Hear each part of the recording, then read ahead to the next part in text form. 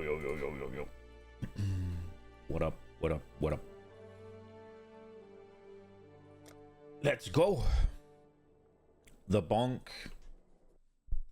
is happening. I played a little bit off stream yesterday. Just because I figured it was going to be a bit of a pain in the dick to get quality on the Fisher, given that we only got 4% on the, what's it called, Mercenary Lab. And lo and behold, I did 3 runs and got 4% on 3 of them. And I did 1 and I got 6%. So I spent 2 of the 2 gem cutters to just level it up. But now it is 20. So we have the 1 extra erupt. So that should be a decent amount more damage. Neat little amount of extra clear. I did actually have, I think, even 1 or 2 hideouts unlocked.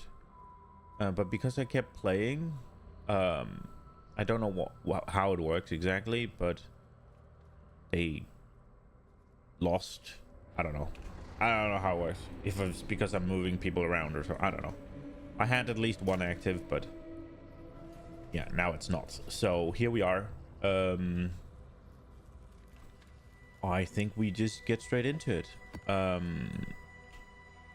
was thinking a little bit about what to do with my points moving forward. I want to get rid of clarity, and I think the way I get rid of clarity is getting Clever Thief.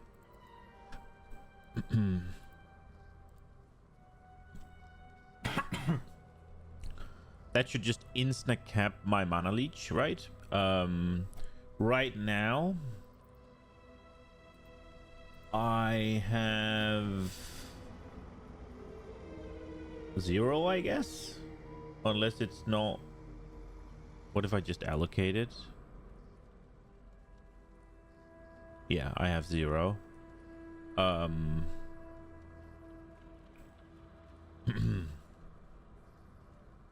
So I'm thinking that would fix it. If we click off clarity real quick. What do we have? Yeah, 10, and it costs 23. What about Leap Slam? What's the cost of Leap Slam? Where is it? 9. Yeah, so I can easily just spam Leap Slam, right? Oh wait, 16. Not quite easily, but it should be fine. I would also have. So what is the? Oh, it's life reserve, right? Yeah, okay. I was about to say what mana am I gaining, but nothing. I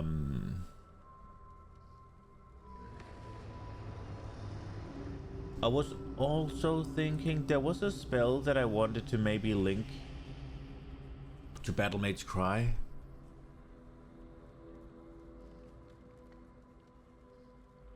But I don't remember. I don't remember what it was. I was thinking about it. Fuck. What was it? Wave of Conviction. Wave of Conviction, yeah. To get exposure. But I think that is a coming up angle. We need more sockets for it, but it should be good. It would also be nice to have cast when on damage taken Molten Shell, just for a little bit more defense. We are a bit too squishy right now. What am I reserving again? So I have the... yeah, really nothing I can do there. I need the War Cries. I need the Purity. I guess I don't know how much Blood and Sand is. What if I take that away? I think it's a decent amount of damage. If we just... so let me see. So 334 for 1 Fisher, and I'm assuming they get hit by 2, so we'll do 640. If I take Blood and Sand off, that's 77,000. Is that... So this... So it's 100,000 because apparently it counts this as active still.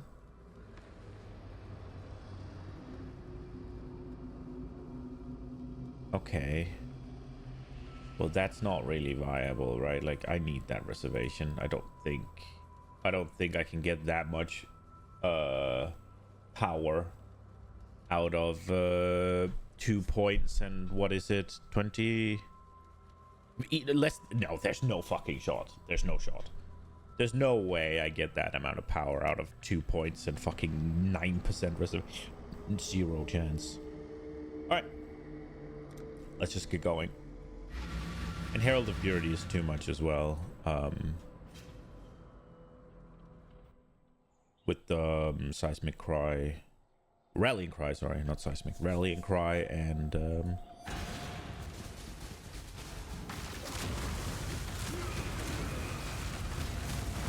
and the buff itself.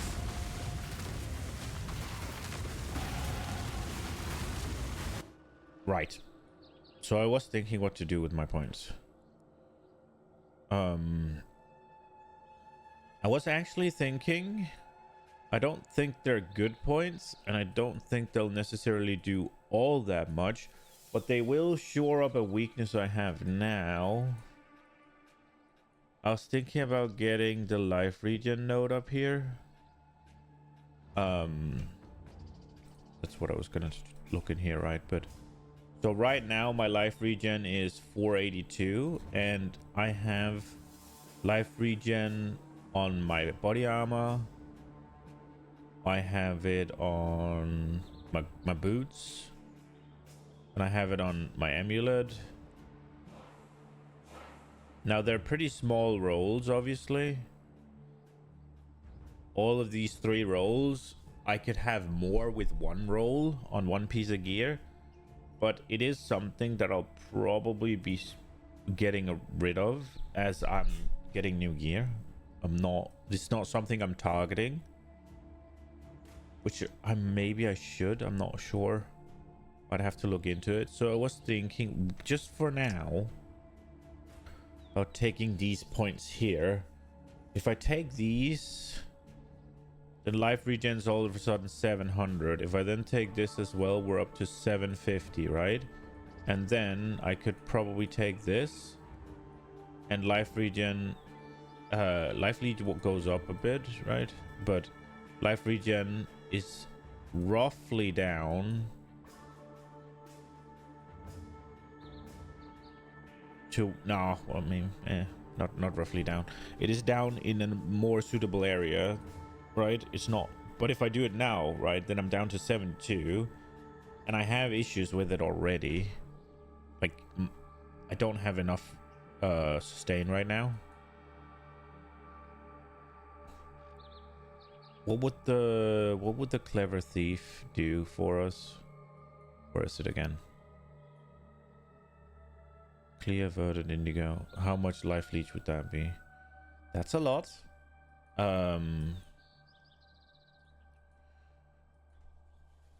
Because right now I'm only getting it from physical. There's also a life node right here. That's even more. Huh. Maybe we just do that? Maybe we just do that? I don't find myself dying a lot from just existing. There's also... No, I thought it was this wheel. It's this wheel. What will going here do for my life? It does give me... How much? Where are we? Why can I not just see that? I know it's there. I just can't spot it. Was it not there? It's only 118 life? Holy shit. I need more life on my gear as well. Like, Moshi Moshi Kawaii, yo, what's up? Just trying to figure out what to do with points moving forward. Does this wheel as well? How would that do? It's not. It's just less. I wonder, would it be fixed if I just got more life? What's the configuration? Plus, 500 maximum life. Is it like that? That puts life regen up to 588. So that's 100 more.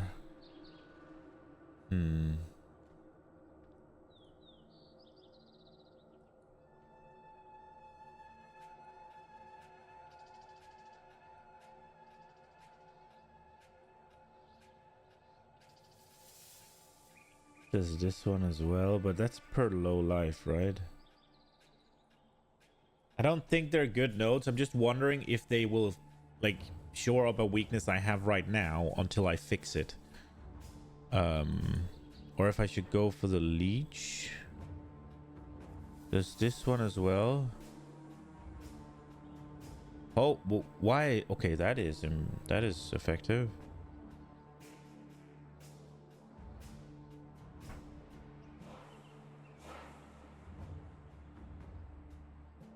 Maybe we do that. That is by far the biggest bang for our buck. This one is here as well, but that's 3 points, right? It does give us damage. Yeah, it loses us average damage because I guess the what's it called? War cries aren't on all the time. If we take this one down here, so this puts us to how much more is that? This is less? Why would you ever go this way if that is less?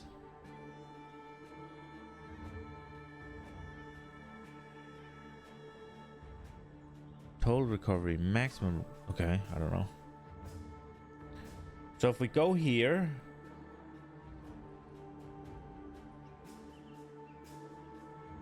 and then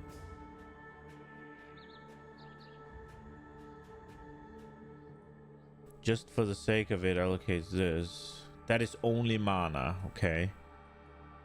That's kind of wild. So with the leech,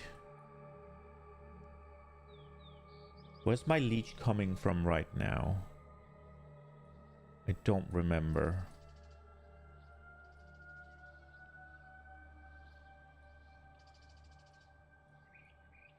Do I just have it on a item or something? No, right? This is mana cost. This doesn't leech. Let me just... Oh, is it this one? No, that's... They cannot leech from me. Where is it coming from? Is it just an item? It might just be an item. Oh, wait. These ones I weren't supposed to... I don't have. Is it just an item?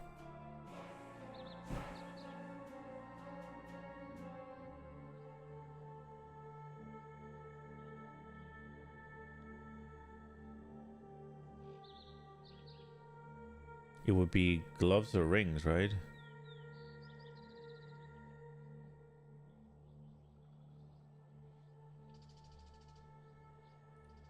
Is it the Paragon? No. Why the fuck do I have leech? There's something giving me physical leech and I don't remember what it is.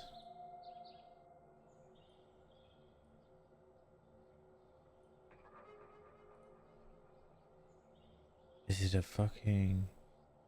It's been so long since I got it.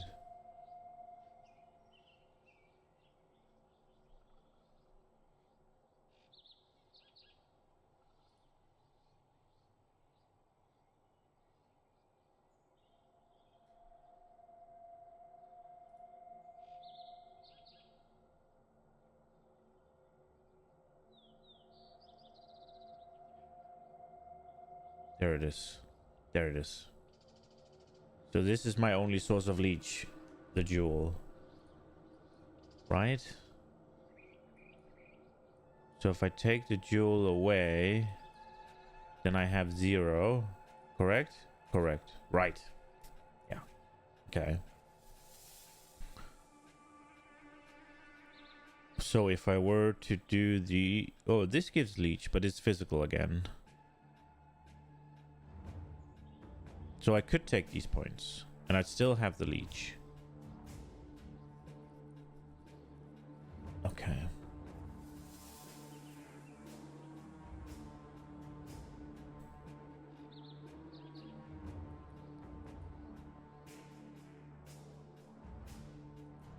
Okay.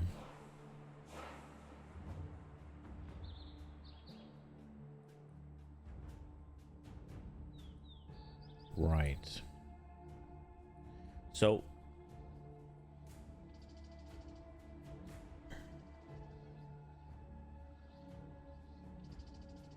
these points here would be just all the time, right? Just permanent. But they're also only 216. If I got those extra, let's just say 500. If I got those, then how much would it be? Only 270. So it does go up. That's... I mean... It is good. It's passive, it's nice. But it's not gonna cut it, right? Honestly, I don't even think that 1,000 from the leech is gonna cut it. But I think we'll take this one here. It'll give us a source of physical leech. It'll give us a big boost. Like, this is 985 leech, right? There is this one up here, which is some damage. But it's only 650 leech. And it's not... It's not DPS that's the problem right now. And I think... Won't it be even less impressive in terms of damage after this? Oh, I guess it's still... I guess it is more. This is a big node and I want it, but...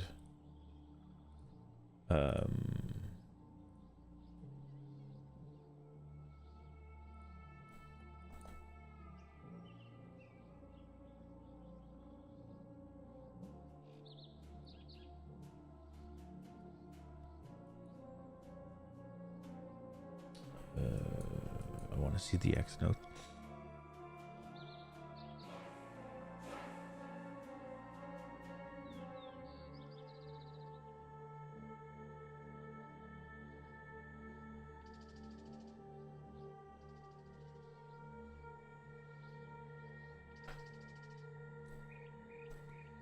If I get rid of Resolute Technique... Wait, how close are we gonna get? I have... Oh, we can't see the ring right now. It's in the... We'll deal with that later. I think I'm taking this. This isn't gonna do anything, but this one is really... Yeah, we'll do that.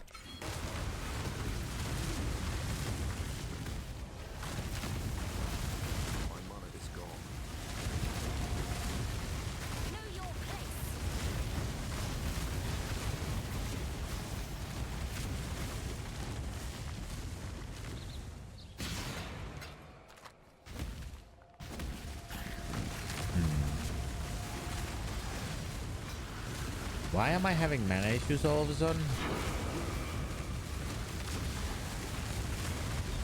Is it... Ooh, I know. It's flammability, right? Yeah, it's probably flammability.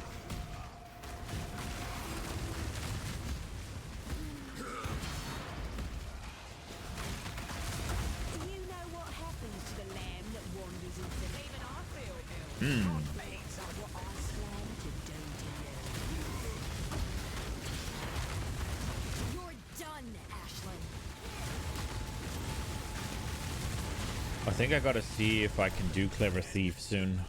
We can arrive at an accord. Go on, do. Even my rivals deserve better. I'm no traitor. I am well acquainted with death, but a savage slaying, if I may. Somehow, trusting this Riker Maloney feels like a mistake. Yeah, I think we need the mana leech.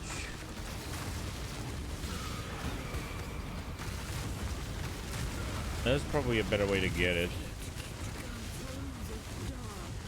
Such beauty. We have come to an accord, I think.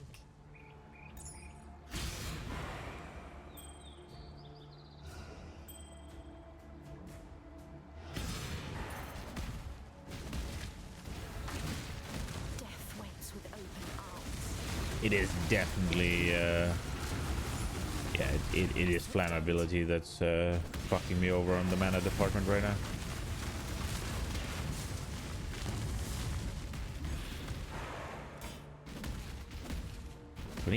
I don't need to link it to life tab, do I? The Trarthus code dictates Reanimator. to go ahead, choose. Dex int. Increased armor. So it would lose me some damage. It would lose me some damage, but it would solve my attribute. It would also lose me some regen. It would get me. Is energy shield a fucking? Is that a path forward? Because I did see oh, I was watching Quinn yesterday and they were talking about this node, so I went and read it. I wonder if I should pivot into some divine shield, just a bit, right? Like just do sell, like what's it called, armor and ES gear rather than just pure armor.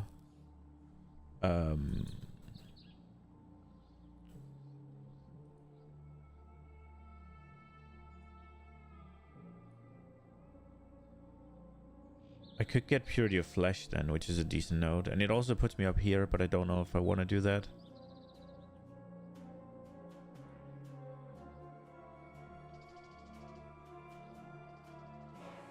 I could even go in here.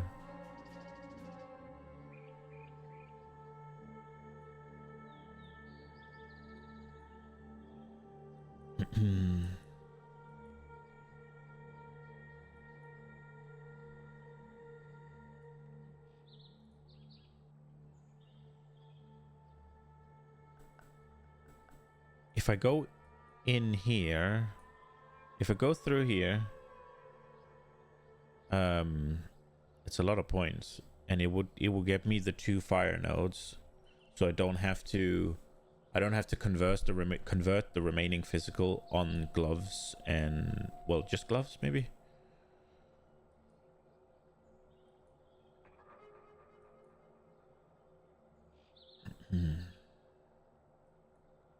I have 3 nodes here. Maybe I can get rid of these 3 nodes actually. Nah, no shot, right? So this one would be, right now my necklace is int what, 36? So it's a lot more, but not 66, right? Like it's 52.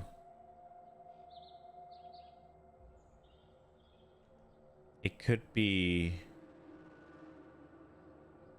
57.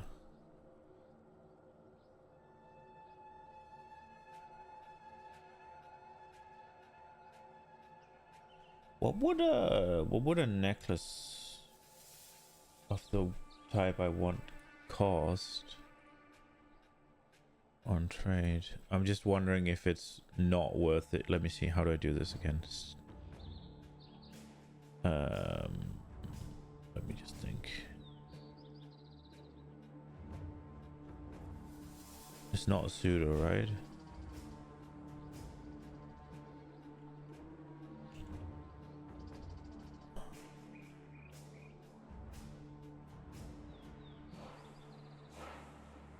It's this one.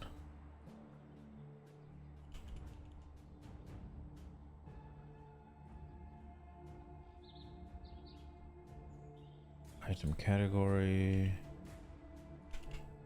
Amulet.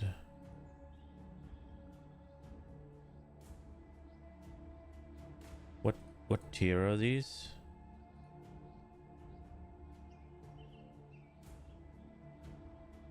They're tier 2 and 3, so there are higher. Oops, that's not what I wanted. So let's go for 40.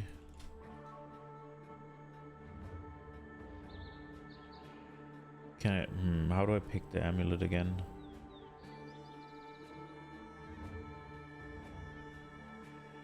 I guess I can't. This is fine.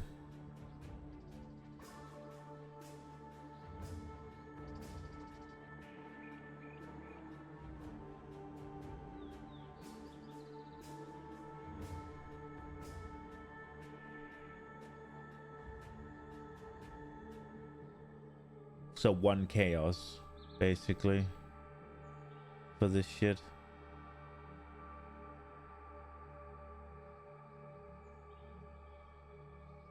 Just 1 here for 1 chaos orb with all this shit.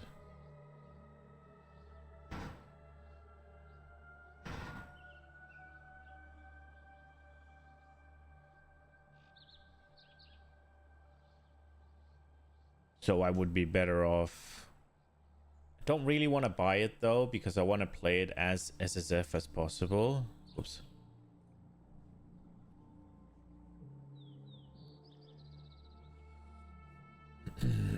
The question is, would this be an upgrade right now?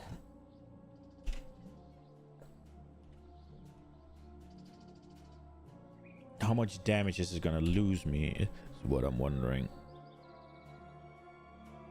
15k. Well, that is some, but in the large scheme of things, it's not really anything, right? The only thing is it's losing me...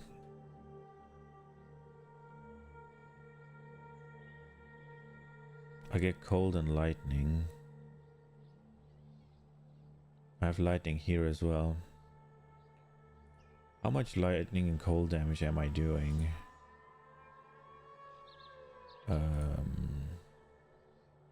So cold. Nah, it's not enough to do anything, right? It doesn't matter.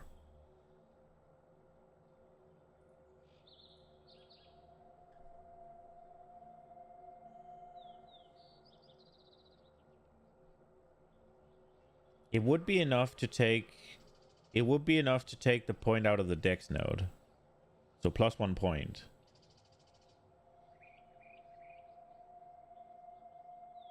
It would give us more because it'll give us a maximum energy shield. Like 200 more effective hit pool. It's not nothing. 100 higher fist hit. Again, it's not nothing. Why does Chaos max hit go down? Oh, I lose strength? Right, okay. I lose life regen, but I guess that's okay. I get some armor, which is nice. I think I'll take that necklace. Okay, what? It has an open what? Open suffix.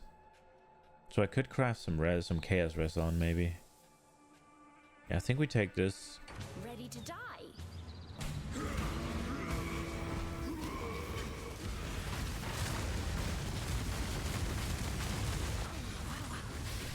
win.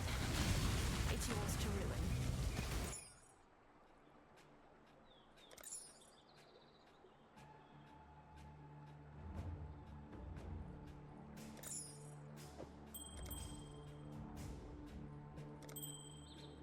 Oh, that one.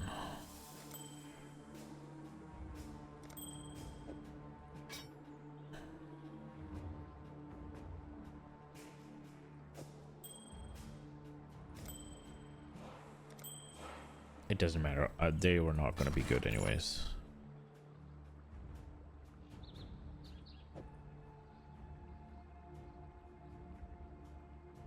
Oh. I don't even want to look at it. Wait.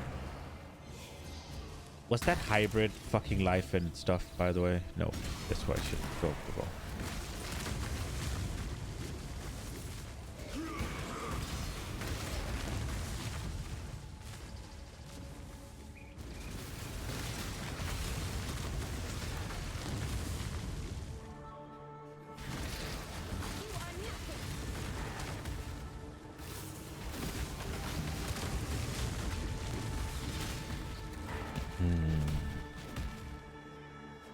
What's that?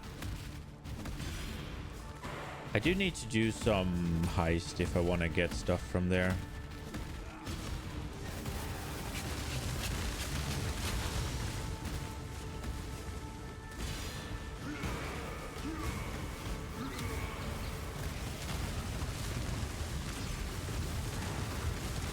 Stop jumping. I think she's dead. Yeah. Underground sea map.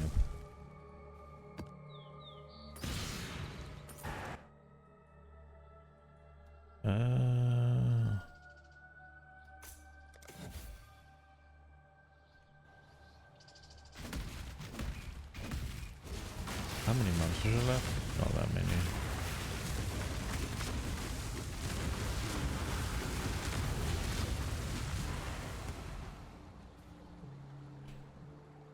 As much as I dislike the PoE 2, you have to kill all the rares to complete the map. The fact that it makes sure that you get to kill all the rares is kind of neat.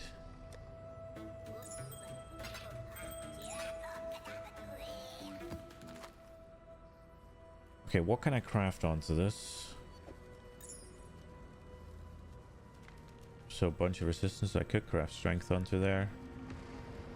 Again, bunch of resistances. Physical leech. I could do fire damage. There's global fizz as well.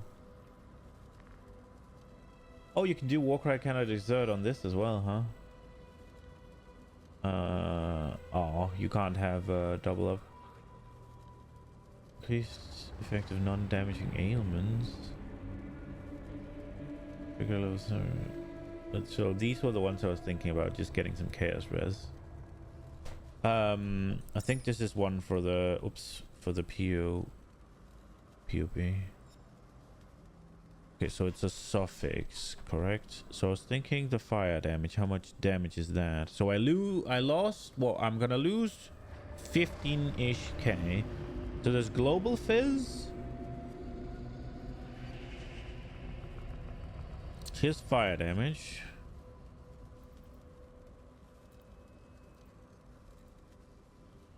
So that means we only lose 5K. What about global fizz? Because it's converted, right? So that's more damn because it adds to all of it. So we only lose 1,000 if I pop on 15 global fizz. I think leech should go up as well, right? Oh, wait. Yeah. No? It's the same. Wait. No, wait. I need to look here. I'm stupid. Sorry. I'm dumb. Global fizz there. I mean, that's a 15 roll, though. Let's try 14. That's more likely. Where's the leech? 2. Aha! +2. I mean, I barely lose any damage. I get to sort a little bit easier on the attributes, and I get to use another point, right? So we're definitely doing this.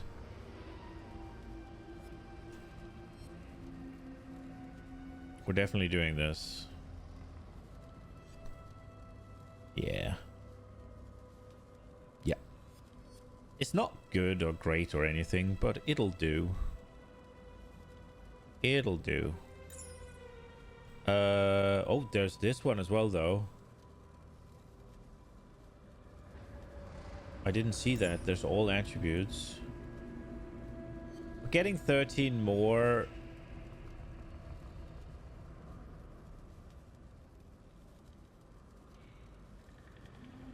That is going to put that to 29. If I do this, how much am I down? That would be 2 points. You do not meet... How much do I have? 83. And what do I need? What was it? Clarity. I want to swap out clarity anyways. 116.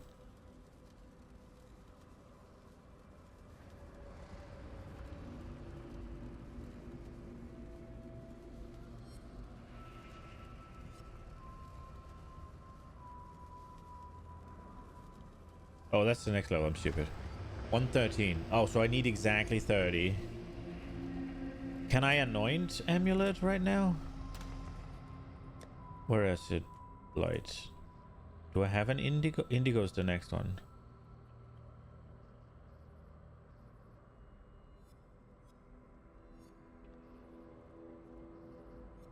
Okay, so I can't. How much is an indigo? Hello, hello, hello. I want.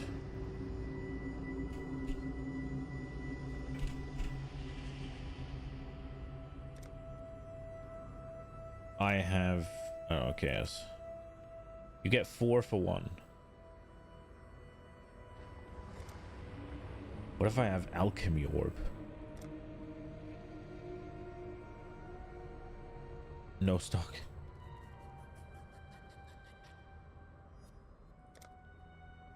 Okay.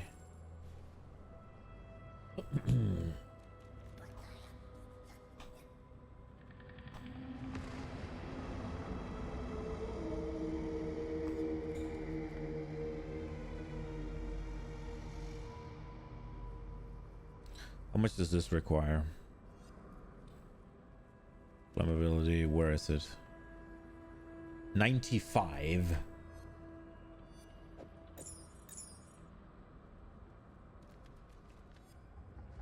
So I'll be 99.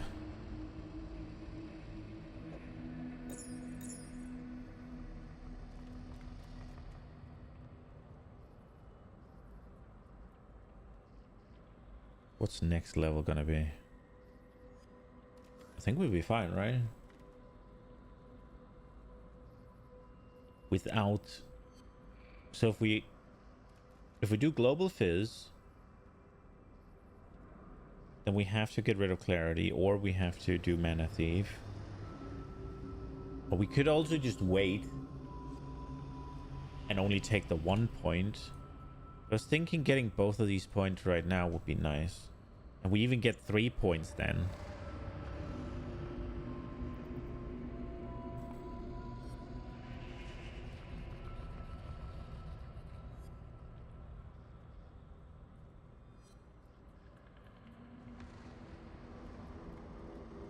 Getting 3 points would be nice.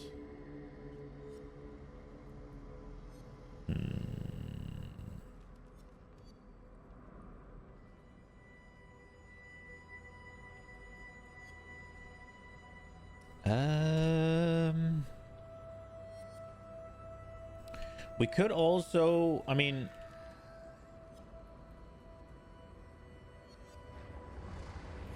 we could just regal this and see if we get anything, right? Like,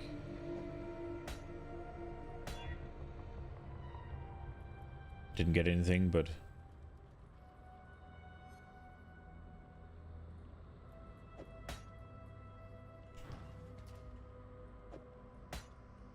I mean, it's just a currency, right? Like, this is practically free. I don't know why I haven't done it before, but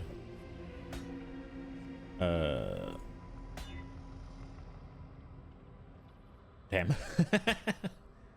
Well,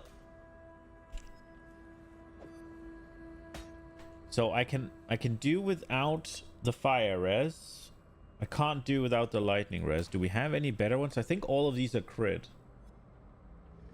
Or like when and if I'm gonna swap melee damage and crit again. Crit. Crit. Crit. Holy crit duels. This one might be nice.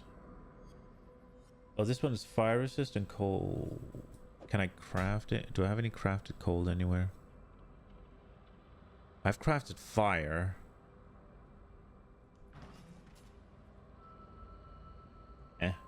Can't. This is a crit one as well. And gems was not the answer. Gems was not the answer. Okay.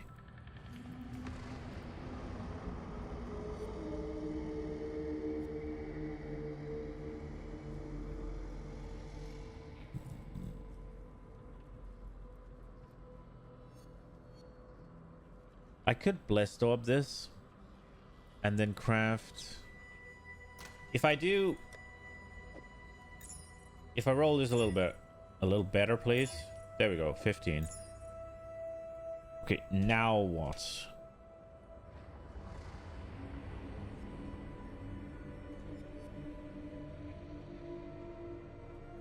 So it's 20 int. So I'd be 10 short.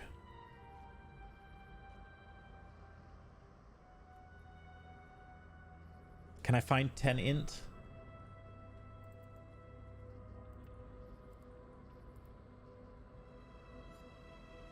So right now I have this.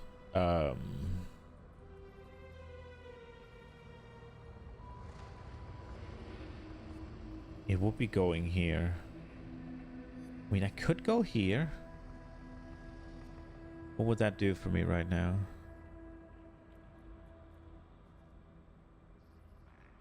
$700 life.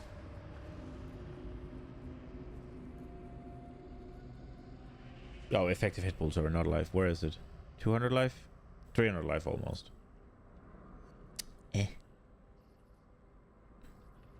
How much would this do? Do. I have 24 energy shield.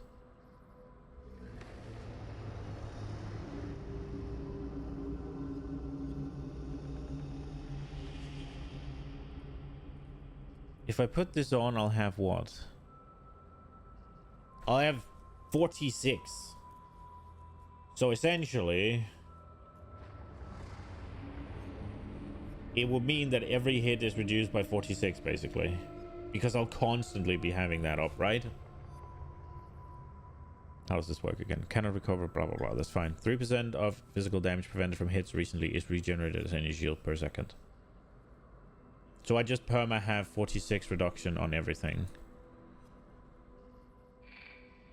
I am thinking maybe if I could get like 1,000 energy shield or something. And then just that 1 point. But how much armor would I have to lose for that is the question. Like right now I only have 6,000.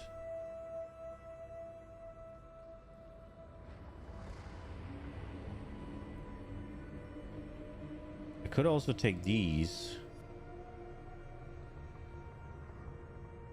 So these are 216 effective hit. And these are 700, okay.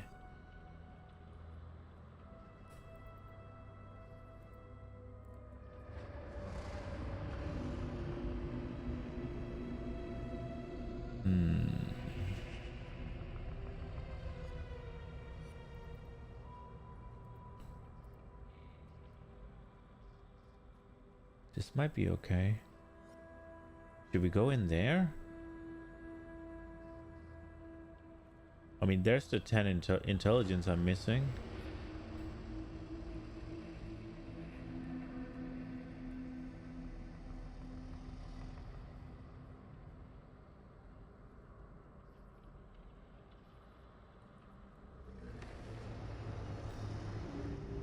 I have this point right now, which is a dead...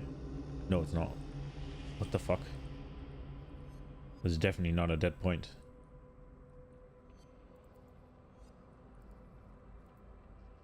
I thought that was a dead point.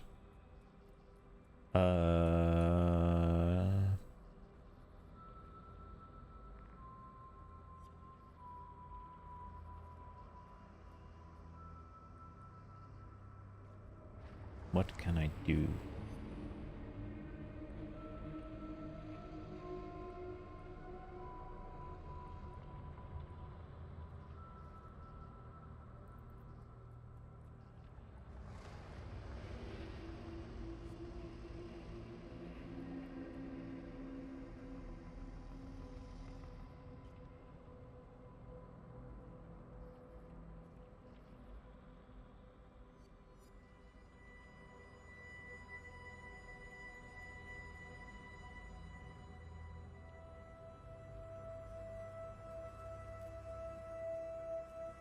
I mean, these nodes are not bad, are they?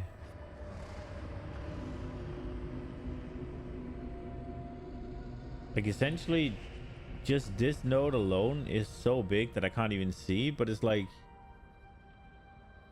14k damage there. This one's 18. This one's 22. This doesn't really do anything, but it's defenses, right? Should I go in there? Like, I'd get a health node for going there, then one fucking strength node.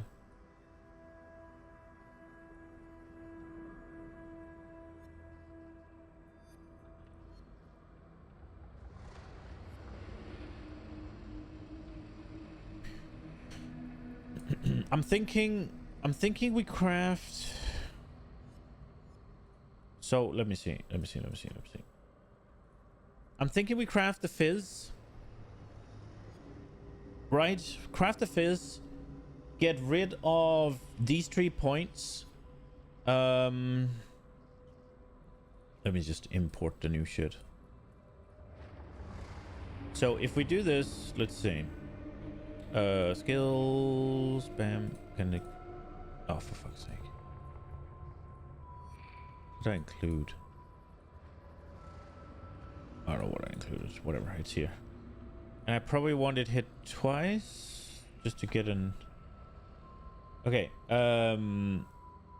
all the configurations should stay the same. And then we have this point...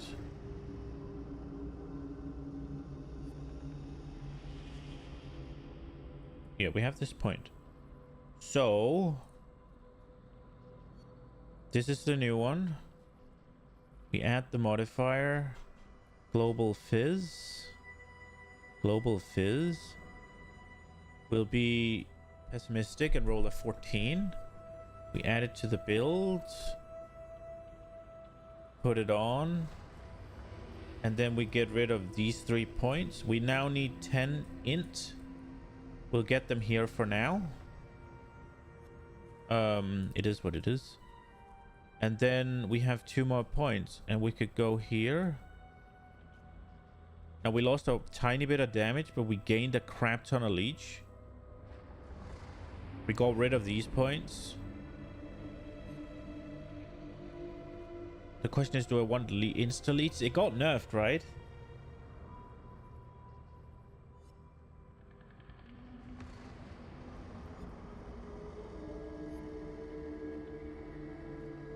%25% more damage with hits against enemies that cannot have light leech from them. Oh.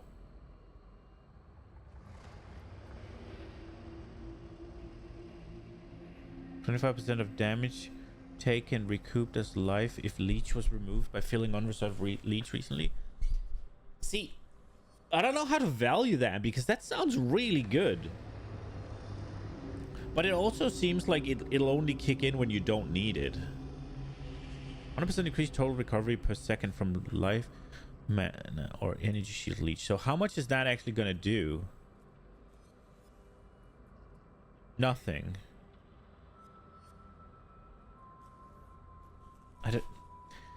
There's a bunch of things regarding the leech mechanic that I just do not understand. Let's get this done though. Global fizz. Global fizz. There we are. Come on. Bam. 16. Let's go. Put this on. This necklace has been with me since Acts. Put it in here.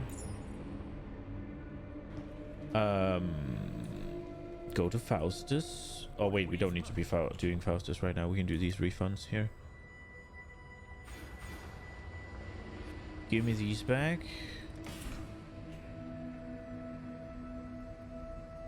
We'll just take this point for now. It is changing. Don't worry about it. It's just for now. And then these 2.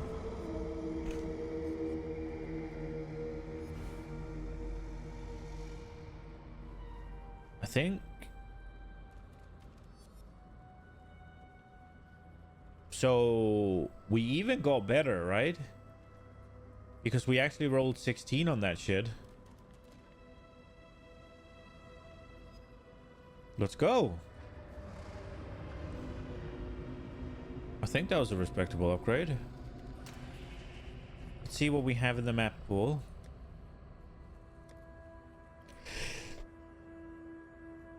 Jesus. Maybe Kirak has some new maps to buy? So, I guess we're up to tier 10s. Is where we're at right now. Unless Kirak has something. He does have a tier 8 and a tier 9. Yoink, that bitch. Oh, shit. Enfeeble.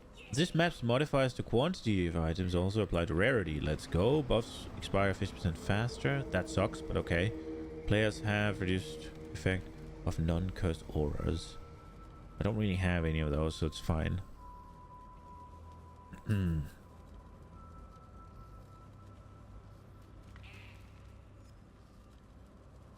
Let's do these. These are fine.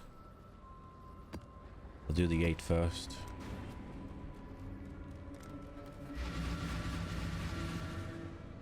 I feel like I should be a lot tankier.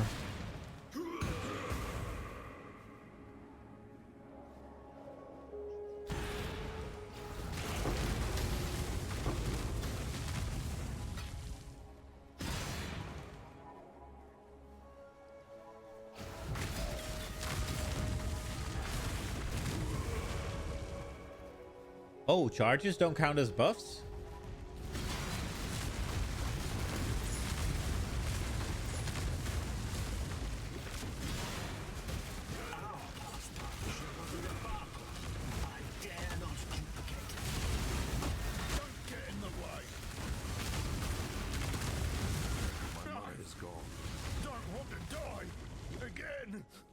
Okay, manas are still a bit of an issue. I am well acquainted with death. I must admit there is still a visceral terror associated with it. A savage. And now you see that I am but one piece in a relentless uncaring.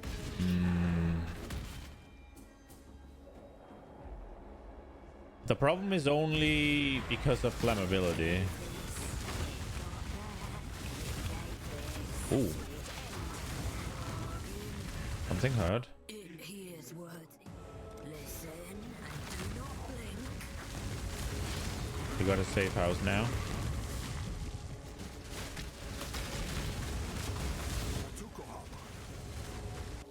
I do think we need the mana leech.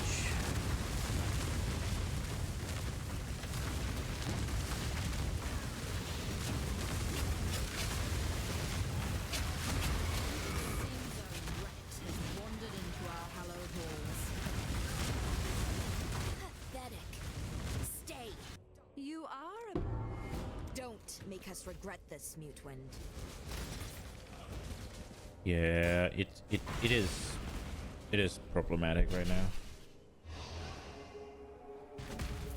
Those changes we made yesterday really screwed us up, huh?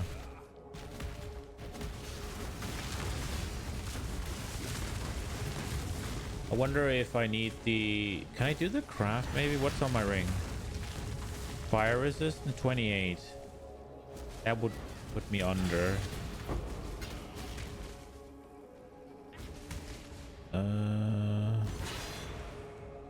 That would put me under.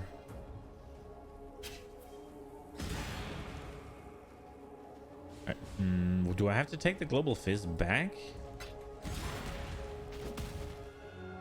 Oh, maybe. Nah, sad. I was thinking maybe it had a implicit fire roll that I could gain the last ones on. Maybe a gem. Didn't I have a fire resist? No, that was cold and fire damage. Maybe we can roll. Maybe there's a blue gem we can roll and see if we can get fire resist and something useless. Oh, useless. Oh, let me just get fire resist and something useless. No, useful, please.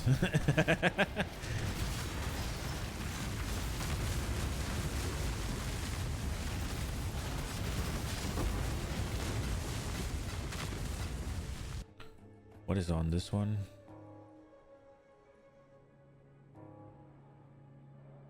That's lightning resist. That's not the one. This one then? Where is it? Bro. There. That does have fire, actually. Oh, shit. I can't get rid of that one. So it would have to be the other one. The last one. This is Global Fizz and something, isn't it? Yeah, Global Fizz. And it's fire resist as well, huh? So I can't even do it like that. Wait, do I have crafted cold anywhere? I feel like I just checked and that I hadn't. Nah. Wait, is there... No, obviously there's not global fizz in a weapon. There's local fizz. My mana is gone.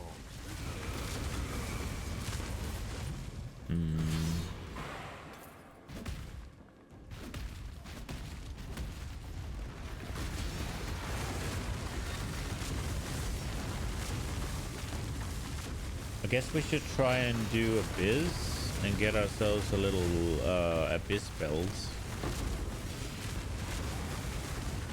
Try and roll some shit and then get one of those eye gems on there. This way, Exile.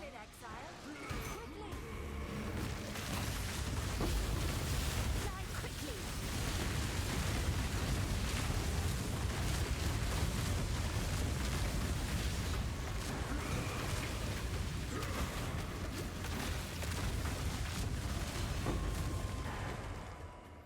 The leech really doesn't seem to have done much. I don't know if I believe in that. How long is leech recovered over?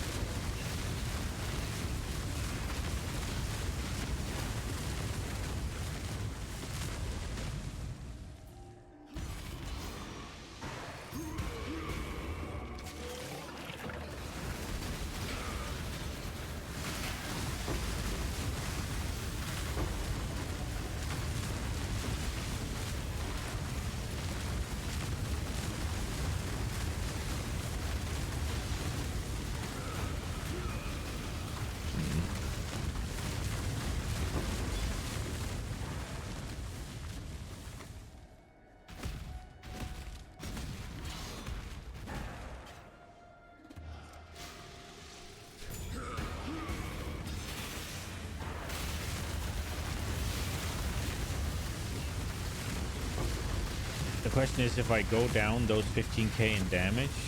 Know your place.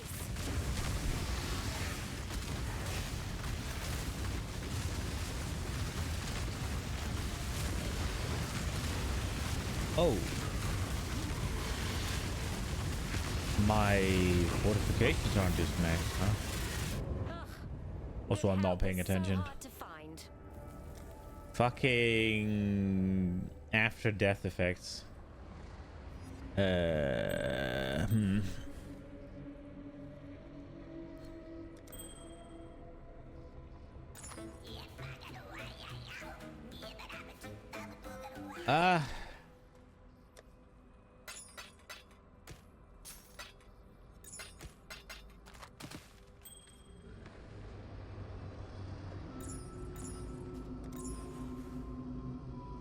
I fucked up.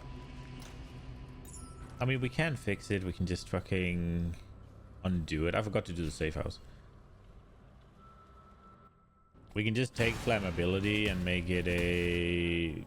like, just take it back to manual, but...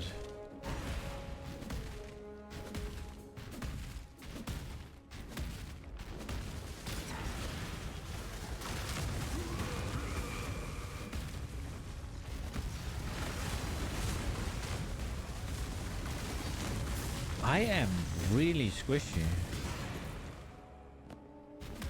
For how much I feel like I've invested into defenses, I am really squishy. I do not like this.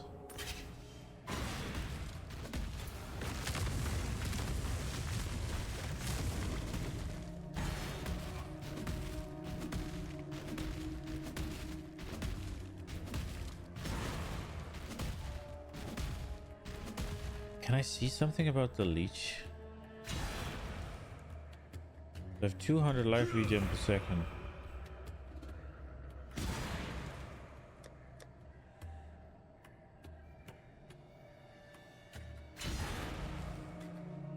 Maximum total life recovery. Oh, is that the same number as here? Bro, that's max? Wait, do I camp it?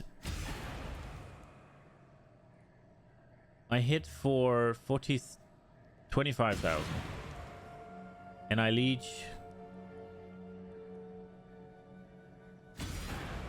0.03, right?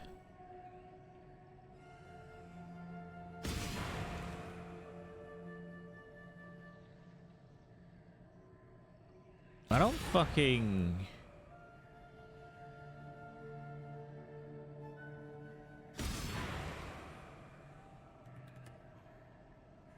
I don't think this number is accurate, is it?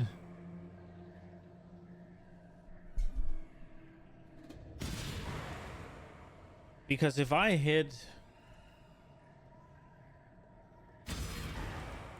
for 25,000 and I get 0.30, oh, I guess it is. Wait, I don't think I did that right.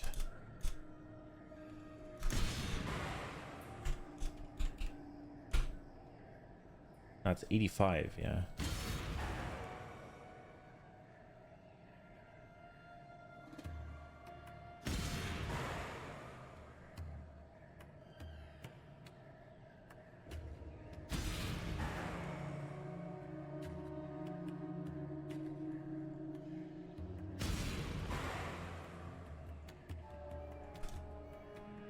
Yeah, it's like 85. Right? And this says 1,000.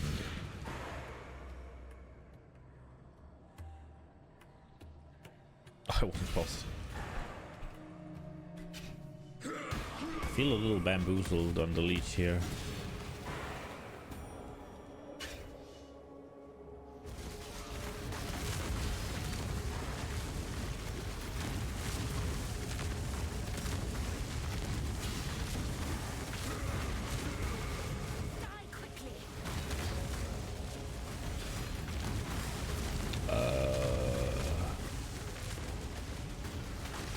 The fuck is happening here? Is this the Omega sword?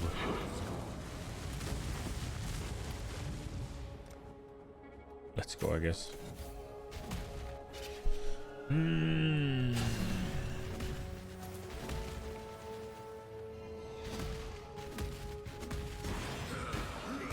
not sold on this. I'm really not sold on this.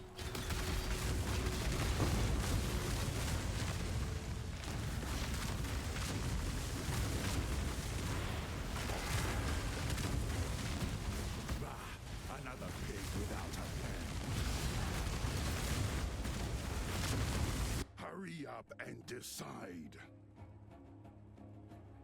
Punishment. Curses all targets in an area, causing them to be debilitated when they hit enemies, increasing damage they take while on low life. So he'd have that curse. He'd have anger. Infernal blow of immolation.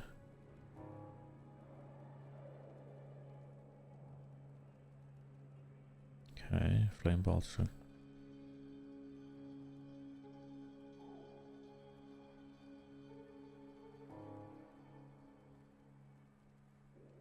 $30k as res, but I can't. There's too much resistance on there.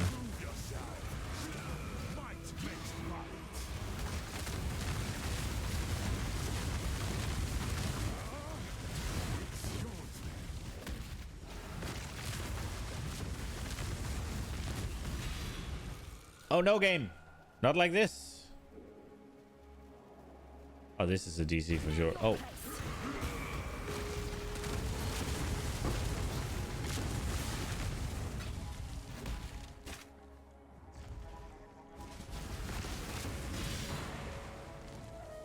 Oh, did they keep? kept some of the areas explored.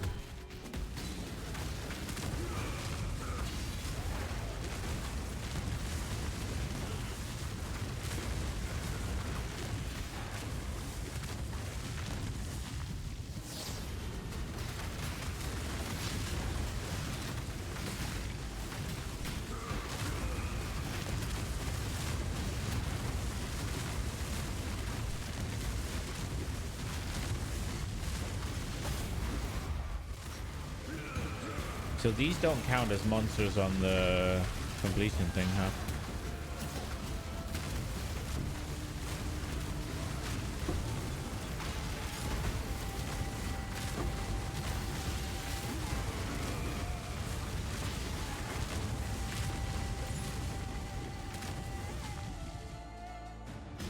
Okay.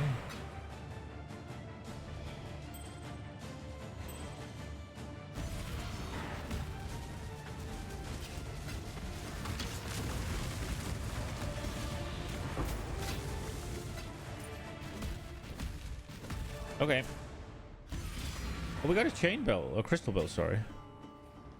That's neat. Godslayer.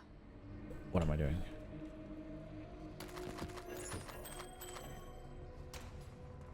Dust.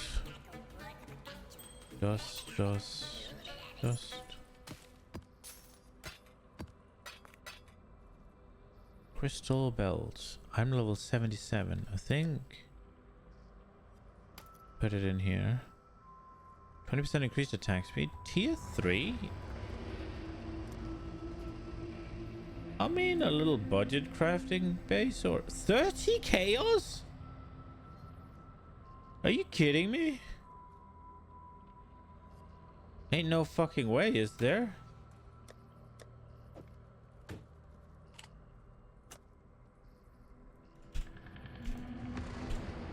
I don't know.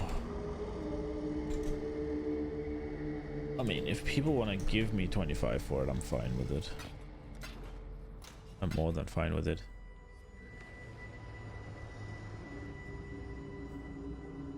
There's no shot. I don't know. Maybe there is a shot. Oh, right. Safe house. Safe house. Safe house. Hello, John. Thanks to your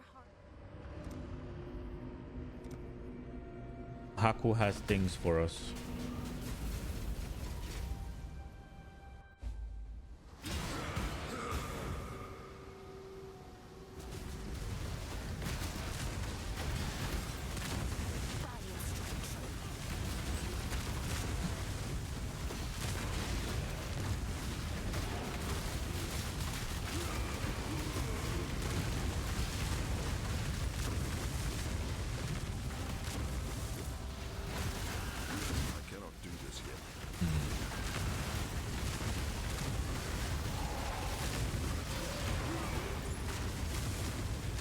I'd like to know how much I'm actually leeching right now.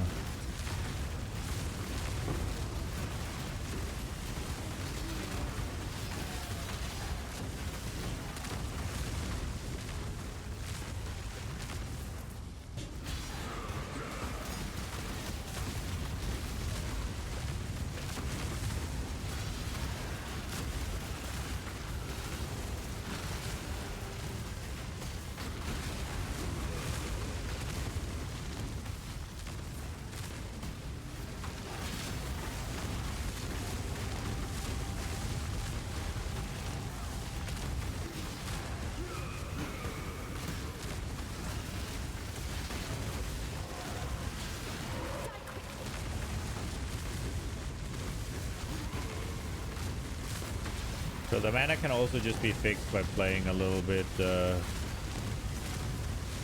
more sensibly.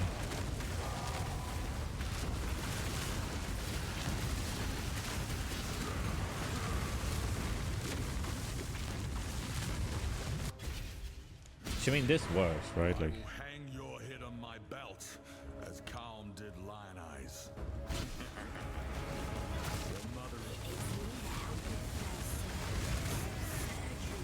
holy!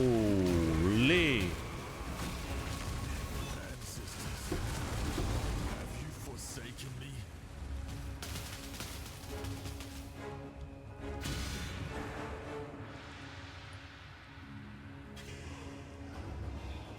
choose. Your body is strong, Karui, but the cell will test your mind. Oh.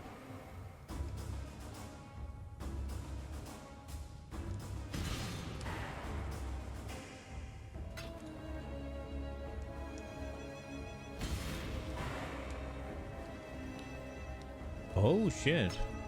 Interesting.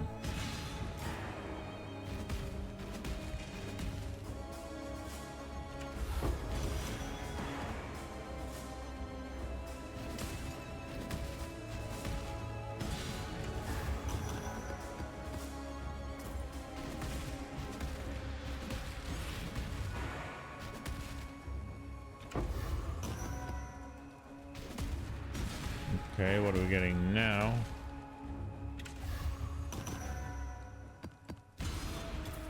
So all of that was just scarabs, huh?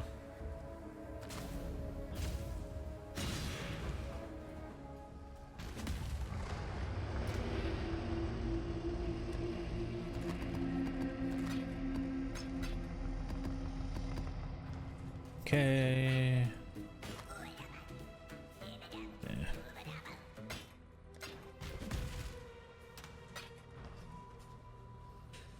Well, that was disappointing. That was disappointing.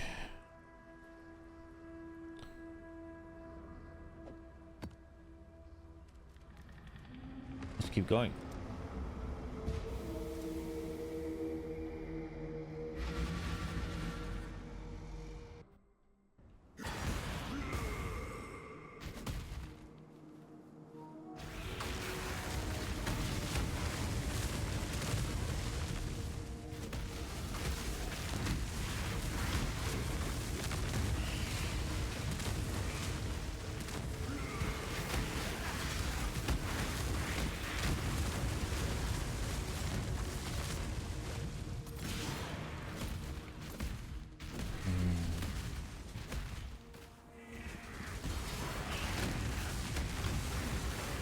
No, the bubble. A swift end.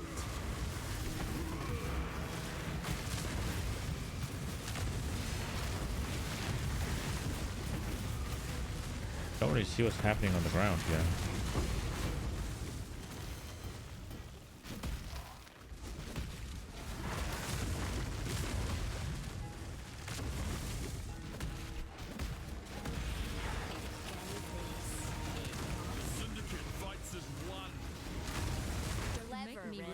One of these guys does something that really fucking hurts.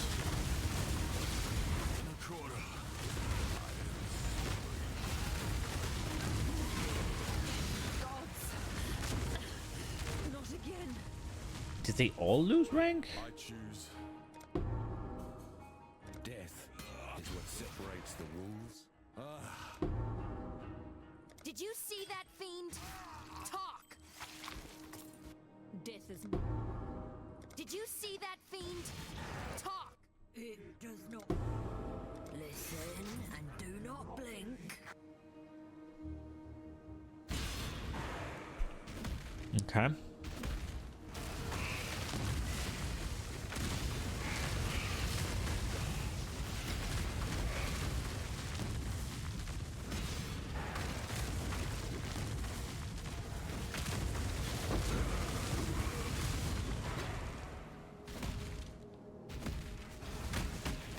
Did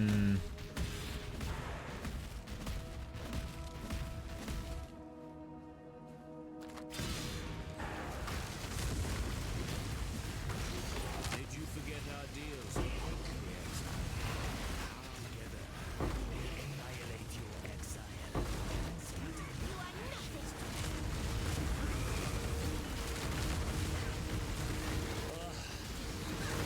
A costly error.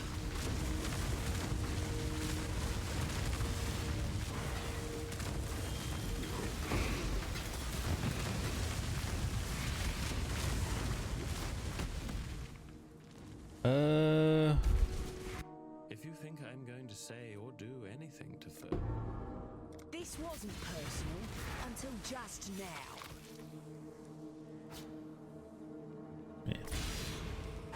Go on. Did you say set out to become a monster, Exile? Or was it an accident? You are brutal. 28? Jesus. Not as dumb as you seem, Redblade.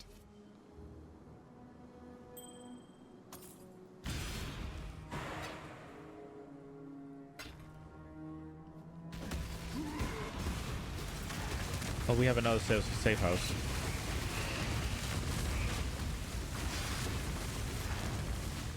Your body is the canvas of my blade. I eagerly await your decision.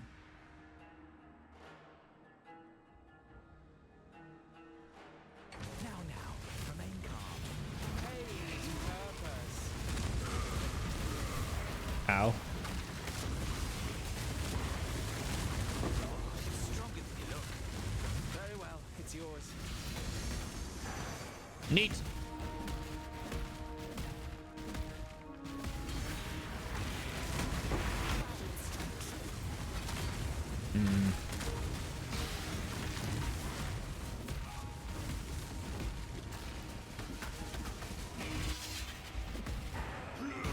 I wonder where I am in damage actually, like in terms of tiers.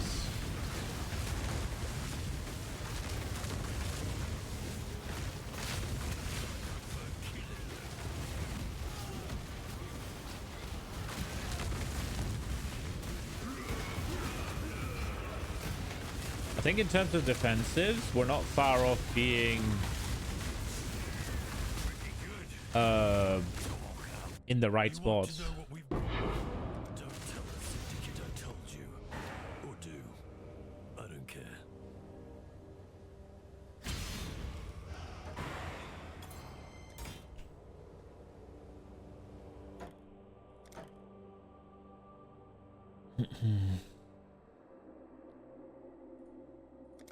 Is this good?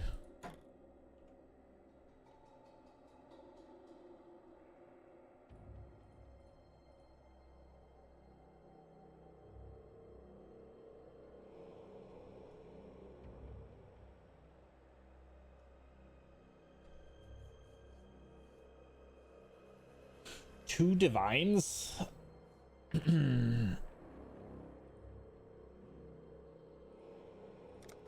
I'm just thinking you craft fucking 5% on this and you have something pretty fucking strong, no? I guess it is a bunch of not that high modifiers, or yeah, tier 6 crit, I guess. I mean, global accuracy, I don't know how useful that is, and then there's only tier 5 flat fizz. Maybe this is an SSF take. There's no fucking way it's too divine though. That is for absolutely sure. Know your place.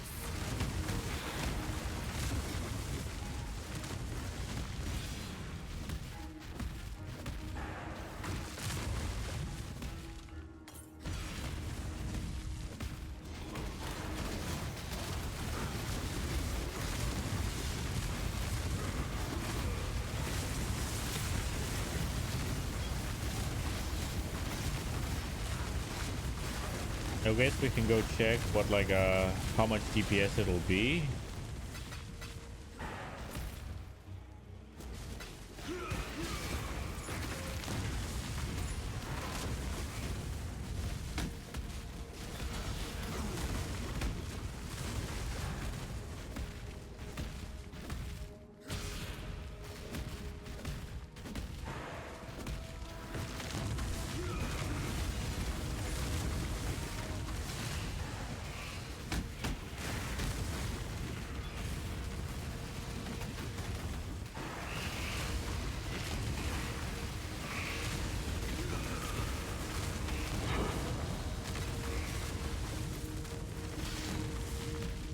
Okay.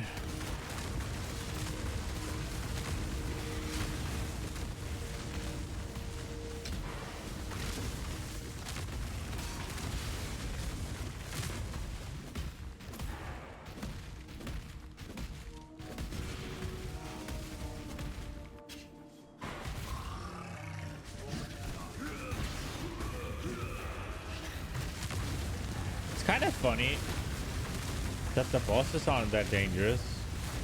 It's everything else.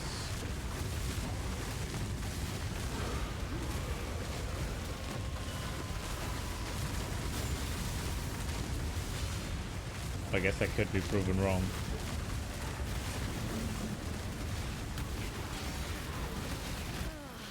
Good help is so hard to find. Called it, I guess. I don't know what killed me though. He did the thing, and I jumped out of the thing. And then... Did I just get chomped by the little shitter?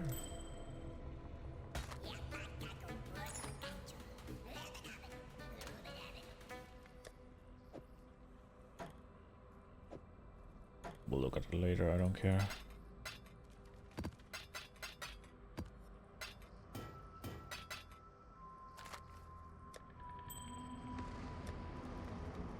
Oh, it's not that one. This one. They are literally the same. I guess item level 78.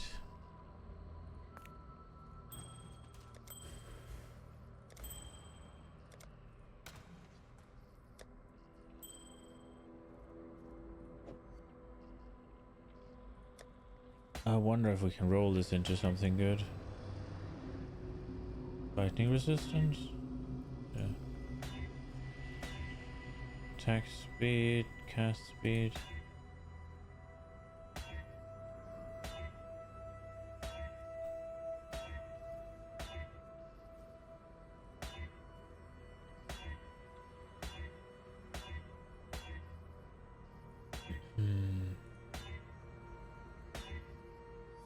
Does it increase maximum mana? Does it increase area damage? Nah. Not something people are using, I guess. Critical strike with elemental. Increased lightning.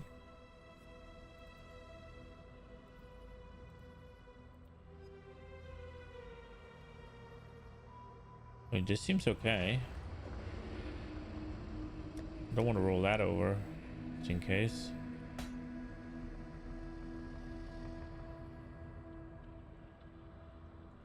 This one's pretty good, right? 10 chaos?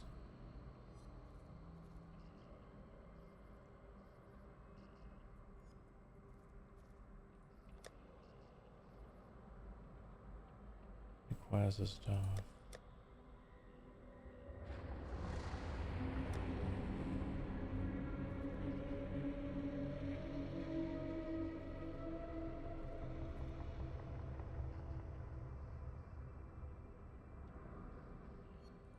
Wait, why would I not use this?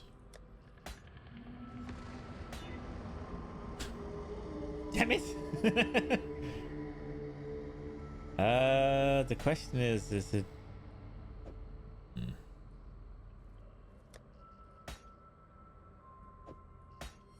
What do we have? Cold damage, max lightning, attack speed with measures after global crit strike. Critical strike chance with fire skills, 9% to all.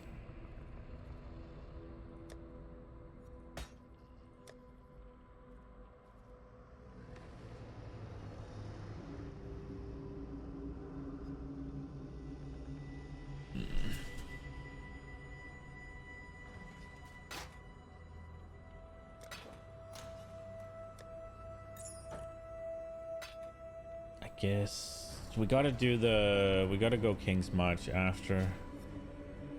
I think that dust production is probably stopped.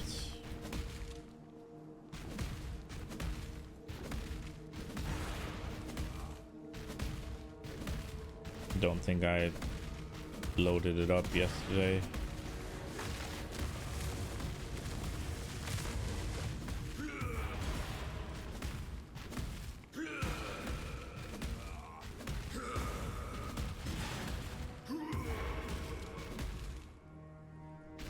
God damn it.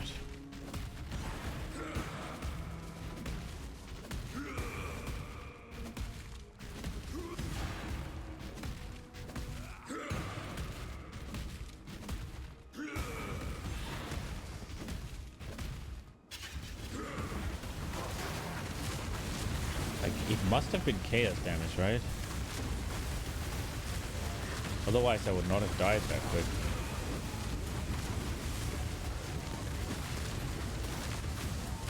Maybe I would have.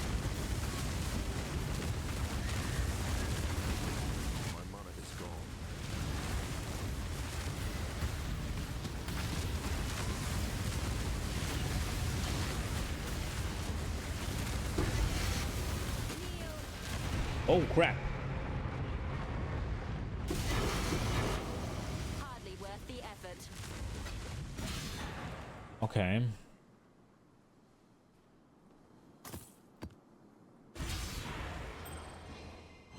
Oh, another one of the rings. Leveling rings. Let's go.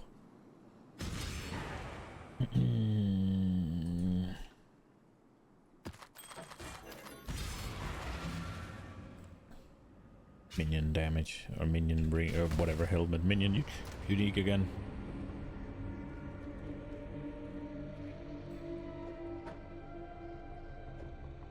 This goes there.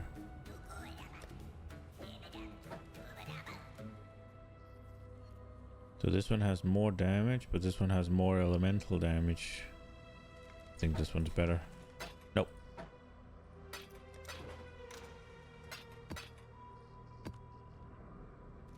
I guess we go get the dust settled.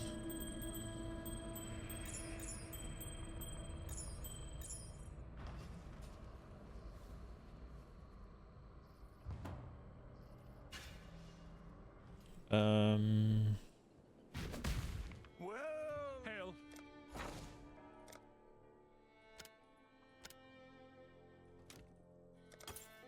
A timely infusion. Dude, shit's so expensive. Oh, it's you. Oh, I did. Holy shit. Okay. Not bad, not bad. Let's make some dust. Let's make some dust. Not bad, not bad. Onward and upward, as Danig might say.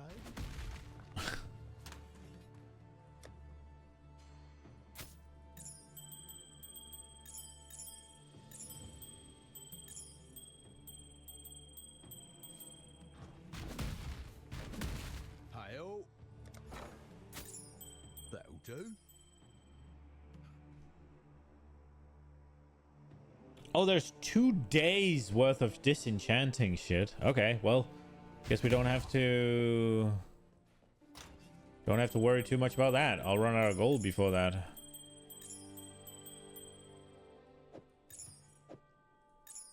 I wish there was a auto sword button so I could just press it and they'd be like, there you go. And we got a boat sent out. Hail.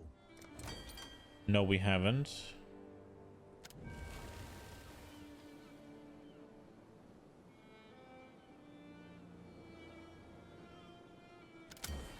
I also don't know if we really have anything to ship.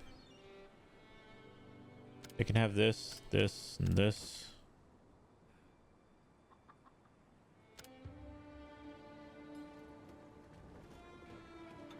Can they have all my dust?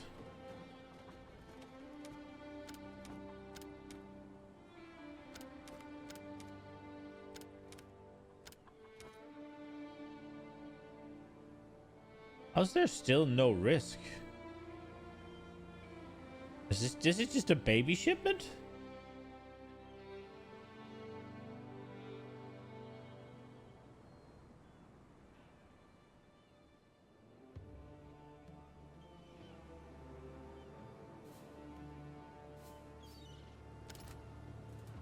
Okay.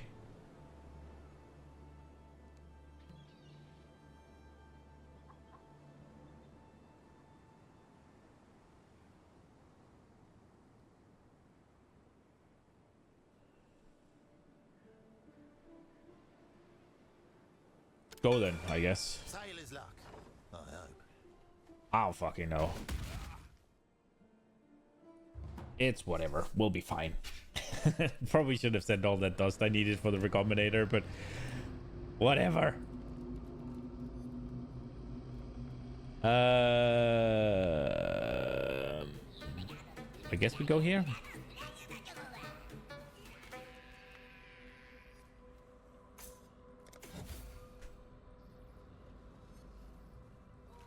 And we had another safe house to do.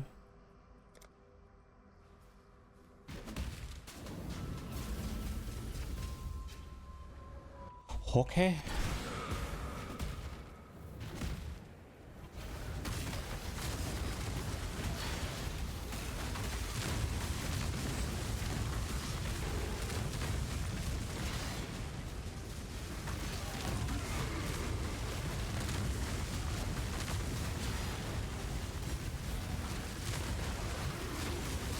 Wait, how are they not dying? So they didn't take any damage and all of a sudden they just got one shot. What happened? Invulnerability aura maybe?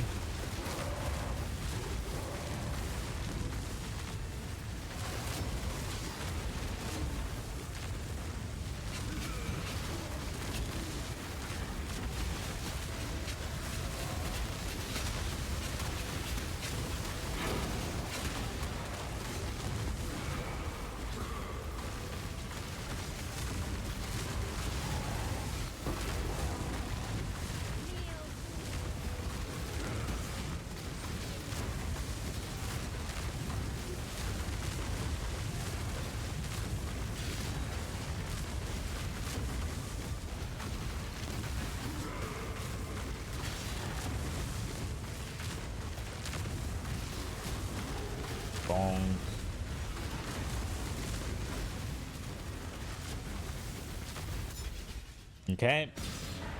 This is no Caldera home, but you can believe I'll there'll be no bargaining this time. Just use strength and faith. Since when does a dry rot? The flames. Holy. What, something just smacked my ass. Like the phoenix, I We'll let you smolder behind bars for a while.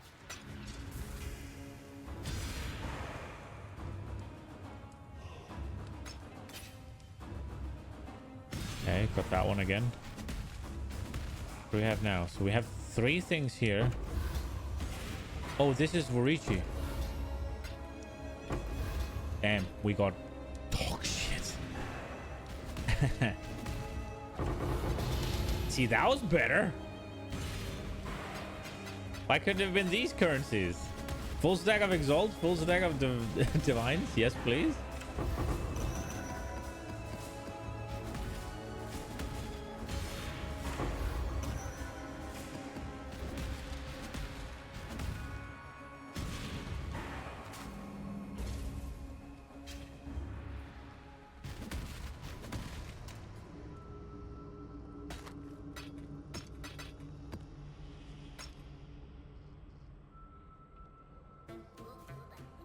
I don't know what that's doing.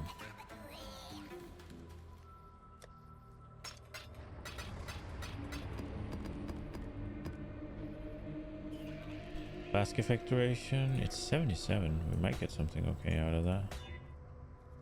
Damage with daggers. Fire resist with the mana reservation. Ah. Damage over time.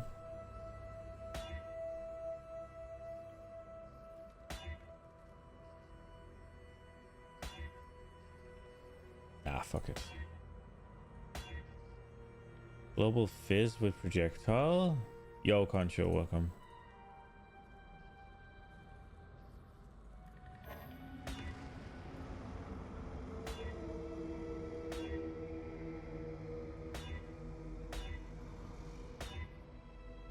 Two-handed melee, freeze duration, yeah.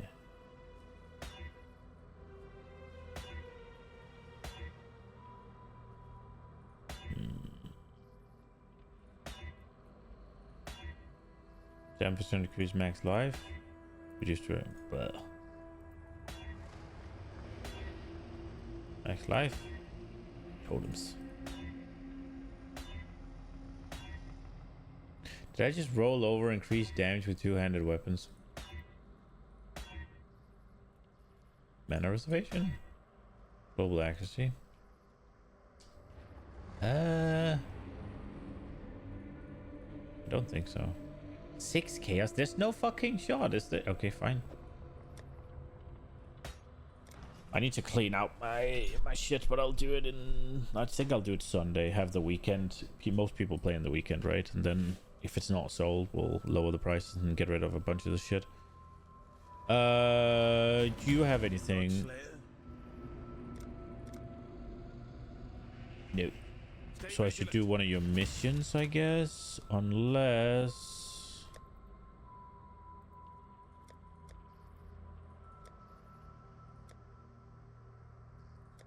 Nothing new here. Nothing new here. Oh.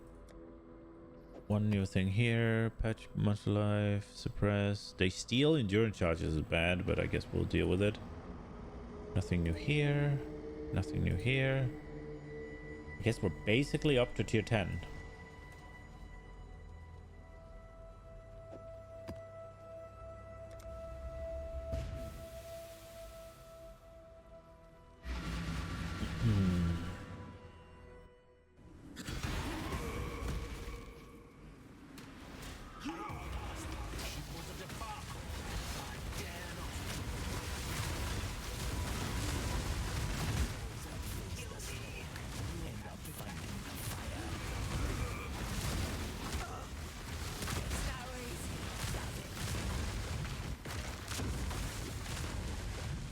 Go on. Yes, Exile. Like the phoenix.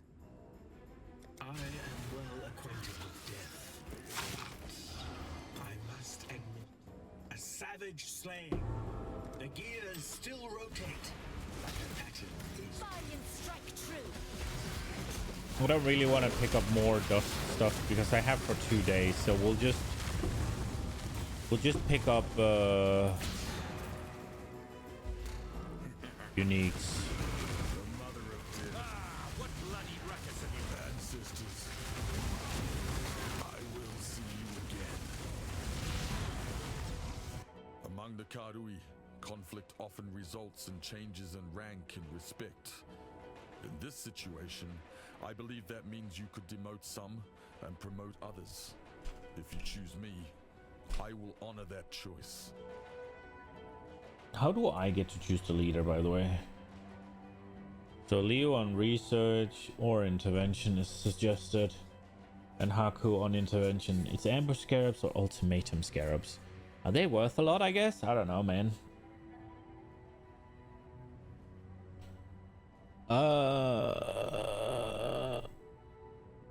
No, we're not betraying him. What do you say? You honor the way by swiftly delivering death to warriors who fought well.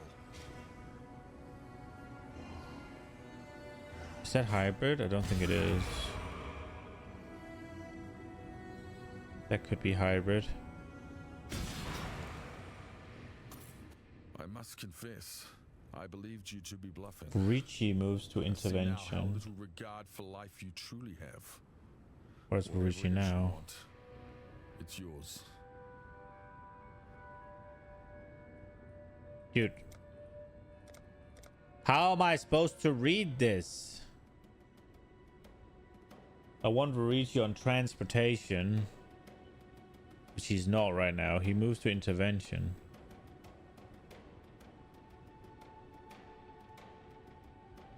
No.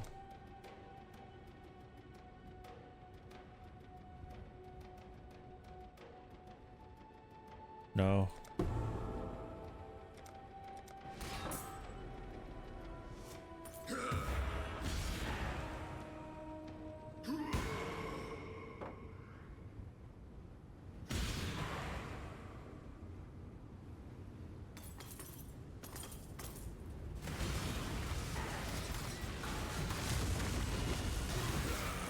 No game. No game. This is not a good spot for me to be in game.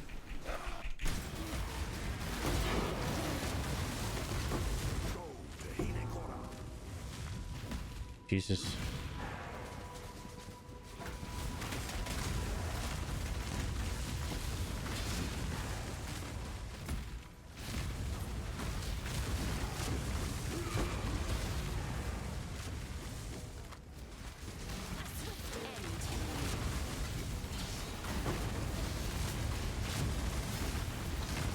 Oh, there's 2 harbingers here?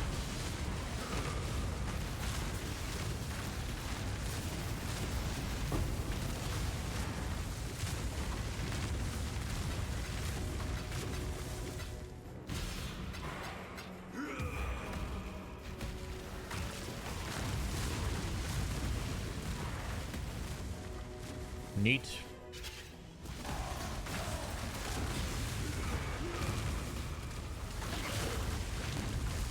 Without correction station.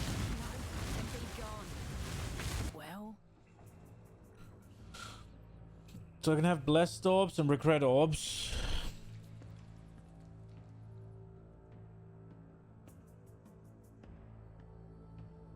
So be it. Let fury take you. Fine, just take it already. What does rallying cry get for quality?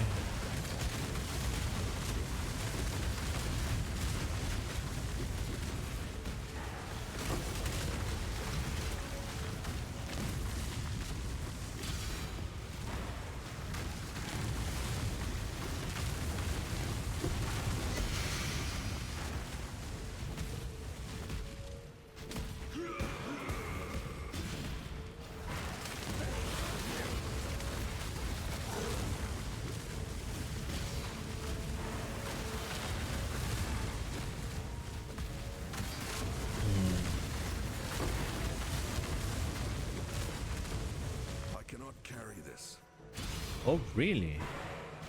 I actually filled out my fucking inventory.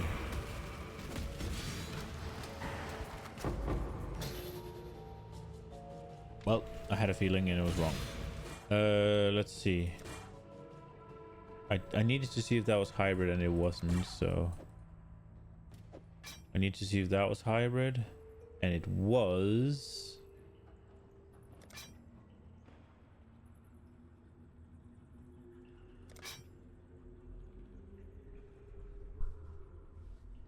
I mean, you craft flat fit on this? Doesn't that become pretty fucking good?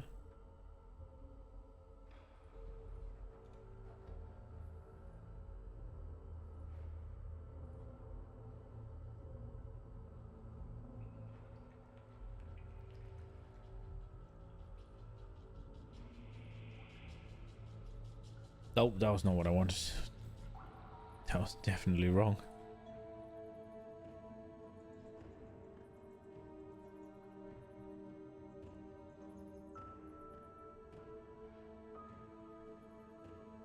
Where is Flaffis?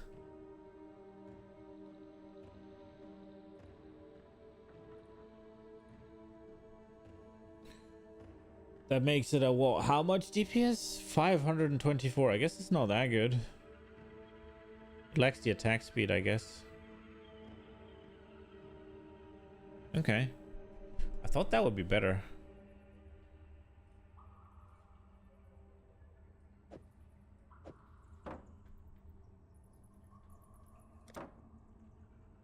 Yeah, whatever.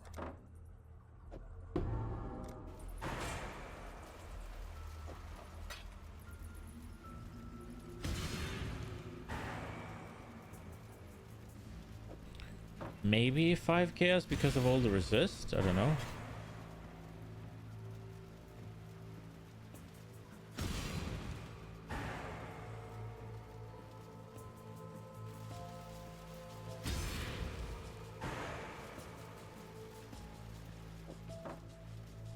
We'll have a look.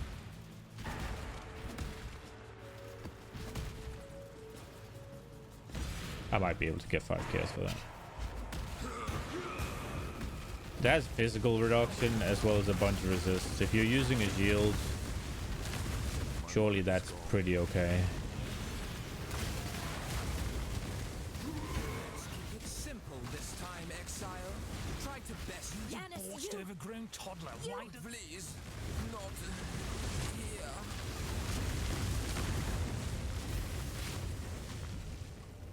What's the man Vagan to do becomes the when leader his of research. blunderous Vagan and immediate Giannis superior becomes... continually forces him into unwinnable situations.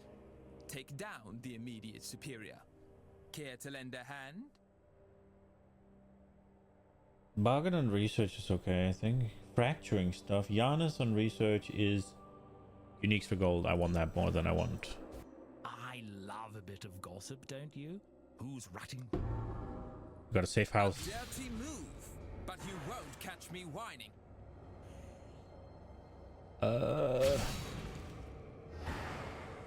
You know, I know a thing or two that might tickle. I'm a man of my word. I'm a man of my word.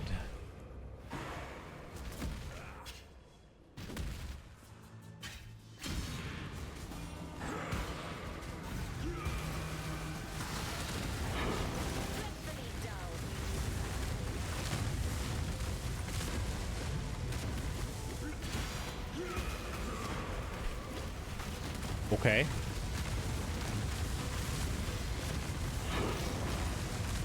That fucking hurt. Holy shit. Yikes.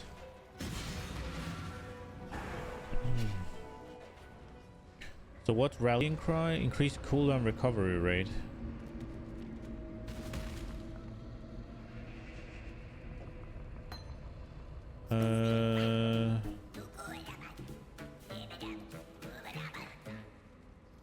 Warcry speed.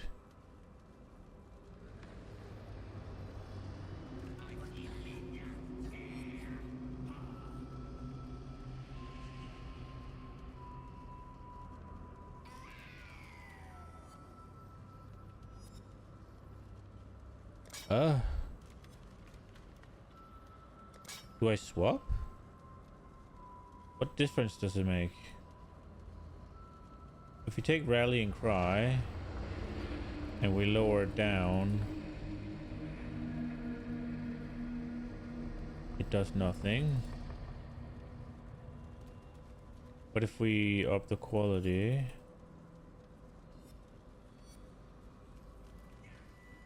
it also does nothing. Okay. So it just doesn't matter, or?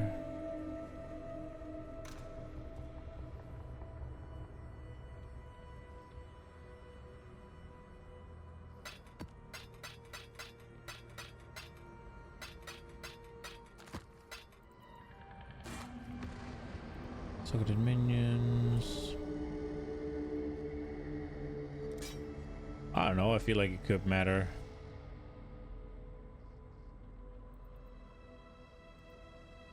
Whatever.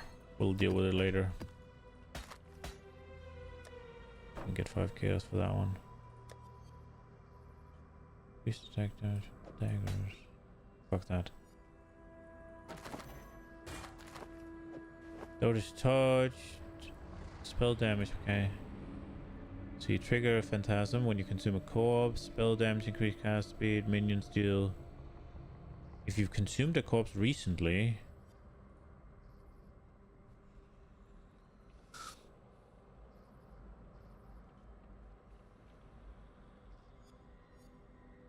So I don't think you can change what weapon types they use, right? The mercenaries, but there are mercenaries that use corpses. Maybe, I don't know. We'll think about it. Fuck shade, is that the leveling thing? Yeah.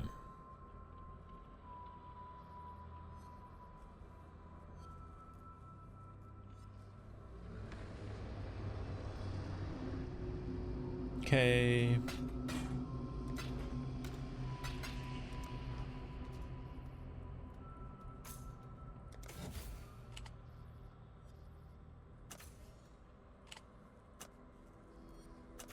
Wait, I have the second tree now.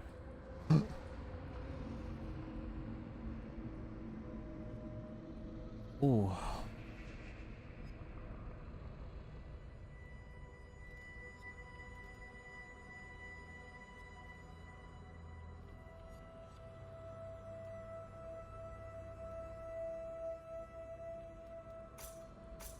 I'm thinking...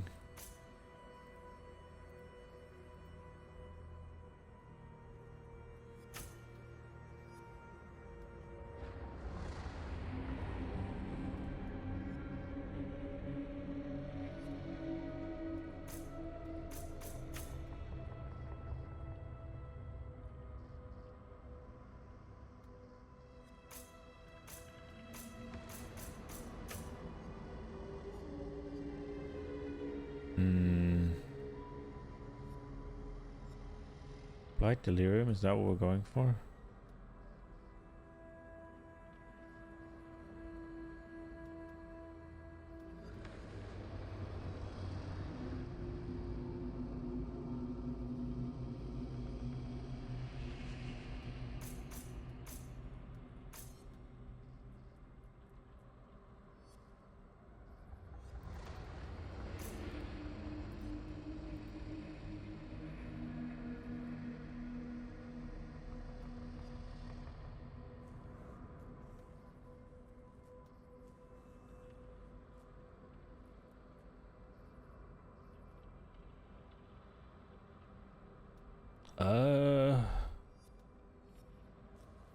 one more chest.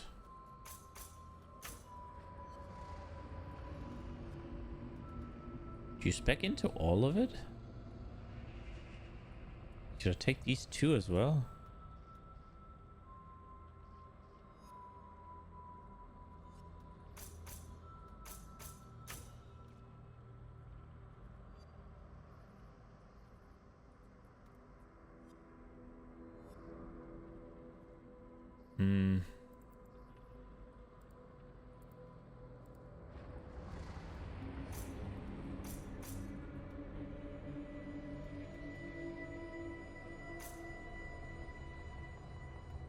What is this one? Blight Miners in your map takes 70 different players and their minions. I don't want that. I want to play.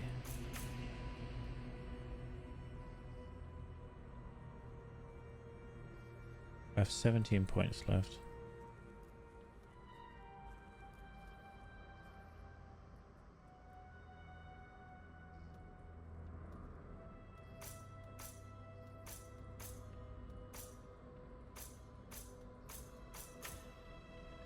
Are there more blight? That's in here.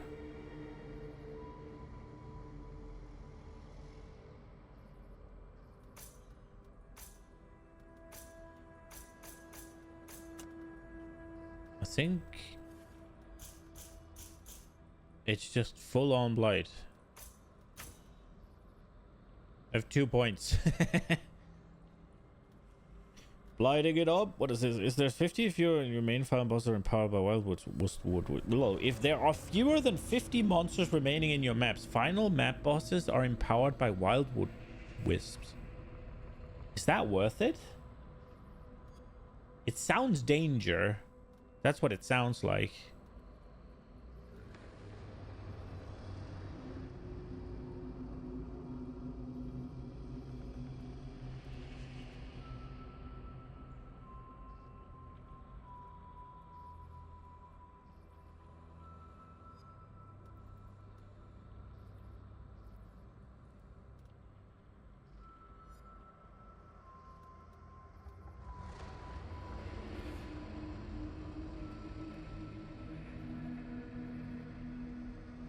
Is there a reason to go delirium?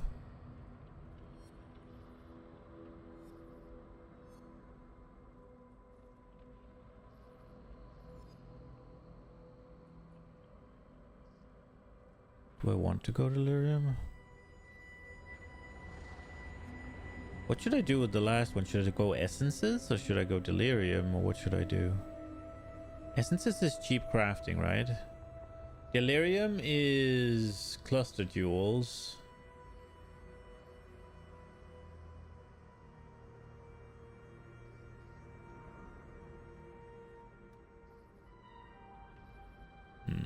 Yo, how'd you say that? I'm good, how are you?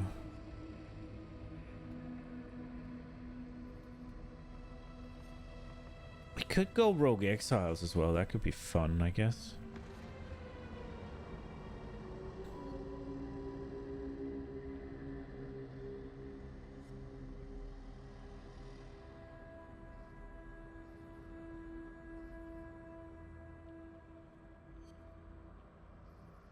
Using remnants of corruption or imprisoned monsters in your map replaces all essences with one of the essences on the imprisoned monster.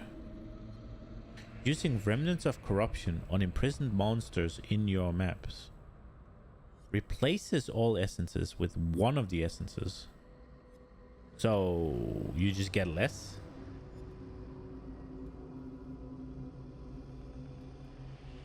%6 chance for ore deposit in your map to be replaced by lost shipments?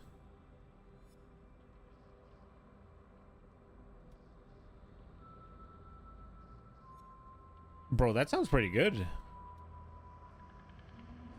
can get like tattoos, you can get runegraft, you can get just currency, right? Let's try that. That's interesting.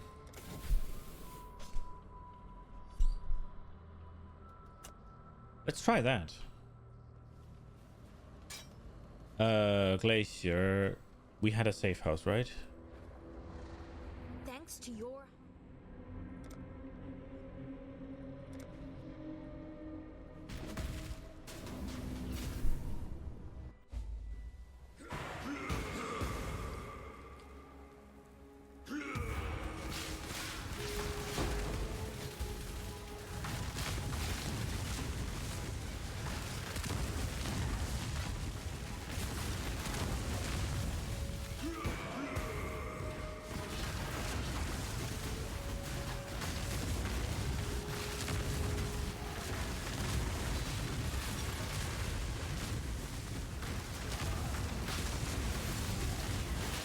Freezes you when activated? Oh no.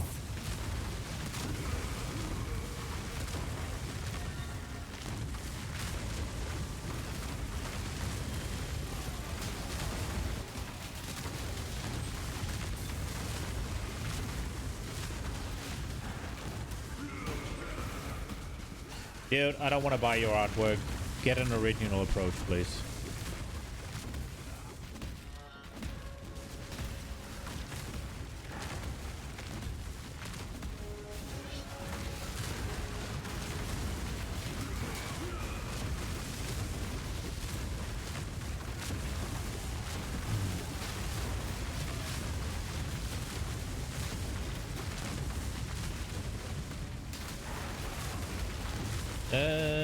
What do we do? What do we do? What do we do?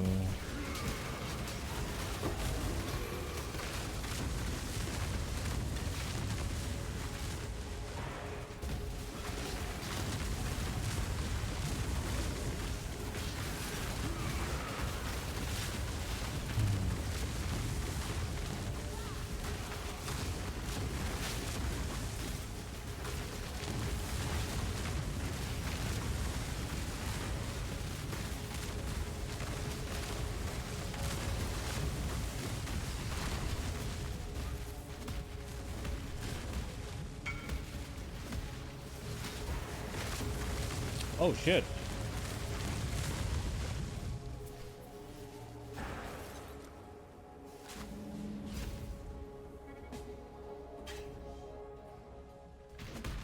Oops. What was it that he wanted to buy? He wanted to buy this thing?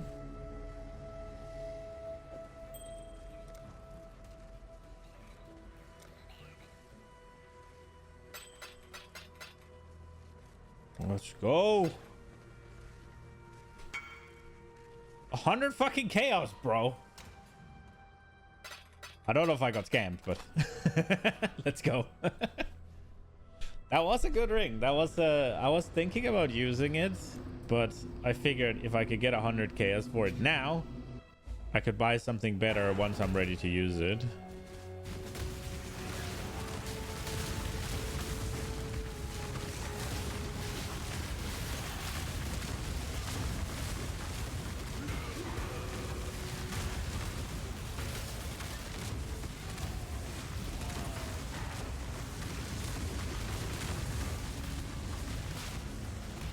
That ring was probably worth more than my entire character.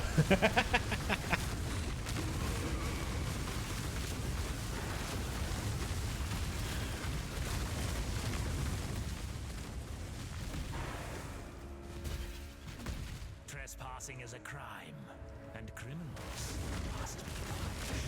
Did you wish to join the other corpses, Exile? I cannot do this yet. Oh, I can't miss this. You shouldn't even be here. This shouldn't be allowed. Why is he not dead? Hello?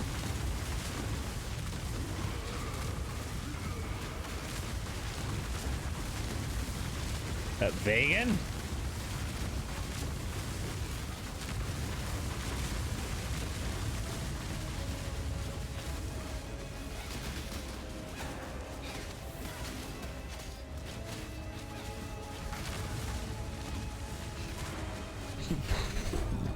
Okay.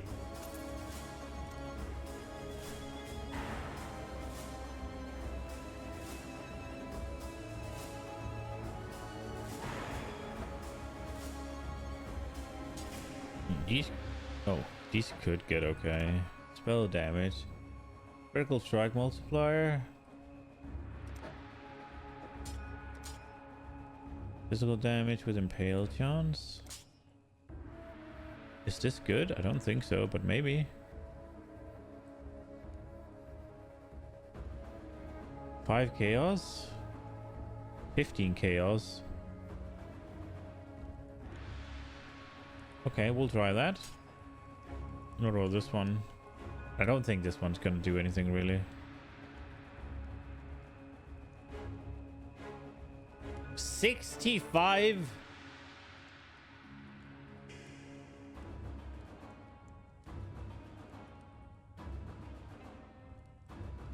It does have cast speed.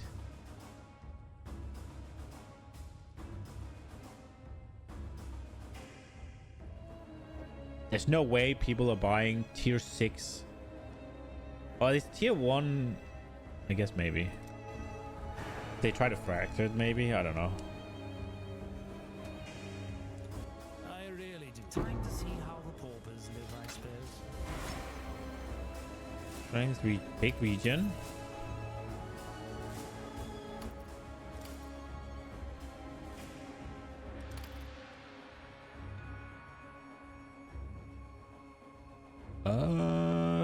What am I wearing right now? Cold and lightning. More than that. Ain't no fucking way this is 40 chaos. Dude, no fucking shots.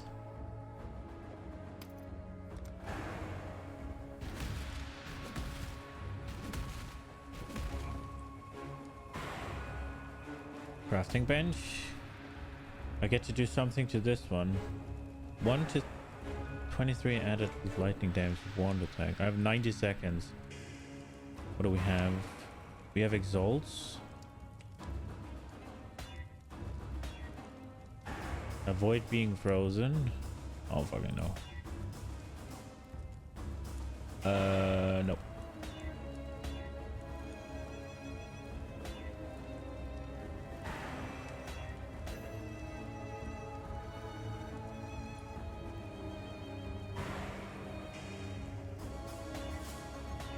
I kind of want to get a shock or something.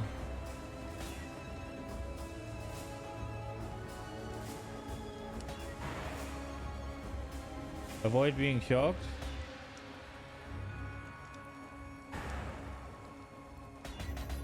Cold resistances. This is max roll. This is high roll.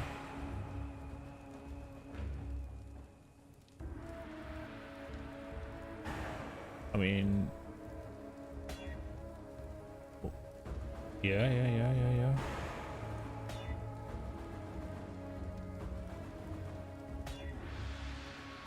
We lost the res. Let's avoid being stunned, not shocked.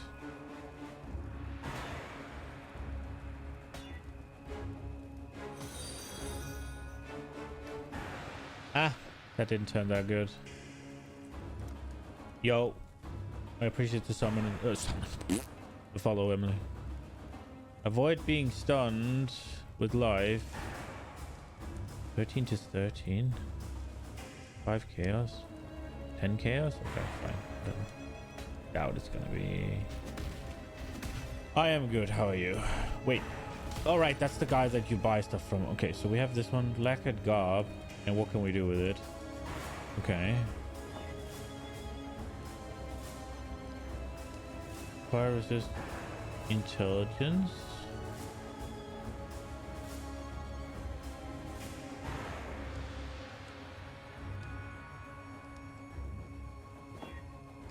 Damn.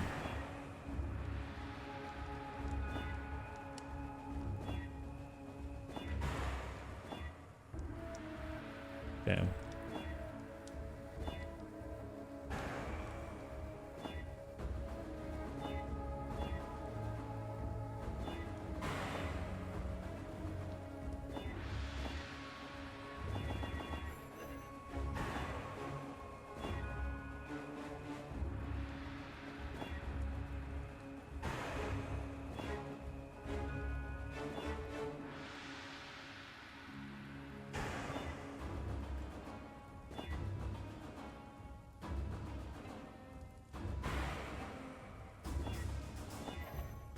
Ooh. What does this do? Fracture, modifier.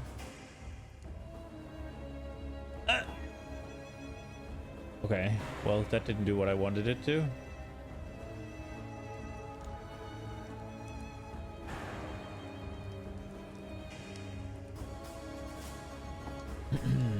I fucked that up. I didn't read I thought it was a mirror thing. Okay, let me guess. I am from Denmark. Oh, what you know? I stream Monday to Friday. Oh, and you're a graphics designer and you want to sell me your shit, or?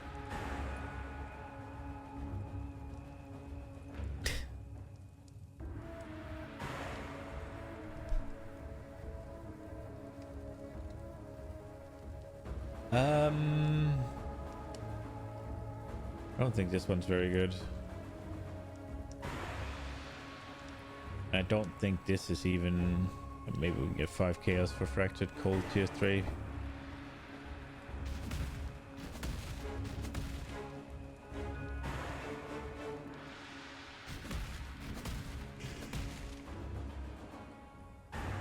So I have 30k gold. How does that work? Now you have the look of a connoisseur, an educated appreciator of all things exquisite and dangerous.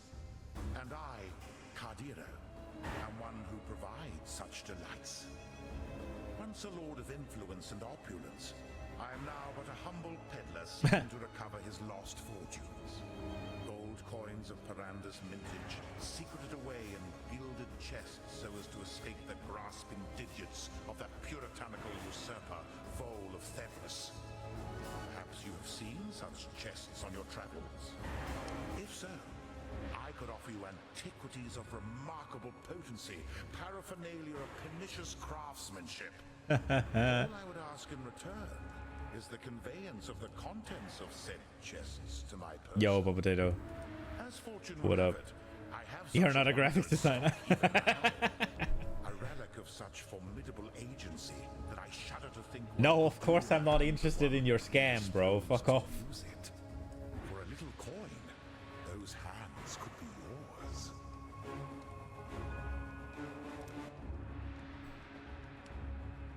Doomsover.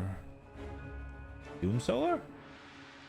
You get 50 strength and dex. Socketed melee gems have 15% increased area of effect. Physical damage, attack speed. Gain 5% of physical damage extra fire per socketed red gem. You have Valpact? While all socketed gems are red. Isn't Valpact the one that disables your...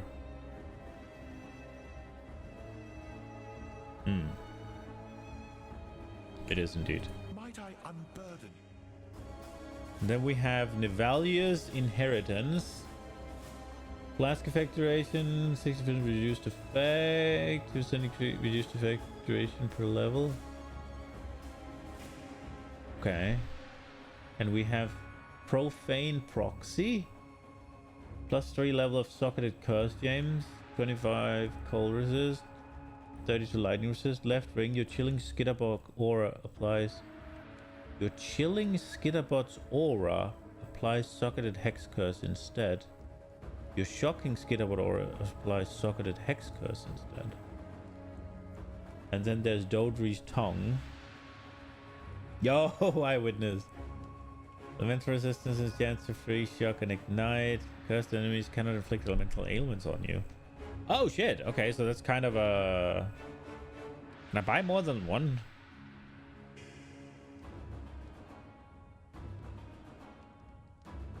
I mean, they're all shit. They're all shit.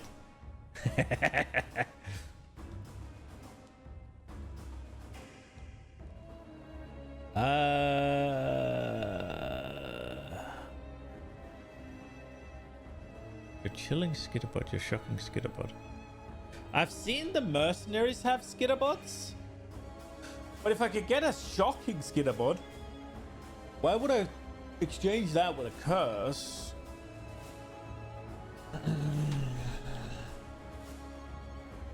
Well, none of them are good. And it's a lot of gold. I mean, maybe I can use this.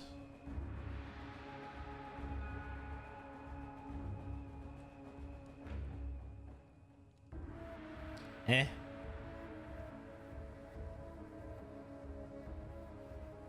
Nah, they're all shit. I don't want to buy them. Prosper from this relationship. Okay. Well, that was something.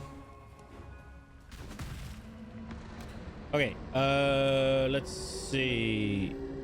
This one we maybe get 5 for. Was this one 15 or what was it? One divine, there's no shot.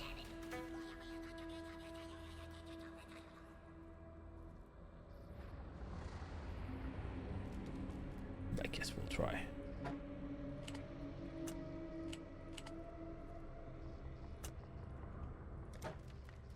There's no shot. Let's see this.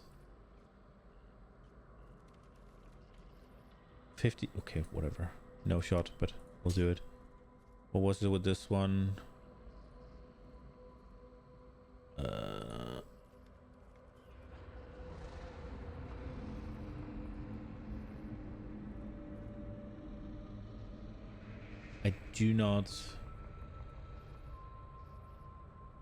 I do not believe in the 10 chaos. Maybe we can get 5.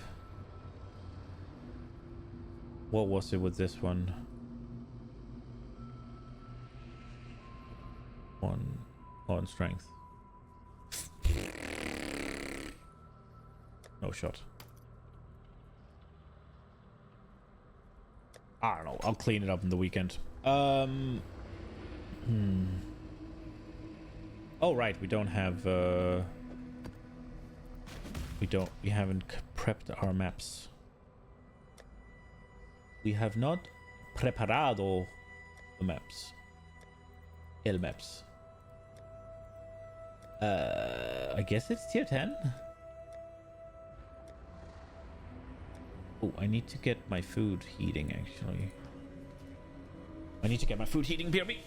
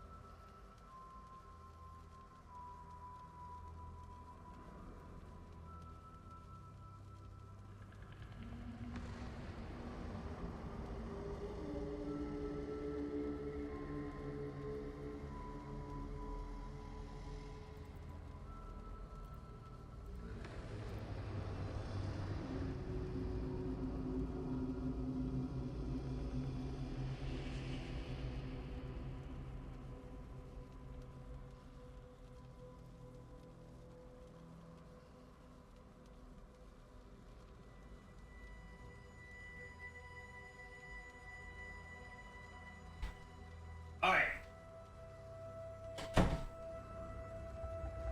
Let's get rolling. I want to get to tier 16. I think we're gonna run the blight. I need to put a timer up so I don't fucking just forget it.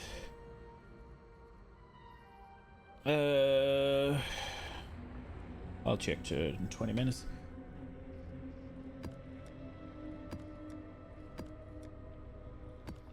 Boom. Temporal change, movement speed. That one's really bad. Holy shit, that one's bad. No, thank you.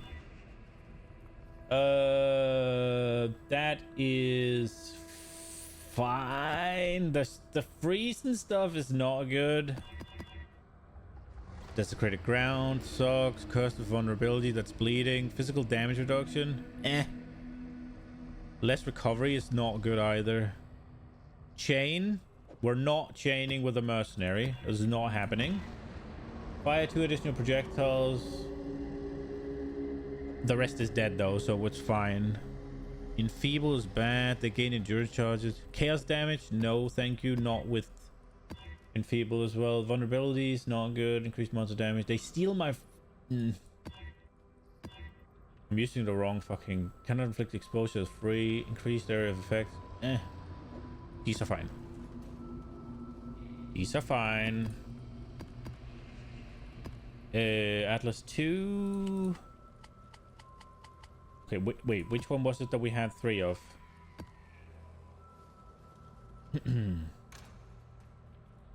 Because Maven needs to witness.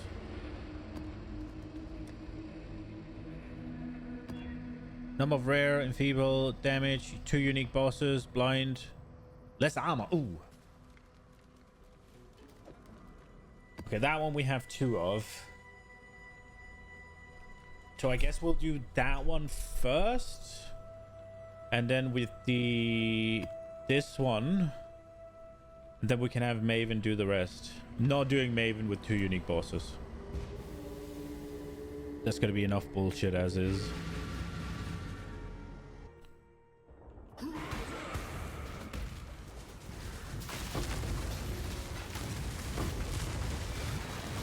Okay.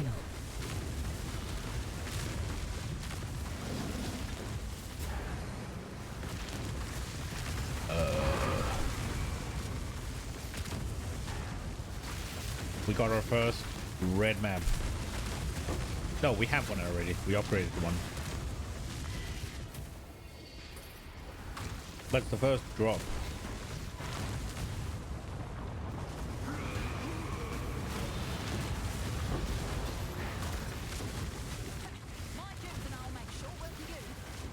Infamous Flame Quiver. 5 chaos, or I can get a shitty unique.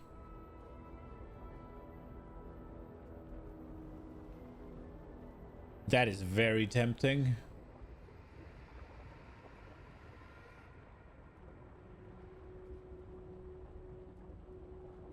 I'm taking 5 chaos.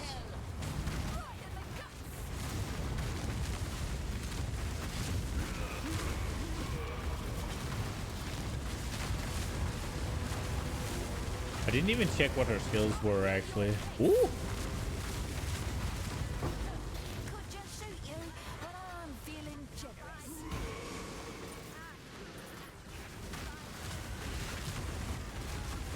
Let's clear around Cassia so we don't have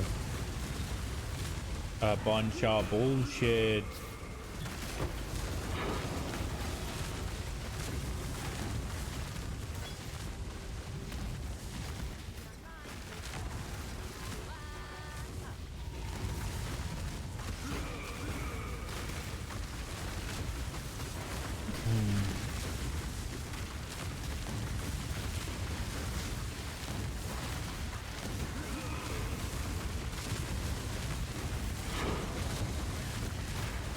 Okay.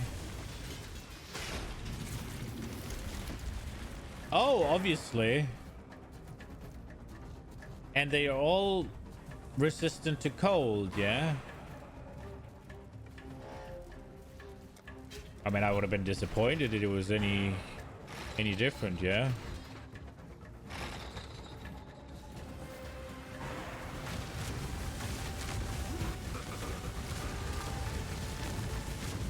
Holy shit.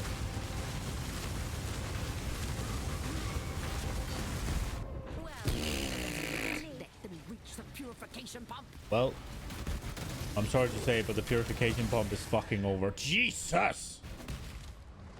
I took too many blight things.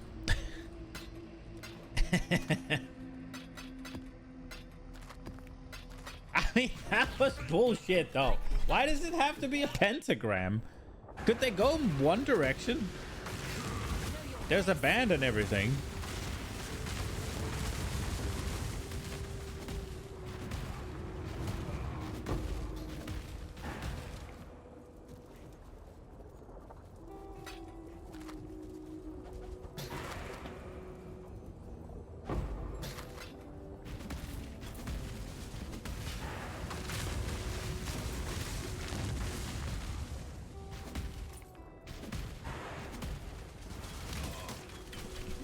Well, better you than me.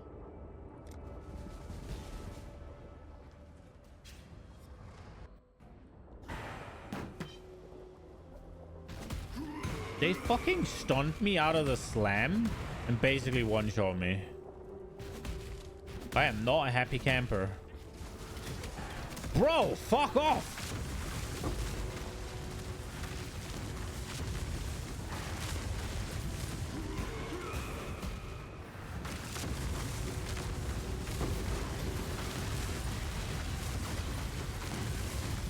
Does this have extra projectiles? No. I am cursed with enfeeble though.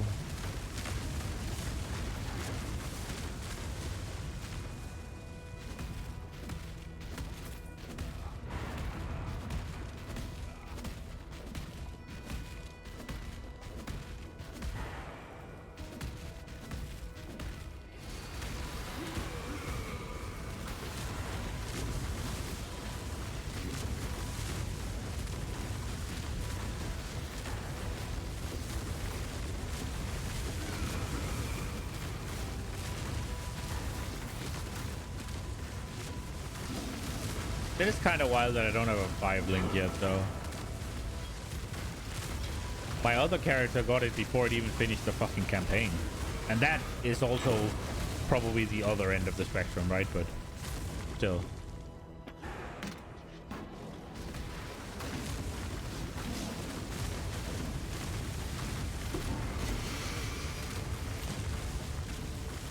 I don't remember seeing that stuff before.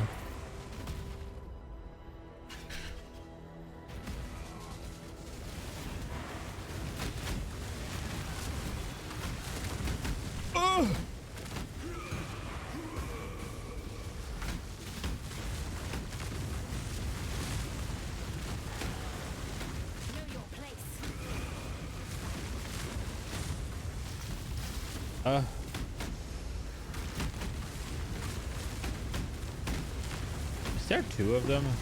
There was 2 of them. That was nasty, bro. Oh, this is the helmet I like. That shit. Oh, 5 link. You just gotta complain about it a little bit.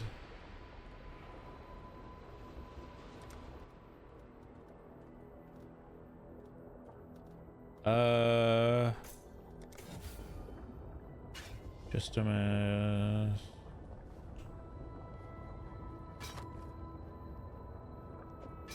It is not very good. The question is if I can make it good without too big of an investment. Let's see this one. Tremor Rod. Level socket spell gems. There's Blast Chain Mine. Okay. Zoro. Right. Not good.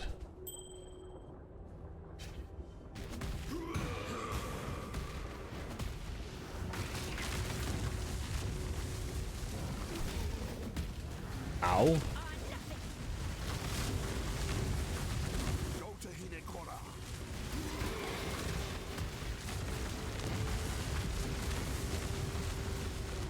I mean, reduced armor is fucking me. I realize that, but ooh,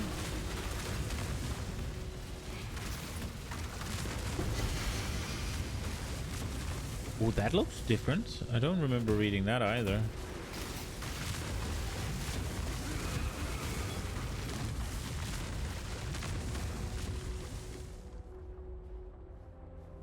Okay.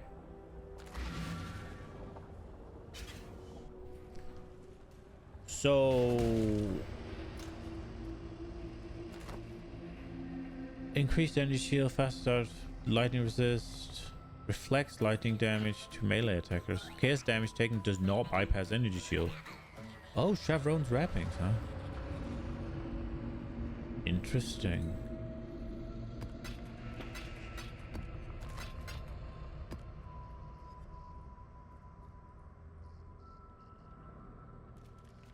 So how would I do this one? So this is a like 700 DPS axe, and we have a long way to go. Is it essences? But I don't really have any good ones. Cold damage to spells, penetrate cold resistance, flat fizz. So essentially we have one roll of this. We'll try, I guess. Open prefix. Pretty garbage.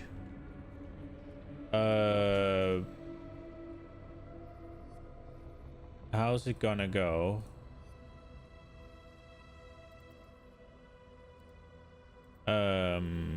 Volcanic fissure up there, 2 up. And then item quality obviously has to be there. And then percent fizz dam.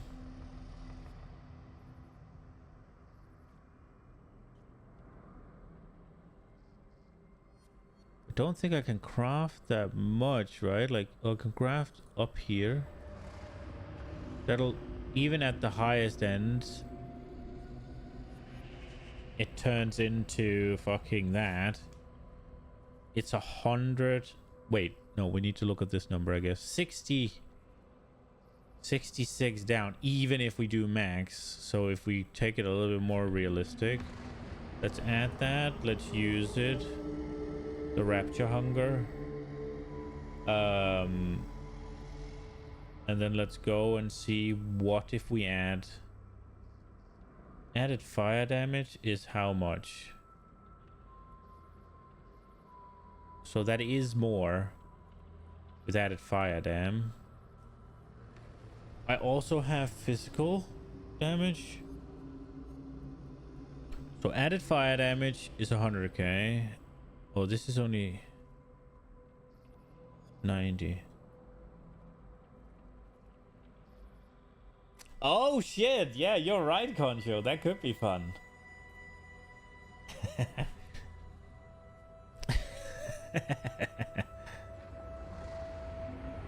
Okay, so this would be damage up.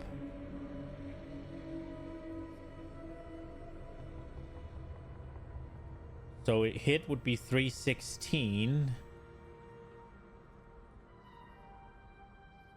316.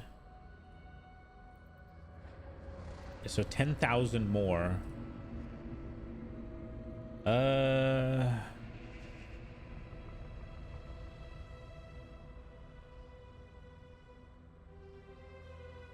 What does better essences of contempt cost? Ahoy there!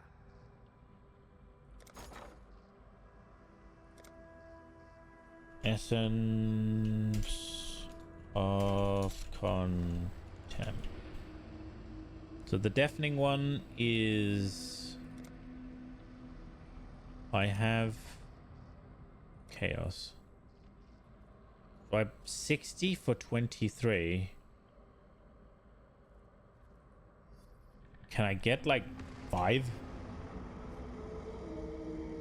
5 for 15. What was the other one?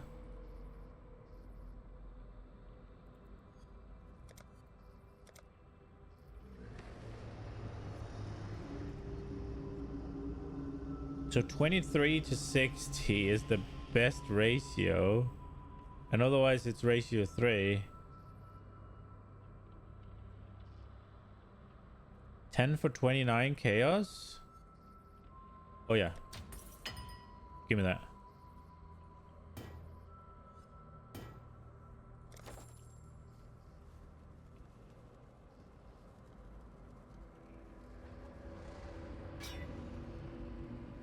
Is that hybrid or is it... That is hybrid.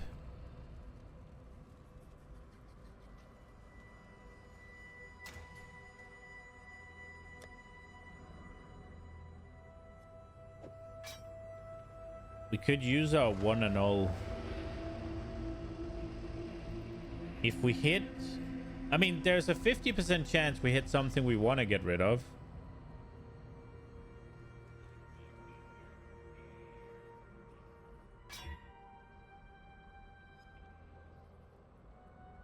We did hit something we want to get rid of.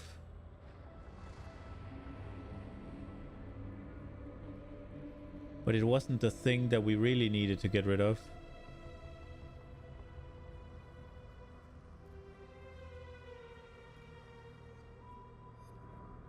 What are the... Okay, what are the veiled modifiers? Let's try this shit. Okay.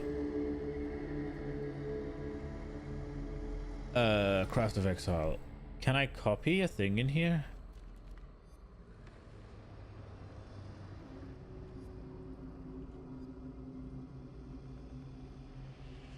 Alt Control C, okay.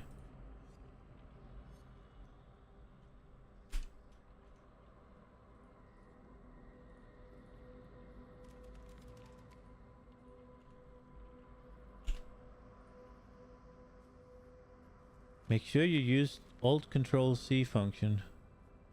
Advanced mod description need to be enabled. We'll try again.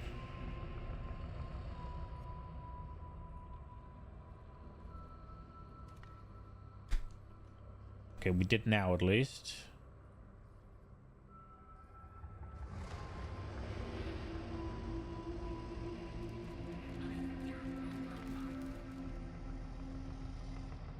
Aha! Okay.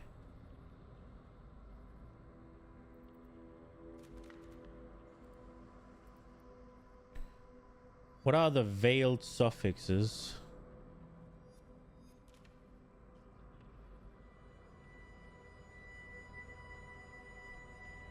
Chance to deal double damage is dead. Trigger level 1 blood rage when you kill an enemy. Increased attack speed is nice. Increased attack speed is nice. More attack speed. Damage per endurance shot would be good.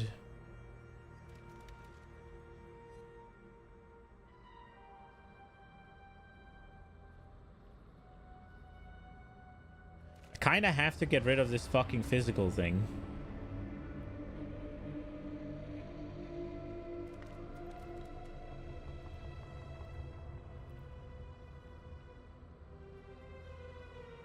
Sorry, lightning thing.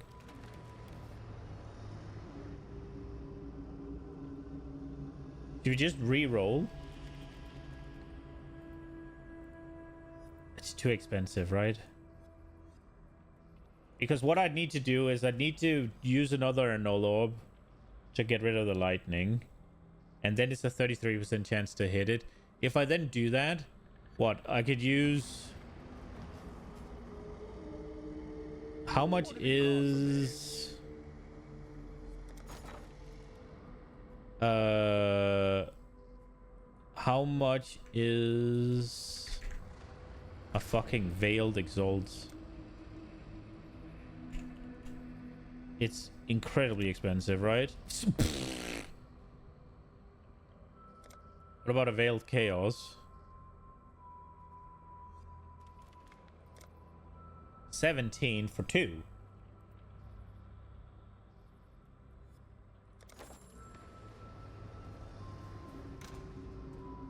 But I'd essentially need to...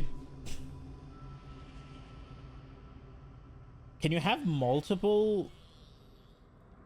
Oh crap, I need to go check on the food. Can you have multiple veiled veiled affixes on one item? That isn't a unique?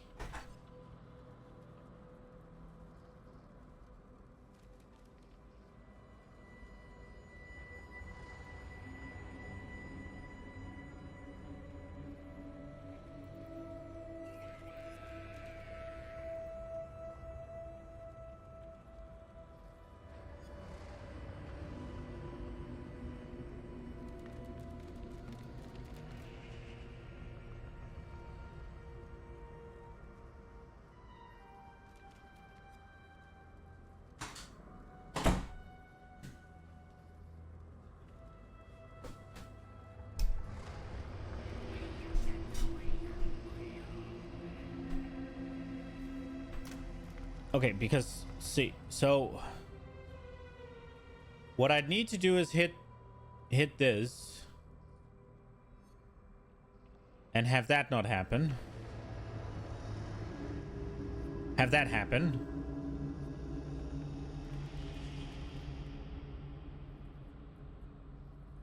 The question is then, do I even have the benchcraft that I'm... Cannot. I don't think I do, right? Yeah. Suffixes cannot, or prefixes cannot be changed. The Coward's Trial is a unique map, isn't it? Because what I was thinking was doing this, right? And then... it's a suffix, right? Prefixes cannot be changed. Add that on. And then...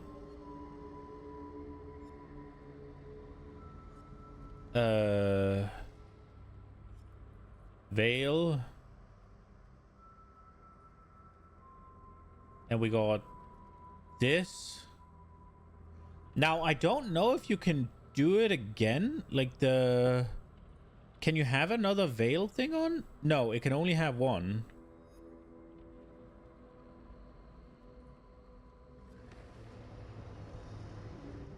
But that was what I was thinking.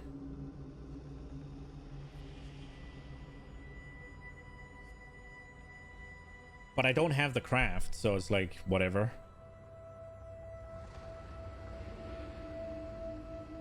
And then I guess we can just go... Bam, bam.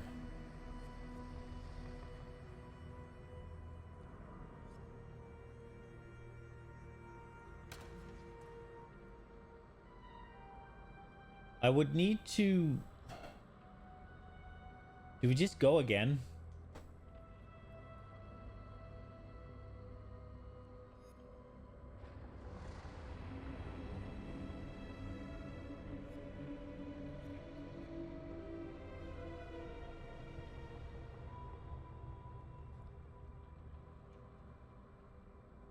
What happens with this one if we remove this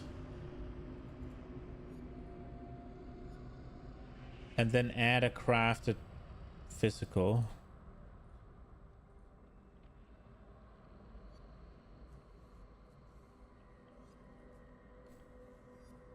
I removed the wrong thing. What happens with this if we remove this and then craft physical? Oh, not that one. Then we lose 900 damage.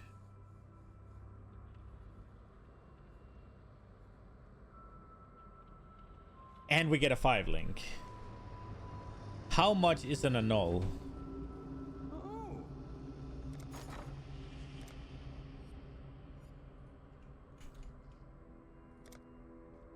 One for 2 chaos? Okay. Thank you.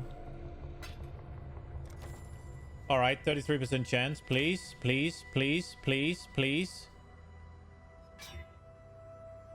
Let's fucking go. Oh, we don't have the big one yet. Whatever.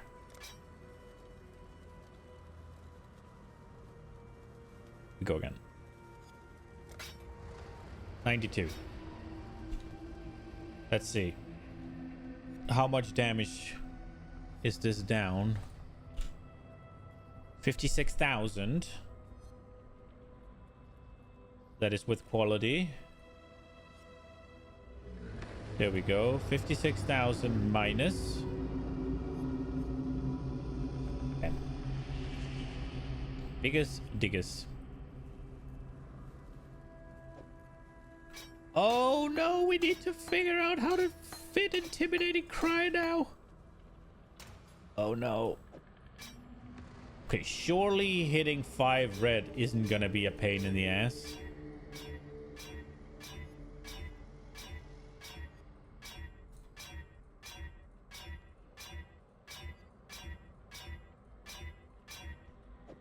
Why was that so difficult?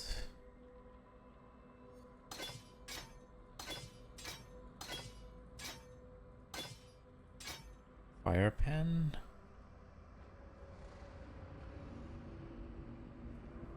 Where is it?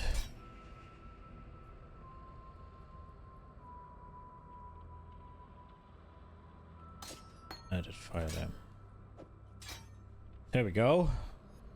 And then we have auto exertion. Herald of Purity needs to be left alone. Seismic cry, rallying cry, intimidating cry. Oh, quality. Quality.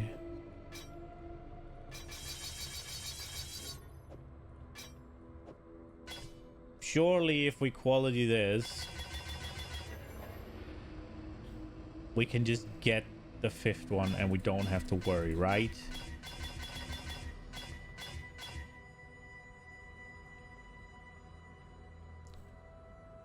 We got 6.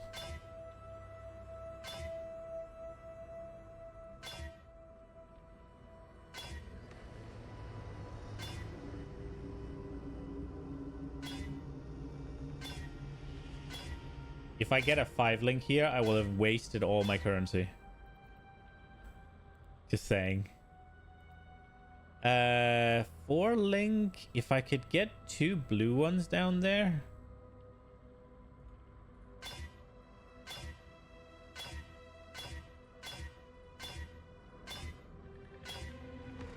Okay, like this. It was Wave of Conviction, right? Can I just do the colors?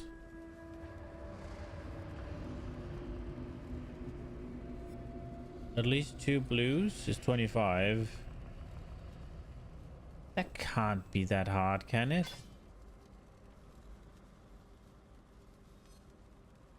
Whatever. There we go. And then flammability, battle mage.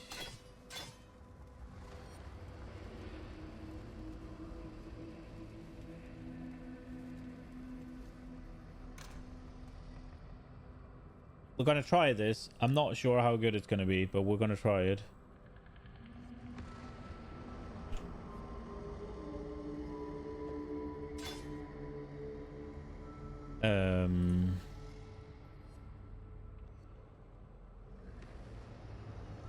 I would assume it's fire damage more often than not.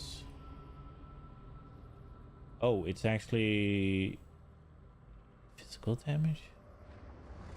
Yeah, so lightning damage sometimes, I guess. Where's raw cold damage? Doesn't it do all of them?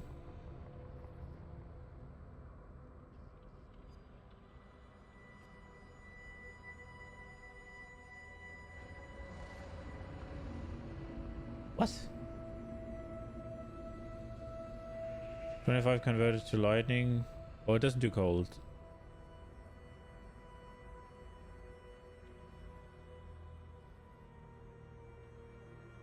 Okay, we'll try this. And then Purity goes in there. And then I guess I need that one to go red. And 4-link it. Blood and Sand goes in there.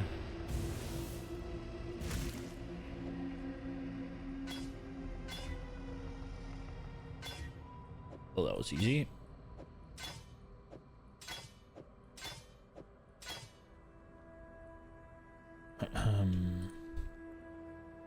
Wait, where's Intimidating Cry now? Oh no, I fucked up! No! Ah, sometimes maybe good. Can I break it again? I guess not. Is it the craft socket thing here? I don't remember how to do it.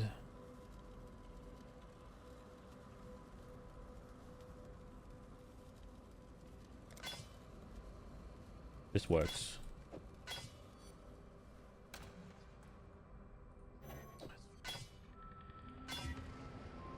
Four red, come on.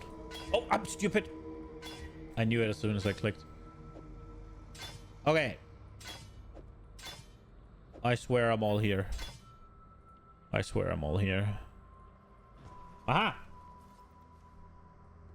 Let's go. A lot of currency for not a lot of gain, but here we are.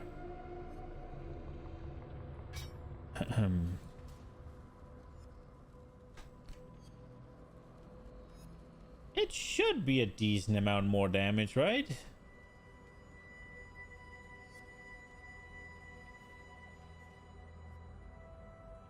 Right?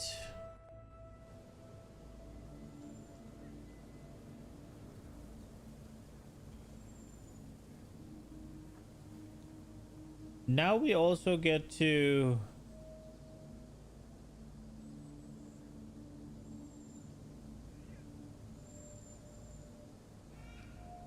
And we get to have it be... If not, we riot. Let's see... Here, Wave of Conviction. So... It does more fire damage every time, right? So it should be fire exposure every single time. Meaning we get to tick... Exposure, fire, and we're almost to 1,000,000.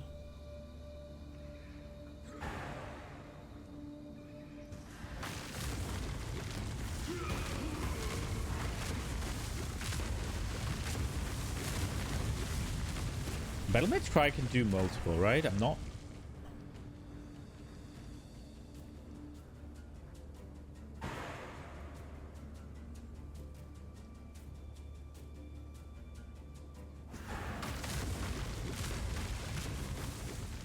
Does it work?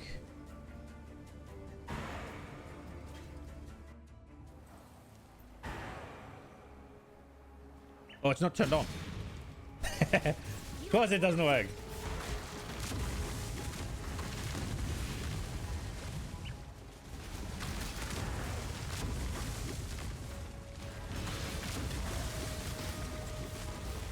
Well, things don't live long enough. Good morning. What, Larosin?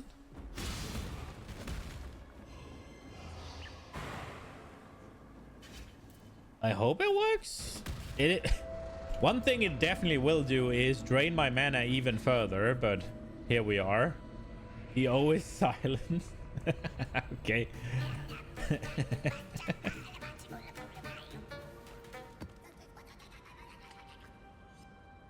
Let's try this, see if we have more.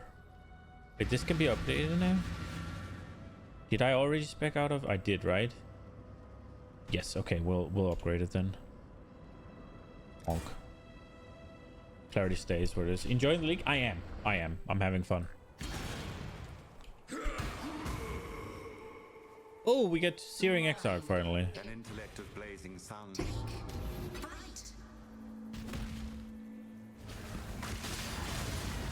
It's been a while.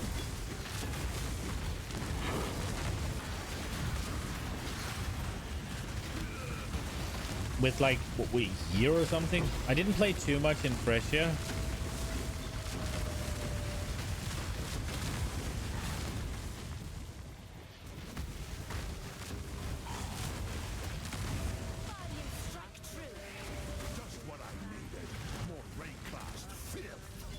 So how does this Wave of Conviction shit work?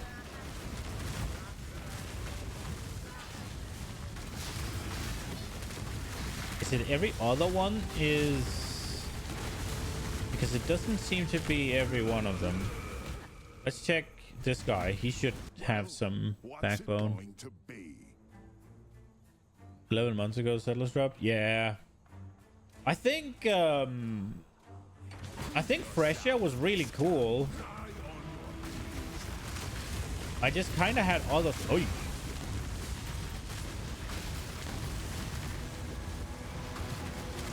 brother man stuns. He will not let me check out what I'm trying to check out. Cunt.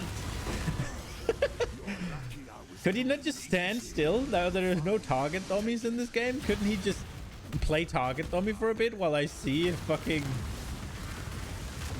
Yeah, they definitely don't trigger both at the same time. Okay.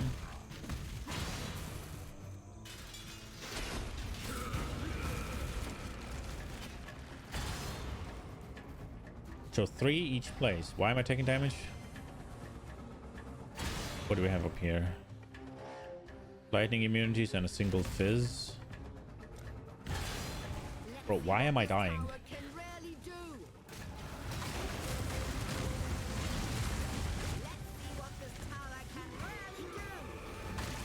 Oh, obviously the fucking bosses are up here. Ah! I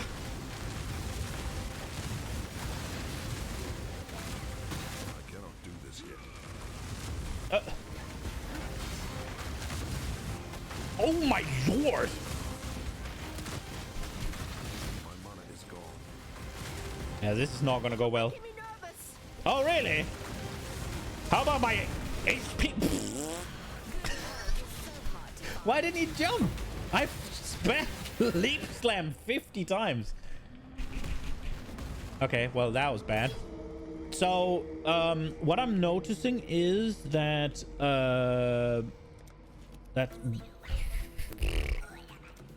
what I'm noticing is that I am not entirely ready for this node here.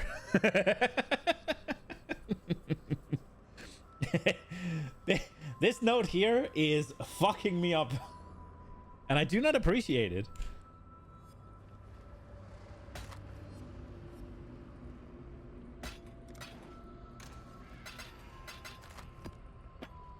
And here I was thinking, oh, I just got a 5 link. Let me just stomp on these noobs. And it seems chaos damage is a bitch when you have minus chaos res.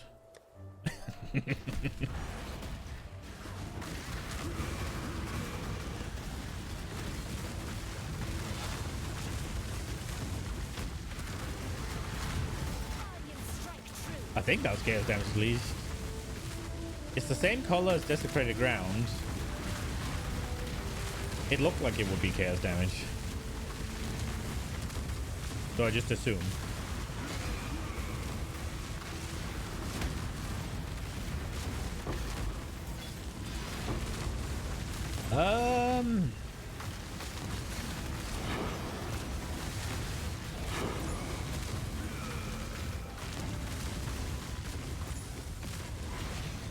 Maybe we get exposure in a different way.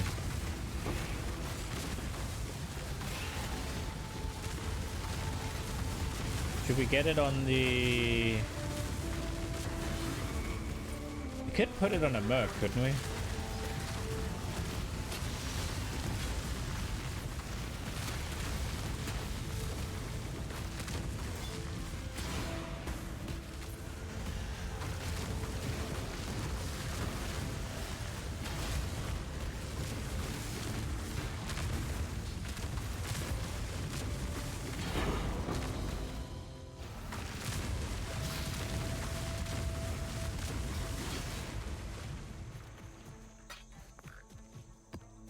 Well.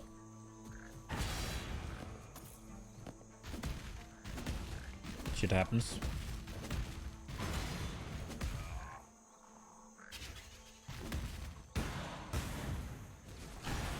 Oh, it's this one. Let's make it dangerous so I die, yeah? Don't want the next level anyways, yeah?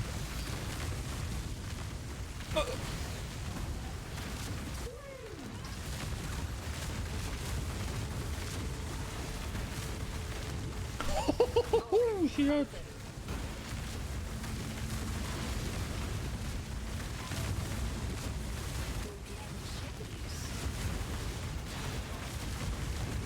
Ah!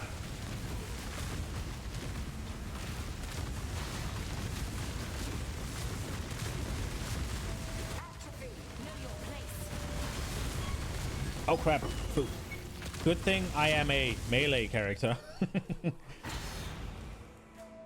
It's so annoying you can't see what damage is. Yes.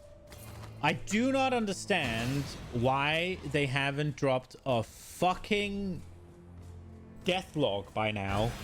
Like, it's beyond silly that they can't just do a snapshot of your buffs, of your debuffs, and then show you what killed you, what tags it had, and just give you the whole, like, I don't know, 5-second or 10-second, right?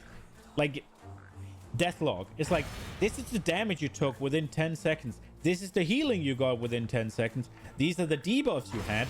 These are the buffs you had. So you can see, oh, my endurance charges were off, and I was standing in degen when I got hit by a slam. Whatever, right? Like, oh shit, I had shock on me. Maybe I should get shock immunity. You lost the whole map because of a magic one-shotting you each time you got near it. Dude, I know I feel that pain.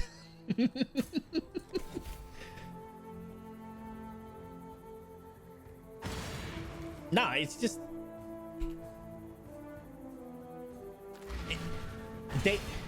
it's the same thing with what's it called, target damage. They're overthinking it, because the death logs, they're like, well, but you don't usually just die to the damage, so it wouldn't really help that much. I mean, it's better than nothing. It's like, just snapshot the buffs, snapshot the debuffs, have the healing, have the damage, 10 seconds, bam, read through it, right? Like, if you want to see, have all the tags of whatever spell it is, have the map mods as well, right? So those are relevant. Like, there you go. It's like, obviously there are things, right, that it's hard to, the essence modifiers, I guess, could be hard to put in, but I guess they could just snapshot the fucking monsters so you could read their buffs as well, right? Like, it can't be that hard. And the target dummies, they're like, oh, but how much resistance is the target dummy gonna have? It doesn't fucking matter, because the target dummy is gonna be the fucking new baseline. And even if you want to go all that crazy with it, just have it have different settings. Like they have it in D4. You can set it to have, oh, here's 5 mobs close. Oh, maybe you just, then you have group, whatever you can test on, have them be swappable between white and blue and yellow, right? Have a big yellow one and the little small ones, right? And you can have a single one and have that swap between fucking white, blue, yellow, unique, and pinnacle bosses. It's like, surely they have a baseline, like an average. Just use that. It doesn't have to be specific if Shaper doesn't have the same resistances as Elder does, right? Like, just an average will do, thank you. It's better than nothing. Okay, we got the thing. Yeah, I mean, a death log, super simple. A target dummy, super simple. Don't overthink it. Don't fucking... I don't know if it's because they don't want to, or it's because it's genuinely they overthink it. Because when they were talking about it in a... They were talking about it in a Q&A. The target dummy specifically. I think the death log as well, but that might have been separate. And that's where I got the whole resistance thing from. Like, how many resistances is it gonna have? Bro, just let me set it then. Just have an option for me to write in the number of resistance. Like, I don't know. For a game that's so hard on numbers, as you're exactly. Like, there's a reason why POB is called the actual game, right? Like, it's somewhat of a meme, but it also has some truth to it. Like, this is where you play the game. Like, I don't know, it's silly to me. It's super silly to me. Like, just freaking give us the stuff. I don't know, man. Like, just it's wild to me. It's really wild to me. was thinking about maybe I should just call up all my gear. I have a lot of them. And it is a little bit more survivability, right? Can I do it while I'm equipping it? I mean, it's a little bit more, right?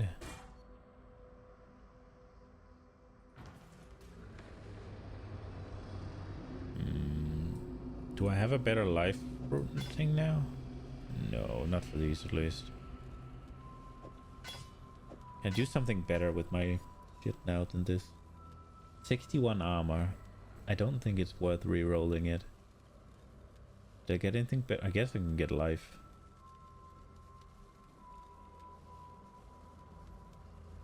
Is that really gonna do much?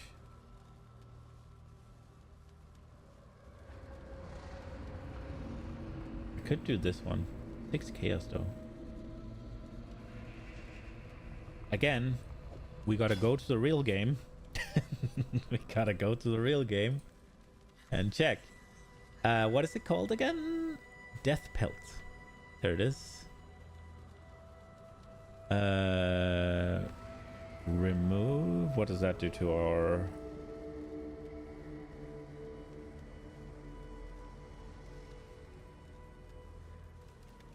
Oh wait, let me just copy it. I'm stupid. I fucked up. I fucked up. I was dumb. Here we go. I did it twice. Okay, let me just copy this one in.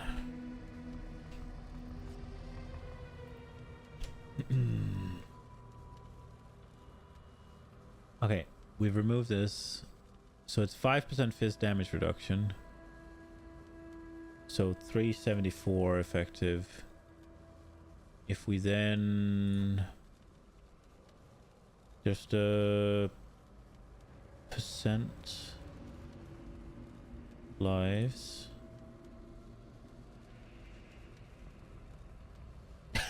With 7% increased maximum life is 1 effective hit pool, but down. Oh, I guess it's in comparison. Okay.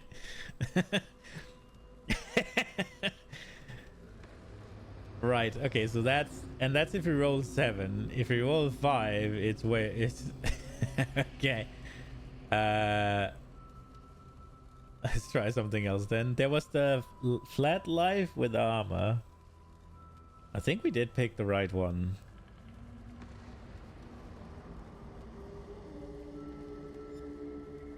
Oh no, maybe not. Nah. Yeah, we picked the right one. Fine. All good in the hood.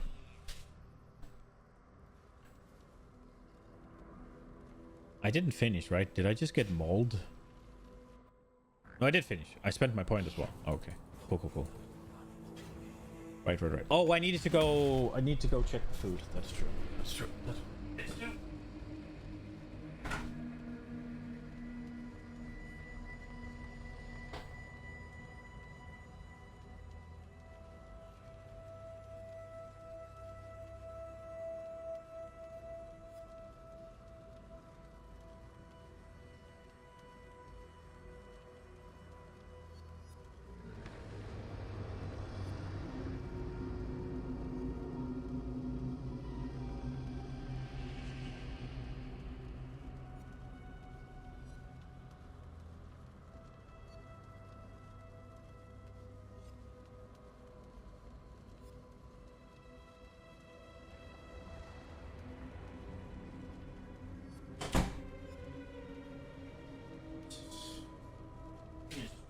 Book. Okay. All right, let's try. I don't... Either we have to go down a little bit and do the blight stuff, or I have to respec my stuff. Just for the sake of trying, let's try a tier 6 with it. Life, avoid, physical. It's not great, but we'll deal with it.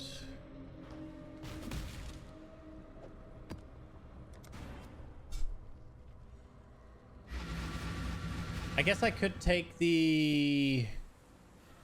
You're either a client. You've got a decision to make. The reduced cost on towers. As well as then they do more damage and I don't really do any damage. On your head be it.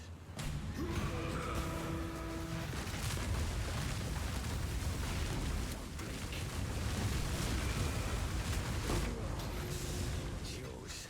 So says the code.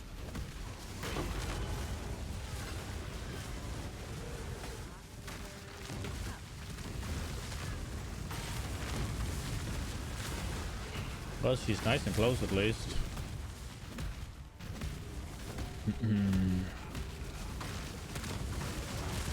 Okay, we should be a-okay here. Okay, please don't do a fucking pentagram again.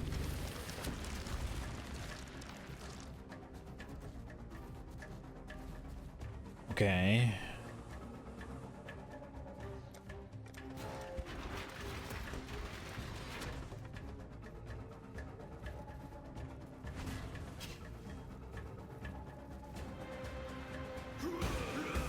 Branching exile. Oh, nice. We get to have everything here.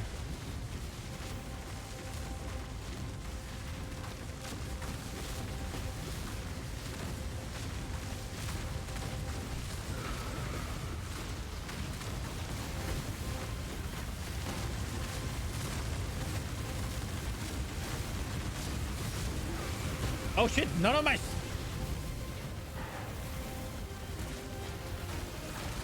Okay.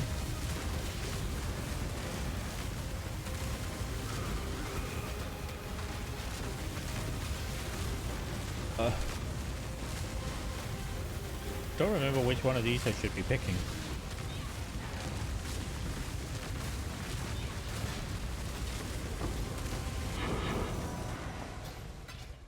Okay, so it's definitely very doable. But I also got much better... Got a much better blight here.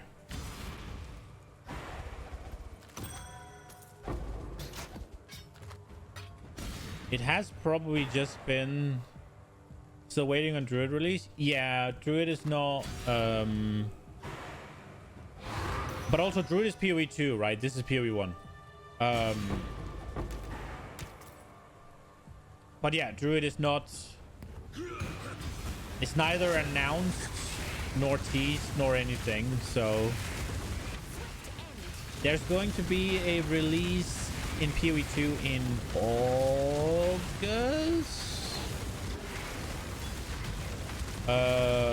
Yeah, this is PoE 1.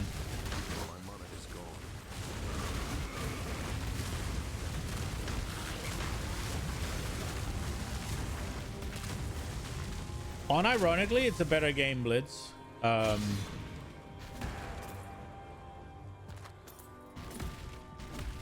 At least, I mean, to an extent, right? Like PoE 2 definitely does some things better than PoE 1 does. Especially the new player experience, like the onboarding. It is much easier to start PoE 2 than it is PoE 1, which is just a matter of them releasing more PoE 2 leagues, basically, because PoE 1 has the complexity of, what, 12 years or something of just added stuff.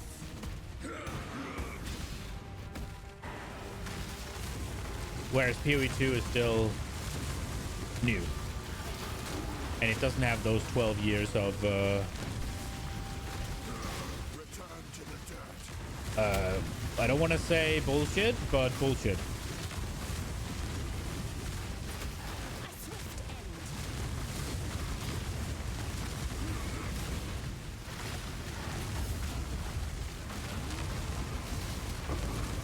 But there's much more content and crafting and what's called build variety and freedom in PoE 1,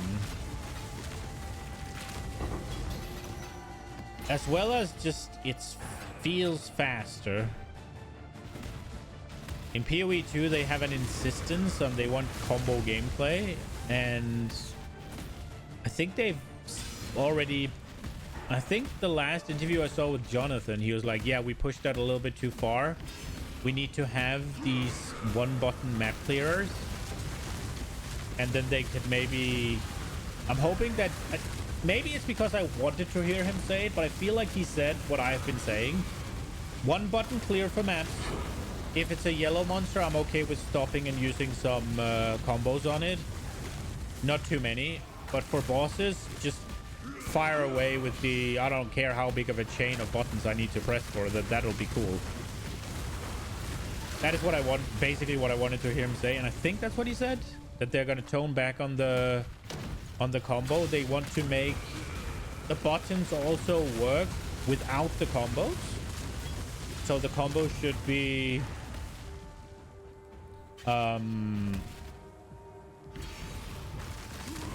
rather than needing to use the combo subtracts from the game, the combo from skill, I mean, the combo itself should add to the skill. Not in a way that makes it so that if you don't use the combo, then the skill is useless. That's basically what he said, I think. And they'd have a bigger focus on that moving into the new things they're creating. So that's gonna be good. Talisman. Incubated essence. I don't know. This is gonna be harder to... oh, you can't do it on... oh, I had two of them. Okay. Whatever.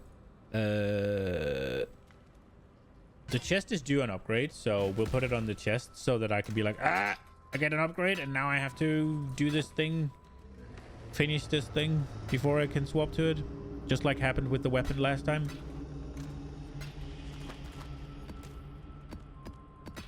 Oh, we have another one. My gloves are really bad.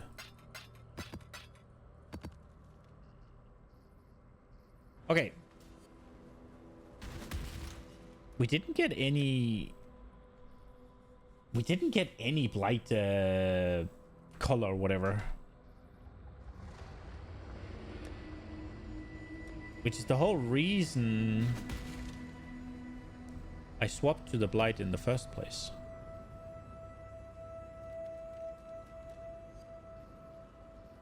I think we go back to Jun. There was success in Jun. Dude, I'm not paying attention. Can we do one more map? Not really, actually. Let's find something to watch. I don't like display capture, man. Oh shit, there's more. So on one hand, we were watching the crafting shit Gazi did with microtransaction.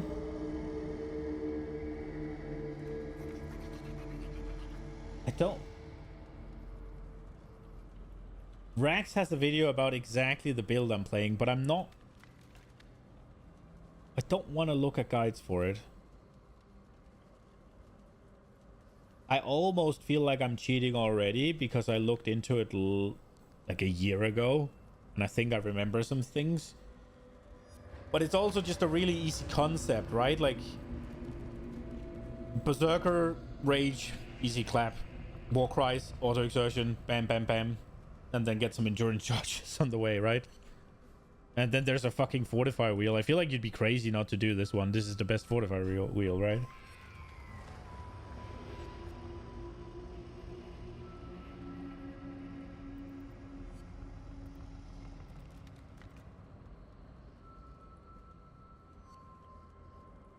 And then I just like max resistances. I think they're really good, and they were like this close, so why not?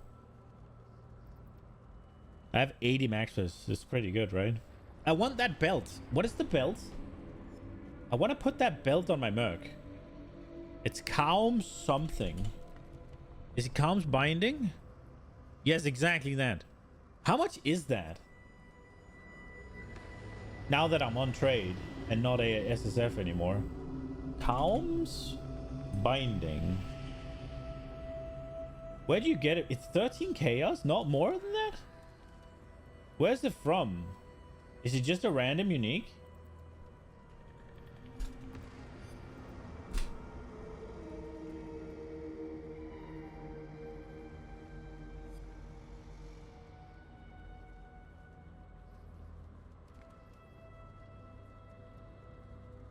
It can drop anywhere and it can be chanced. It's a heavy belt.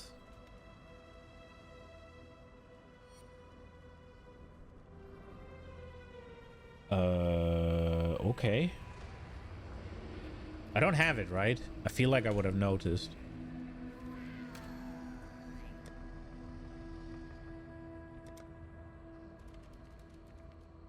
Nah.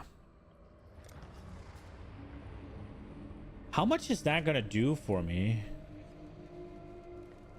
Is there a way to... Let me read it again. Nearby enemies convert 25% of their physical...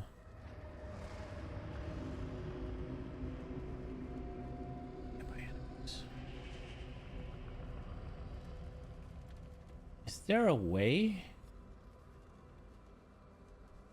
Can I just do... Let me see. Physical damage.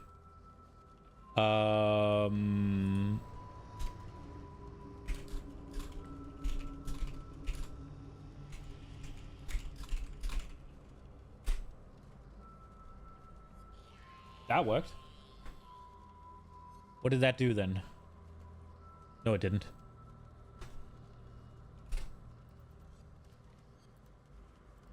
Oh, it's my damage. Fuck.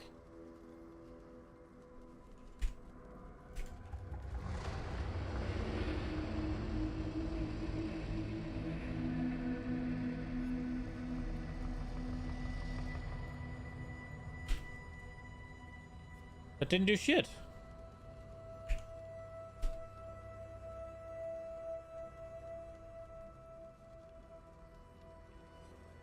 Not plus.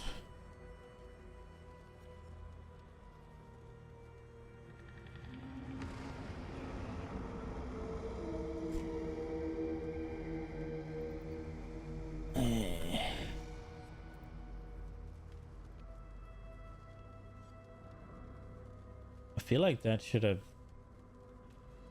done something.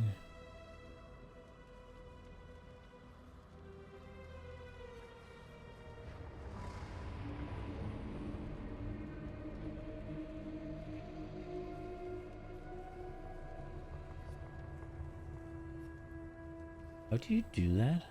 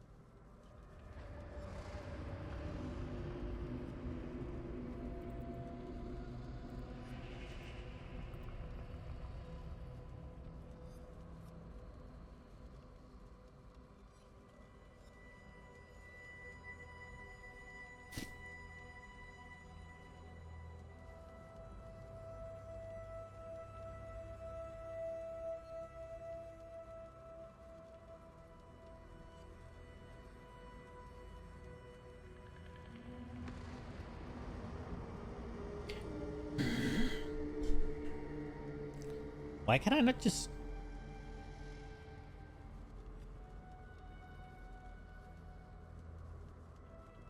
Why could I not just put this in?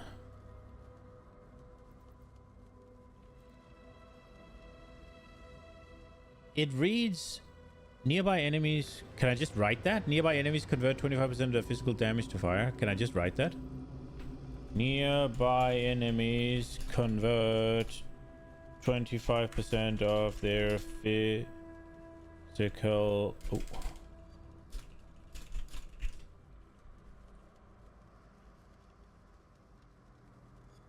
And then I can't check that the enemy is close.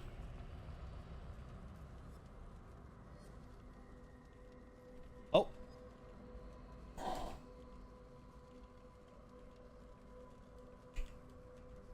Okay. Why doesn't the Fizz max hit go up?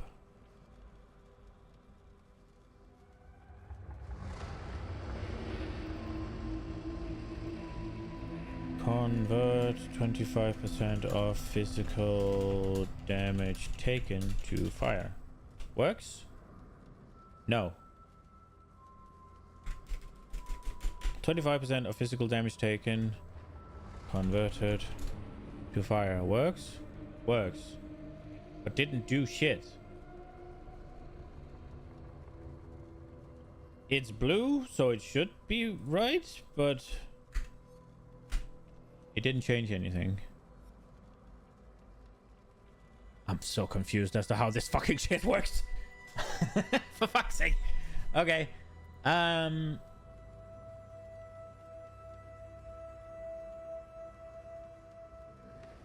Right.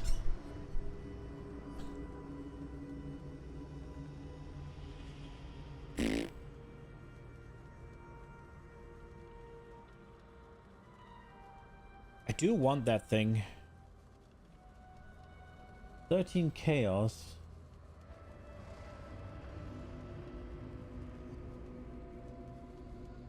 Can I just... Wait, what if we just do this? What if we do this? Builds. My build has 33 strength, 20 maximum energy shield, and 120... Let me just... This is how we do this. Can I just... Configuration, there we go. I know you guys can't see right now. Plus 23 to strength.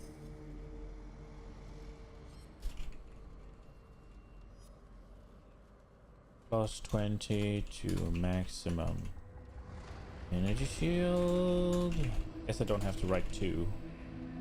Does that actually screw with it? No, it doesn't.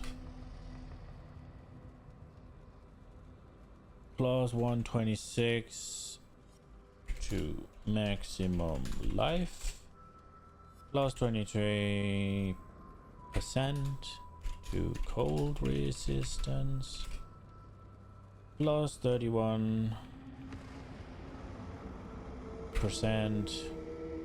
to lightning resistance.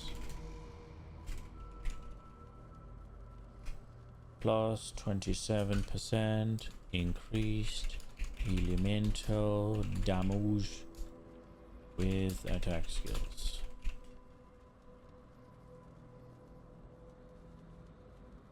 Oh, that one doesn't work.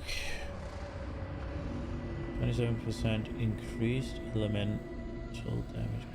Why does that not work?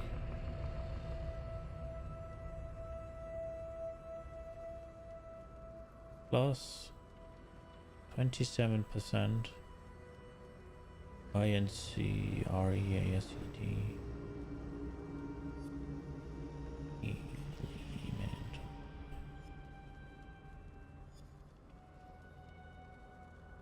so that one doesn't work. Whatever. Can I just do elemental damage?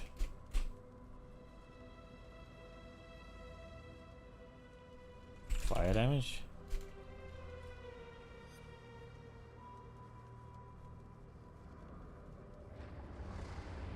Plus 27% fire damage? That works.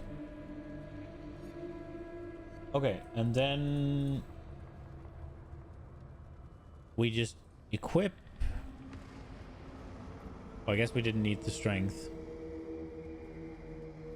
Oh, wait, we do. Have to build. Oh,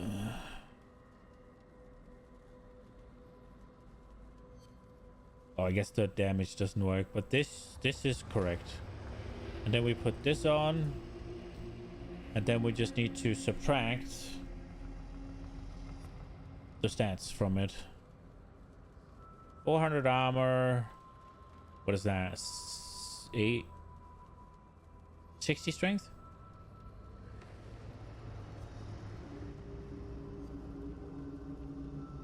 Minus 400 armor.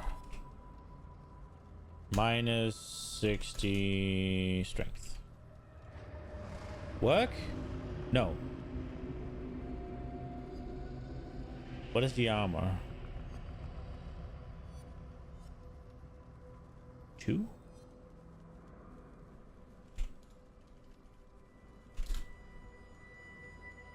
Huh.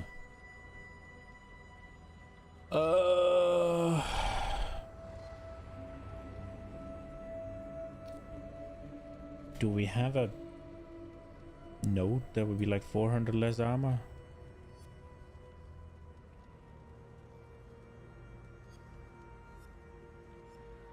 Whatever, we'll deal with the armor. So it is just those like 1,000 more, whatever. I thought that would be bigger. I really thought that would be bigger.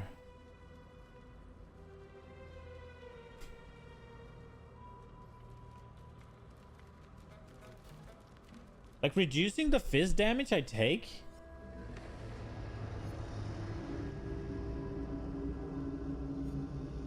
Because doesn't it... Why is that not bigger? Is it not... So if I take 100 damage, right? And I reduce it by 66. But armor works better on small hits, right? So the more I can reduce the hits, the better. So if I take only 75% of the fizz damage that I'm quote-unquote supposed to take, then armor should be much better, right? PoE 1 armor sheet.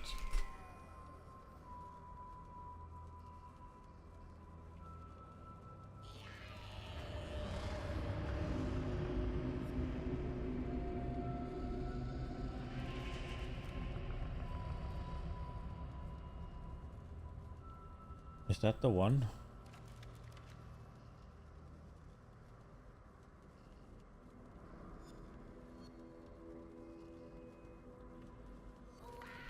Path of Exile 1 armor sheet.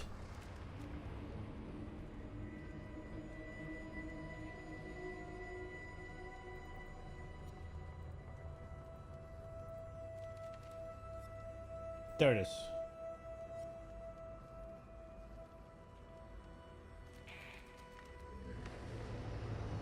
Okay, so why is that not bigger? So if I have 5,000 armor, I'll mitigate 10 damage by 90%, right? All the way up to 100 damage.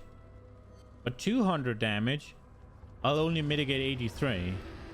But if I then convert 50 of those 200 damage, I'll be down in the 150 area. So I'll be reducing even further, right? So at this point here, 10,000. Well, I'll only be taking 7,500. So I'll be reducing it by 13.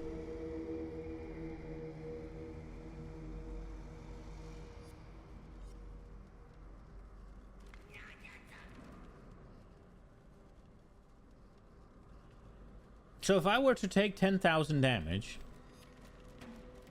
I'm going to convert 2,500 of it to fire and then reduce that by 80%, right? And then the remaining 7,500, rather than getting reduced by 9%, they'll get reduced by like 13. And 2,500 of them is going to get reduced by 80. Why is that not more than 1,000? That should be massive. Unless I don't understand how it works. Why is that not massive? I want that belt. I want that belt and I want to put it on my mercenary. It's going to happen. It's going to happen.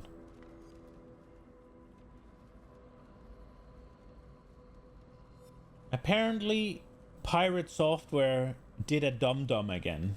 Should we watch that?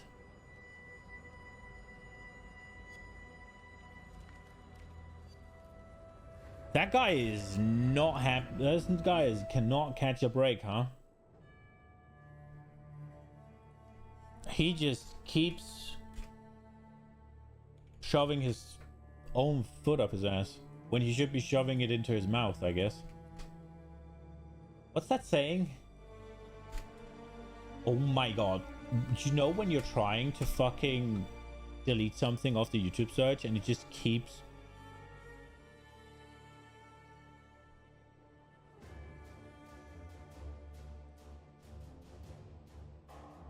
Should we watch that?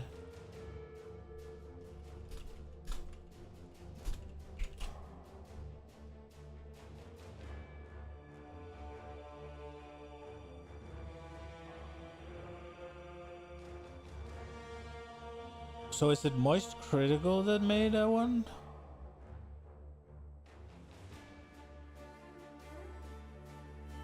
Oh my lord, everybody's...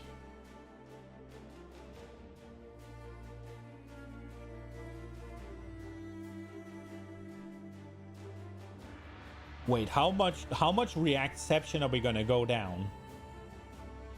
Because if we go down the rabbit hole...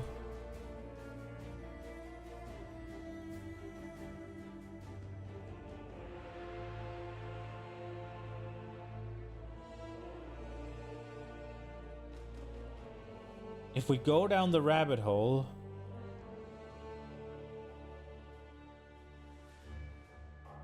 Like really down the rabbit hole...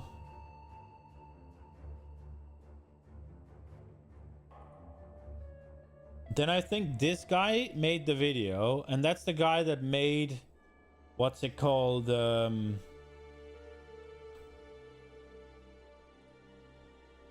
That's the guy that did the, oops. That's the guy that did the Stop Killing Games initiative, initially, right? Initially. Great job, fans.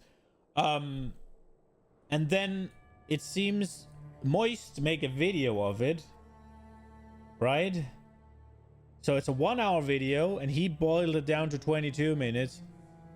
And then if we want to go back up again, then Baldy made a 50-minute video.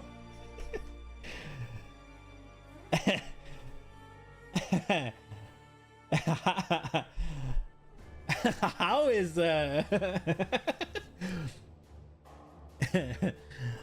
how deep are we gonna go down the React rabbit hole, huh?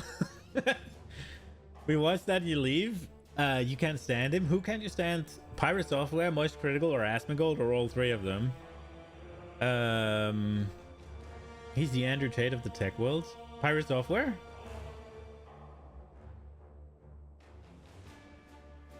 Bro, after that fucking WoW thing, people have just been... I thought the WoW thing was ridiculous. One, it was blown completely out of proportion. Two, it wasn't his fault. He just played like a bitch. You can fault him for that. I don't mind. You can definitely fault him for that. That is all good. But he didn't create the issue. Could he have saved them? Sure, probably. I don't know enough about Classic. But he did not create the issue. And everybody is harping on him like he fucking spawned the mobs onto the tank, right? Like he didn't just create the situation by being bad. Like he actively went in and maybe pulled the mobs from a fucking...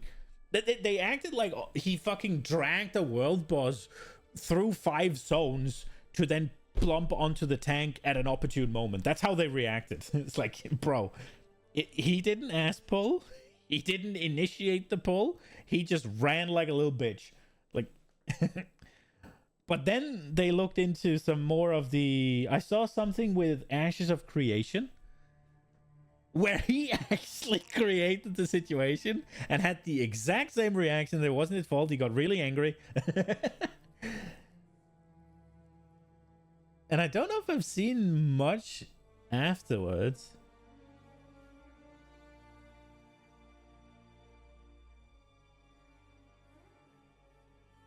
I think so. I'm not watching this as much as being a bitch is enough to leave someone forever. I'm not watching this. I don't know what Pirate Software has said. I would have to go watch his video, and I don't much want to. This guy is the one who made the initiative, proposed it to... He was going to propose it to the EU, whatever. He's going to need signatures or whatever. And Pirate Software was against it. That's all I know. I'm not watching 1 hour of technical talk. That I'm not doing. 22 minutes of Moist Critical would be good. However, I don't think I can eat in 22 minutes. So I think we're taking Baldy. We're going all the way down the React rabbit hole is what we're doing. Full on while I get my food. Let me just close the game down so it doesn't... Right. Let's do this. And I'm gonna go get my food. I need to swap to just chatting because this is not Path of Exile as much as I would like it to be. So we'll go into just chatting for like... I think I'll eat in 40 minutes, but I guess we'll watch it all. Reactception, yeah. Not just Reactception, it is Reactception. Oh, I'm in the wrong corner. Here you go. Oh, do we need the chat? I'll go here. Okay. Let's see. So this video should be... Moist is pretty good at summing up shit. I think I don't watch him too much. I've watched mostly through, well, Asmongold or others, Quinn. But I think he's gonna line up quickly what the initiative is, and I think he's gonna line up quickly what Pirate Software said. There's probably gonna be some clips from the videos. And then he will give his take, and Asmongold will give his takes, and I can eat and be smarter. It's a bit lazy in terms of React shit, but I don't think anybody's going to be worried about me stealing views from those two. And Let's there go. is an initiative that has been aiming to fight back against a lot of these practices that I think really need some big overhaul.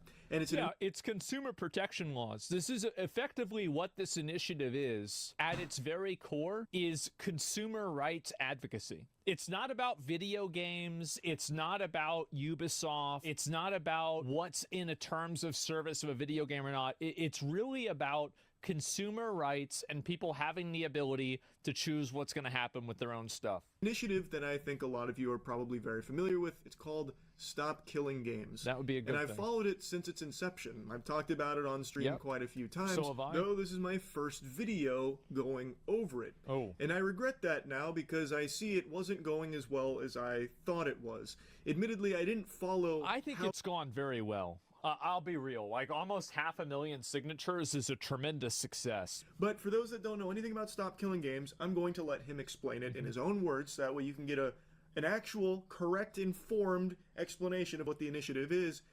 And the reason I say it like that, kind of like fucking all, pinky out, snooty, is because a lot of people don't even really know what this is because of people like Pirate Software completely misrepresenting. Oh! Oh! Oh, jeez. They bringing them up? Uh-oh.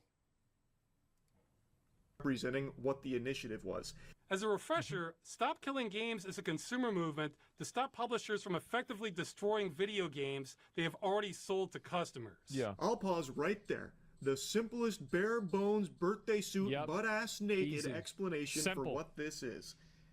Stop destroying things. The initiative for Stop Killing Games is to serve the purpose of stopping companies from killing games. Okay, I can see that. Yeah, that makes sense. That people have paid money to own. Yeah, okay. I think that is a very understandable, very reasonable take. Very agreeable. Now I want to quickly jump to a different spot in this video because I think it's important to have this in the beginning because it's something a lot of people have heard that comes from someone that is just wrong about it. It's the pirate software portion.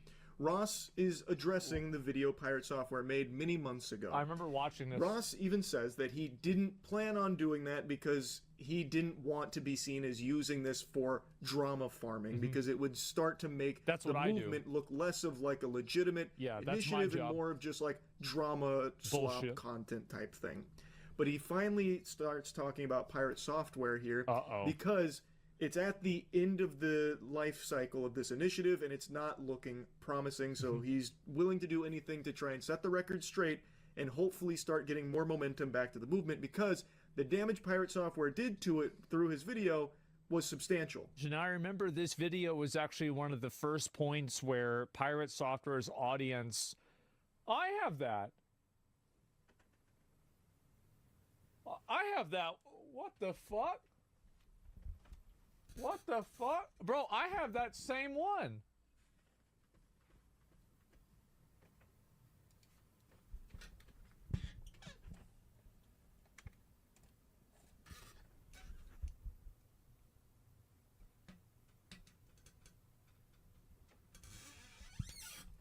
Holy fuck.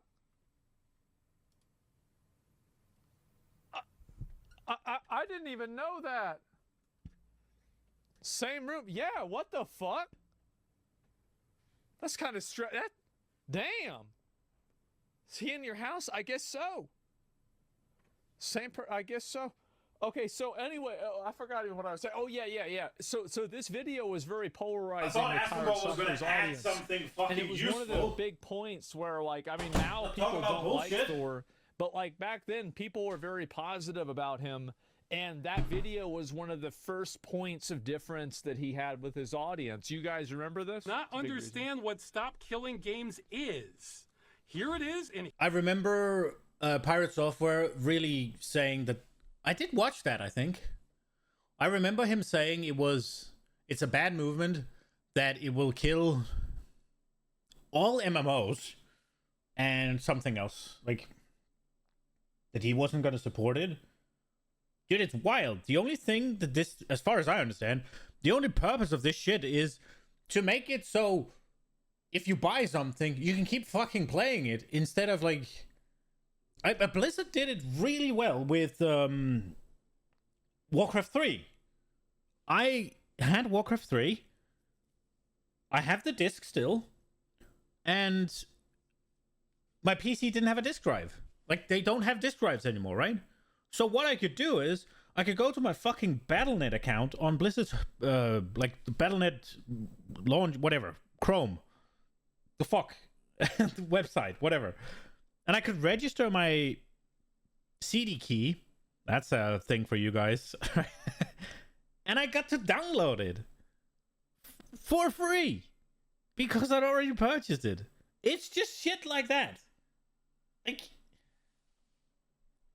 I don't know. His words. Oh, okay, that's fine. So for those who don't understand, the Stop Killing Games initiatives SKG is basically we don't want single-player games to have DRM that the developers can turn off and thus render the single-player games inactive anymore.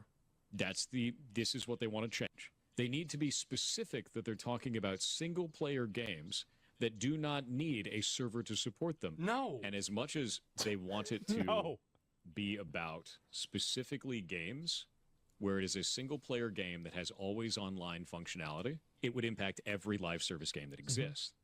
Instead of just targeting single-player, always online games. No, that's not what it is. No. Stop Killing Games includes single-player games, but nothing about it is specific to them. He completely made that up, and I have no idea where he got that impression. It's the first line on the website. Stop Killing Games is a consumer movement started to challenge the legality of publishers destroying video games they have sold to customers. But the movement includes all this stuff from earlier, and he was mostly talking about the initiative. Yes. He didn't even get the Cliff Notes summary right. Ross is correct. This has nothing to do with just single-player only games it's also that require an online connection, that when the online connection is severed, you lose access to the game. They need... But why would this be an issue, though? Like, I don't understand why you wouldn't agree with that in the first place. The way I understood it was that he didn't want to support it because he was afraid that it was going to kill all the the games needing servers. To be more specific in their language about it being single-player, always online connectivity games. When that's just not what it's about. Like, they're not being specific about that. Because that is not what they are specifically targeting. It's the most It is about the case, whole practice of destroying games that consumers have already purchased and having no end-of-life plans for games that are being sunset. So, for example, The Crew. The Crew is an example everyone is going to reference and talk about because Ubisoft is still currently in a lawsuit battling against it for what happened with this game. Yes. I've yapped about it quite a bit, so I'm not just going to regurgitate that. I'm sure a lot of you already know the story about it. But basically, you buy The Crew, Ubisoft pulls the plug on the servers. You can't play The Crew anymore. Now it's just an old wet dream of what once was. And they are facing a lawsuit. And while this is in the umbrella of Stop Killing Games, it is not the only thing Stop Killing Games is referencing when it comes to this practice. Pirate Software is so hung up on it being single-player games that people lose access to, when that is a component of it, but not the entire focus. Yeah, of course, right? Sad. I mean, obviously, that's it. Well, the short version is the initiative is about requiring publishers to have end-of-life plans for games they've sold to customers in the future. So when they shut them down, customers can continue running them without their support. So that's one thing. And this is something that affects online games and also offline games. Or single-player games. Thor doesn't understand. Yeah. But he also seems to think this is about converting multiplayer games to single-player. Transitioning an entire multiplayer server-side game into a single-player video game, which means rebalancing the entire experience around single-player, rebuilding everything in the entire game. How are you going to do that with Final Fantasy XIV? You're just going to make all the raids soloable? Imagine the day that World of Warcraft shuts down, and suddenly you have to make it a single-player game for every individual that ever bought the game. That's what they're asking for. No. Because they would have to sunset... Is he stupid?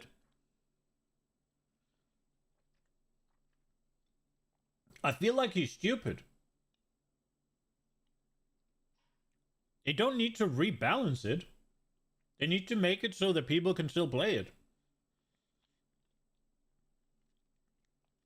Like, for all intents and purposes, you could just make it so that you could run it locally, no? However massive, what's it called,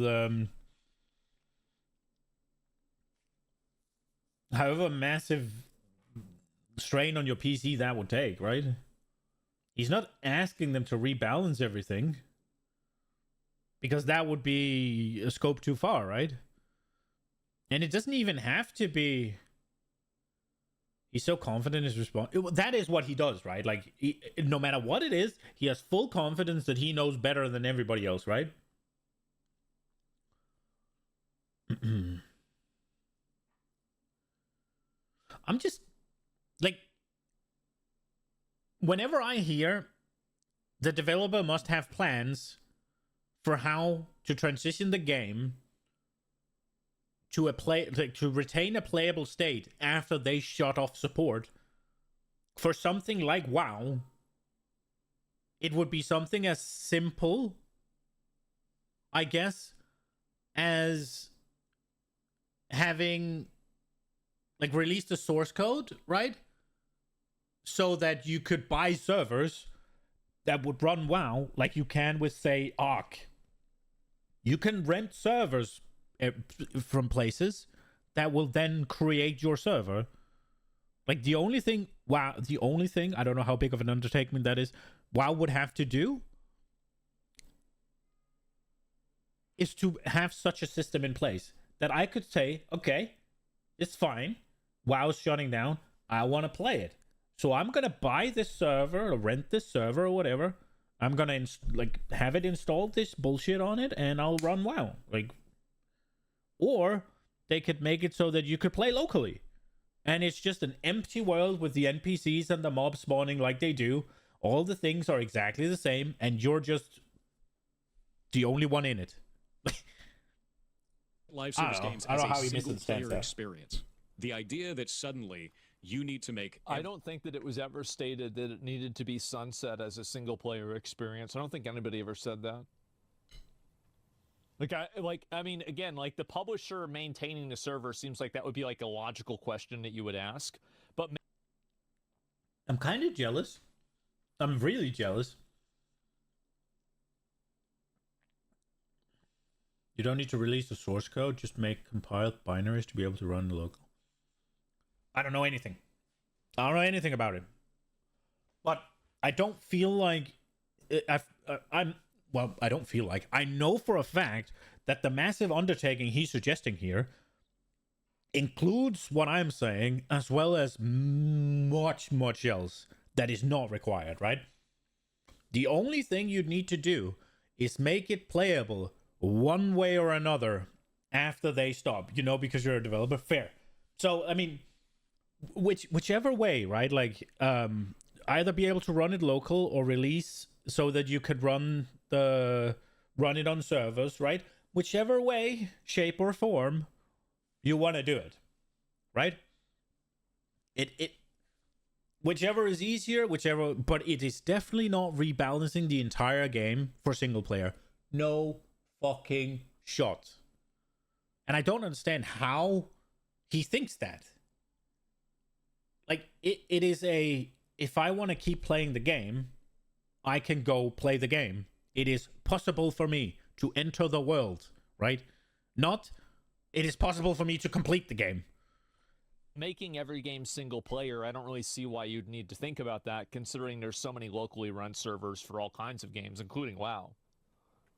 Every single live service game playable single player offline? No, dude. Correct. No. It was implied. This part is more confusing than Finnegan's Wake, because nowhere in anything on Stop Killing Games has this even been a talking point from anyone besides Pirate Software. I don't know where he pieced this puzzle together. I don't get it. If I'm gonna try and really reach here and give a charitable explanation for this take, maybe he's extrapolating based on the idea that if publishers have to have end-of-life plans for their games, that includes MMOs, where once the game is getting sunset, you're pulling the plug on it. Yeah, that's you would what then need to turn the game over to the community in a playable state, an accessible state, give the code to them. Thus, it'd turn it into a single-player experience, so the onus would be on the developers to rebalance their game to be a single-player experience for them. I guess. I have no idea. That still just doesn't make it... I think also another reason why that discussion was happening is that a lot of the conversation around the Stop Killing Games devolved into single player versus multiplayer and who can host servers and how. It wasn't actually in the initiative, but after the initiative was presented, people were talking about those topics. I mean... any sense, but maybe that's the tree he's barking up with that thought process. I really don't know, because I just don't understand. It is for them to plan how to keep the game playable after they stop service, right? The only thing you need to do for a multiplayer game is make the fucking code available to run the servers. That is it. So that people can go, buy a server, rent a server, say, I need this going on it. There you go. And whether or not people can figure that out, or people can afford that, is not their fucking problem. Because it's available. I don't know. Stop Killing Games at no point ever says any of these multiplayer games need to be converted to single player. Yeah, nobody that said really is outlandish. And the more I think about it, like the more nonsensical it becomes, because even in Pirate Software's hypothetical fanfic there, why would the developers need to rebalance the game? They would just turn over the code to the community and just it'd be in that state. They're no longer responsible for balancing the game. That's the whole point. They're not indefinitely supporting it. They would just be responsible of leaving the game in an accessible state to the community while they would shut down the servers on their end. Like they wouldn't need to go back through with a whole development team and like, you know, tweak the game to be single player compatible. It just doesn't make sense. Well, like, if the thing is, if you had a community server, then the community server could do that themselves. Like, you have all kinds of, like, WoW private servers that have solo raids and all kinds of weird bullshit in them now. So, really, it's not something that the developer would really need to do, because as long as people were able to host and run their own servers, this could be done by the community for the community. I really do not understand that one. But apparently a lot of people latched onto that talking point from Pirate Software as something that Stop Killing Games was asking for and how unreasonable it was. Which, if that's what Stop Killing Games was asking for, it would be unreasonable. Yeah. But that's not what it's asking for. Nowhere in there does it say that it's directly targeting always online single player games. Because he's so close. He's so close to getting it. It is vague. And because of that, it will impact. Uh-oh. He never has that light bulb moment. Well, he is correct in that statement. It's almost as if that's not what the initiative is asking for. I know this part is and this was an outcome of the dialogue around it whenever it came out. Because like whenever this video came out, I watched the same video myself, and a lot of people were drawing a distinction between how would this apply to single player games versus. You say Charlie gets it? Charlie bit me. I think everybody gets it. That isn't fucking Pirate Software or his goonies that only listen to him.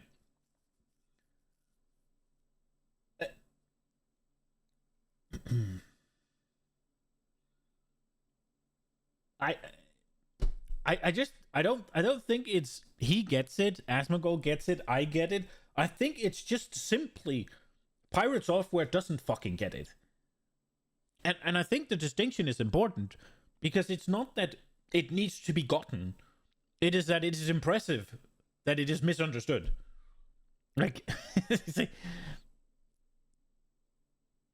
and I mean, Pirate Software has a pretty big audience. I wonder if it's gone up or down. Probably down, I would hope, since the whole stuff. Oh, that's mean. I shouldn't say it like that because I don't wish him to not succeed. I didn't mean it like that. I meant with how he was portrayed, I would assume, and how he handled himself, I would assume that would be something that made people turn away. Not that I hope he doesn't succeed.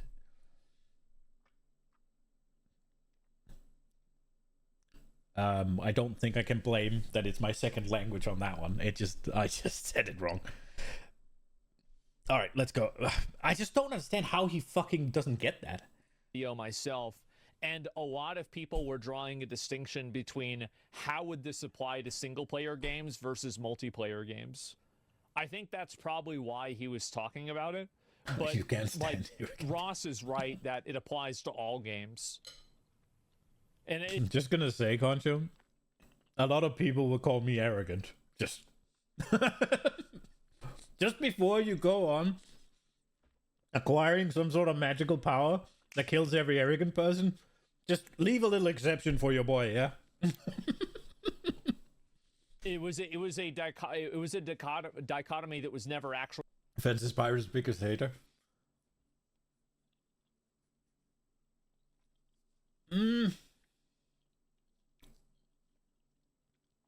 I don't know. I think definitely not, but I don't even know if I'd say I hate him.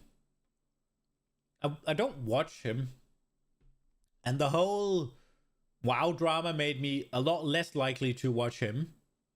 Every once in a while he does have a short that come up, and sometimes they're good. Most of the times the times they're best is when his chat has some sort of like Funny thing.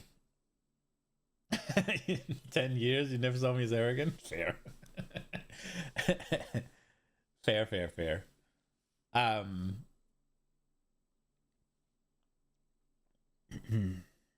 What was I saying? All right. But I also think for the WoW drama, I think 90% of the hate levied against him was not warranted. On the other hand, what they found in Ashes of Creation... Did I say Ashes Online? The combined Albion Online and Ashes of Creation, yeah? Ashes of Creation stuff, I think he was much more of a bitch there in those clips. I think the rogue guy from the WoW drama was the one leading the charge, and he was the bitch. Like, out of the WoW drama, I don't quote me on it. If it wasn't the rogue guy, I apologize, but I think it was the rogue guy that was really leading the charge on it. So in my opinion, he was the bitch. Well, I guess Pirate was the bitch and the rogue guy was the asshole that needed to take all the fucking blame. Actually, it was created by the community and not by the actual initiative, if that makes sense. So there was a community conversation about that difference, but the initiative never stated or explained the difference themselves. And just reinforcing that he doesn't know what the Stop Killing Games movement is about. But I have to just show you this because it is so fascinating, because he himself literally calls out that Stop Killing Games at no point explicitly mentions single-player always-online games or anything like that. And for some reason, instead of following the breadcrumbs that would naturally lead him to the conclusion of, oh, maybe I misunderstood. Maybe because it's absent here, that's not what this is actually about. Instead, he uses it... For the most part, I try to keep an open mind that I could be wrong. The things we're talking about is also mostly things where I'm wrong. Or I can be wrong, right? Where I don't know a lot. I think it's more in the way I argue the point when I know something. I think that's where people would call me arrogant. If I know something and people are arguing against it and I find them to be a tad stupid, I think I come off as arrogant. As a criticism against the Stop Killing Games initiative entirely, saying it's just too vague, it's way too vague. The reason it is not explicitly stated there is because that is not what the whole initiative is about. It is not specific. Well, it's also because an initiative like that doesn't, that is legally defined by a governing body. Like, basically, we're not, this initiative is not legal text. The initiative is something that we are effectively trying to communicate to developers. That is a really good point, actually. The initiative is an initiative. It's like we want X outcome.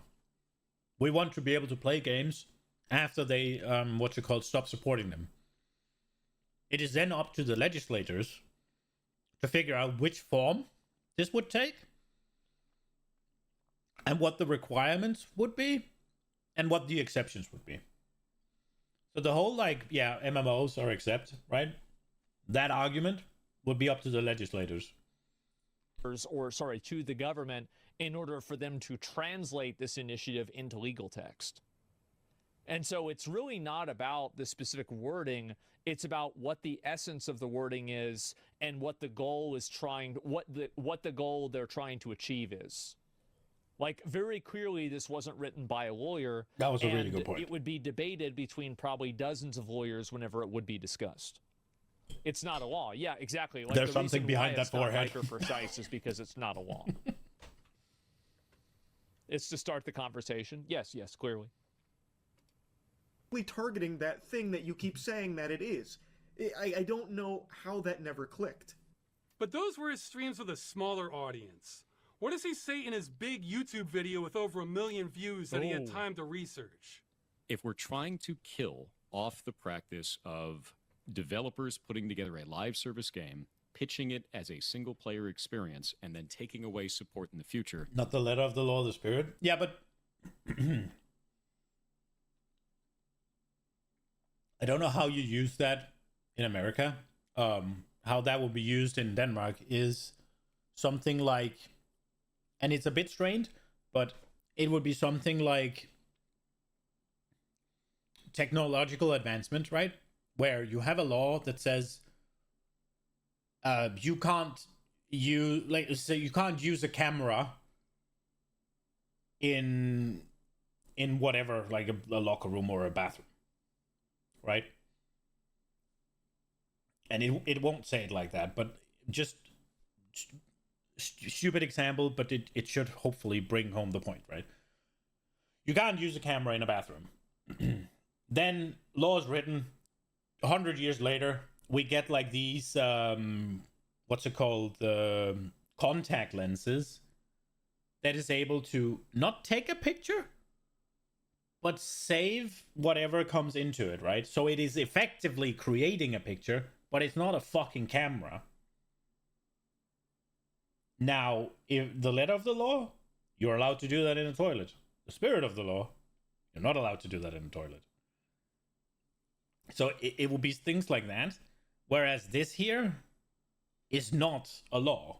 This is a, hey, politicians, I'm tired that my games can't be played after they stop supporting it. I want them to be playable.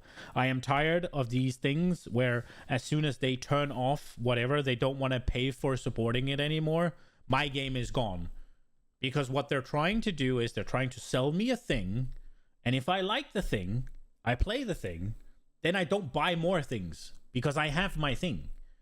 But then they can turn off my thing. So I have to go buy new thing that I will then like to do. Right? It is not a law. It's a, I don't want that. I want my thing.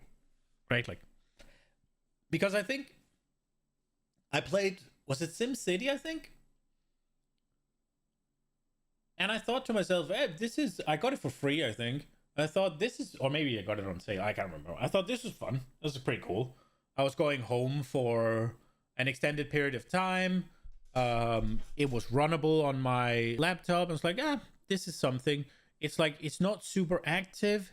It's something that my brother can look at without like, it's not something where he would be seeing something that we don't want him seeing, particularly fighting games. As well as very gory shit. And it was also something where it's possible, or if I'm not paying too much attention, it's not something where I'm super engulfed and involved, so I can't at any time snap out of it.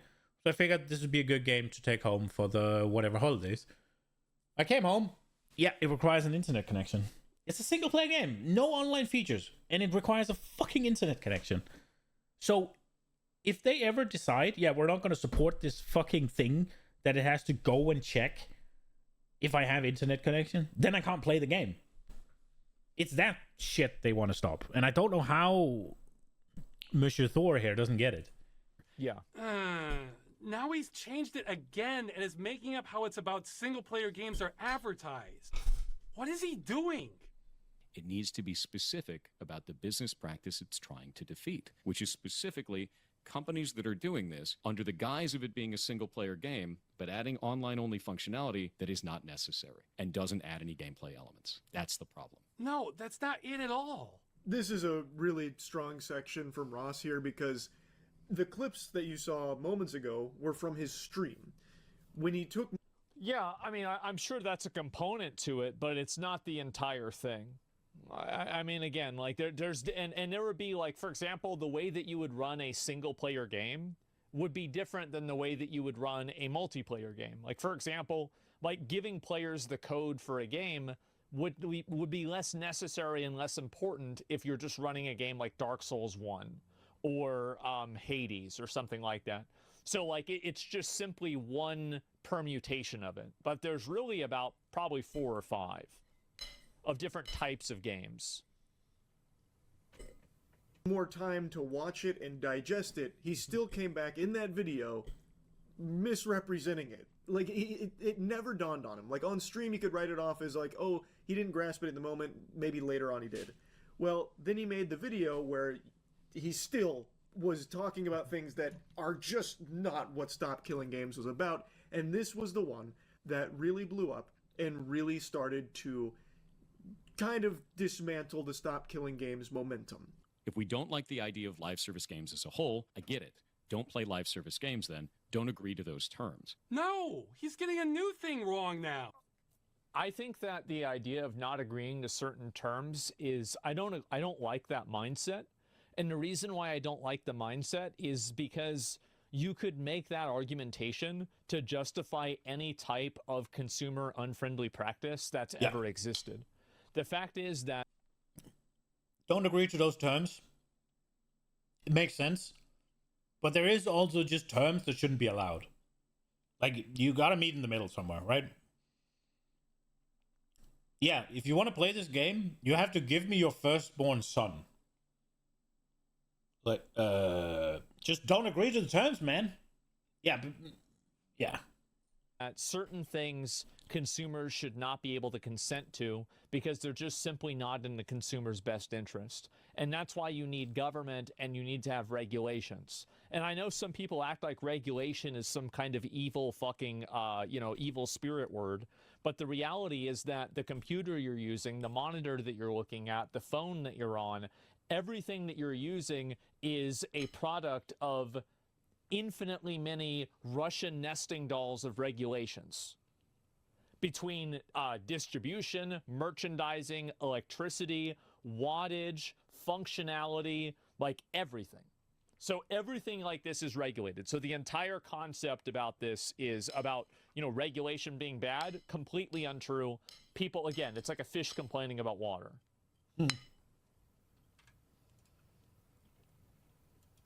Live service games then don't agree to those terms. Yeah. No, the term he's should getting never a be new there. thing wrong now. We're not against them existing. We're against them being destroyed with no recourse for the customer. Yeah. Pirate Software then goes on to talk about like the business practice of misleading consumers into thinking that what they're buying is a product as opposed to a license to a product, which is a totally separate thing. And then he criticizes just because they rename something doesn't mean that it's a good idea or that it's good for a consumer. The whole licensing maybe this is like should a be fucking canned. socialism take, but if a business practice has no upside for the customer, then I don't really think it should exist. Why should a business practice exist at all if it has no upside for the customer? Killing Games for not being specific about that thing that he is bringing up, as opposed to what Stop Killing Games is talking about. So he's using that against them for some reason. And then Ross goes into like the license talk. Our problem is not with licenses failing to inform people. Blizzard says they can take away your purchase for no reason. Yeah, I think that's bullshit. They shouldn't be able to do that. If they do, they should have to give you your money back. Blizzard reserves the right to terminate this agreement at any time for any reason or for no reason, with or without notice to you. That is wild, because WoW, you have to fucking buy the game, and you have to pay to play it. Back. There's somebody saying they don't have enough knowledge to understand the problem. This is about giving away the code. So this is one thing that a lot of people might not understand is that you don't need to be an expert in coding to realize that you're getting scammed. Just because somebody knows a lot about coding and they understand it better than I think Pirate Software probably understands coding better than me, Ross, or Charlie. I would assume that to be the case. Understands coding better than me, Ross, or you don't need to be an. What does he say?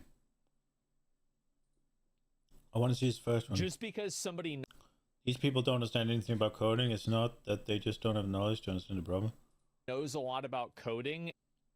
People don't understand code, and same with the Thordos. People don't understand code in the same with the... In the same way Thor does? He is bound to consider it differently. I'm not saying he's right about everything, but there's a lot of viewpoints that are being left off. Why does it matter? It doesn't matter if people understand coding or not. It's very simple. I buy game. I want to play game. If you don't want to support game, then I still want to be able to play it. It's like, sure, don't have your cost for it. If they're not making any more money, they don't have to uphold the cost, right? Like, there's a perfect cost benefit on it. Look, whatever. Like, as soon as it's a what's it called? As soon as it's the fuck's the word? Expense, rather than an income for the company, they should be well within their right to terminate support of the game. However, I still bought the fucking game, so let me play it. It's like, yeah, is that gonna make games a little bit more expensive to make? Maybe. But for the single player games, it's super easy. Just don't require me to check in with some fucking server, right? Like, that should be cheaper even. I guess it's a piracy thing. But I mean, as soon again, if that's a piracy thing, right? That's fine. Have it while you support the game. But then when you stop supporting the game, the last patch is turning off the piracy protection because you're no longer supporting it, so you shouldn't be selling it either, right? There you go. And they understand it better. That I think Pirate Software probably understands coding better than me, Ross, or Charlie. I would assume that to be the case. But again, think about how many other things, like, you know, we don't know a lot about. Like, we don't know how to make a car. We don't know how to make an airplane. We don't know how to do any of this. But does that mean that we can't ask for safer cars and safer airplanes at better prices that are reasonable? No. Or medicine or something like that. So the reality is that, yes, while somebody might have more knowledge in the topic, that doesn't necessarily mean that that knowledge overrides other people's desire to be treated fairly. And I think if you applied this logic to other situations where people don't have that knowledge... Also here, the knowledge should be used to shape the law or whatever, right? Not to censor what people want, right? Effectively, what Stop Killing Games want to is to put that knowledge that he has, that maybe you have, I don't have, to put that knowledge to use in solving the problem that is, I can't play my fucking game after the company says, no, I don't want to support it anymore. Then it would become immediately true that that's the case.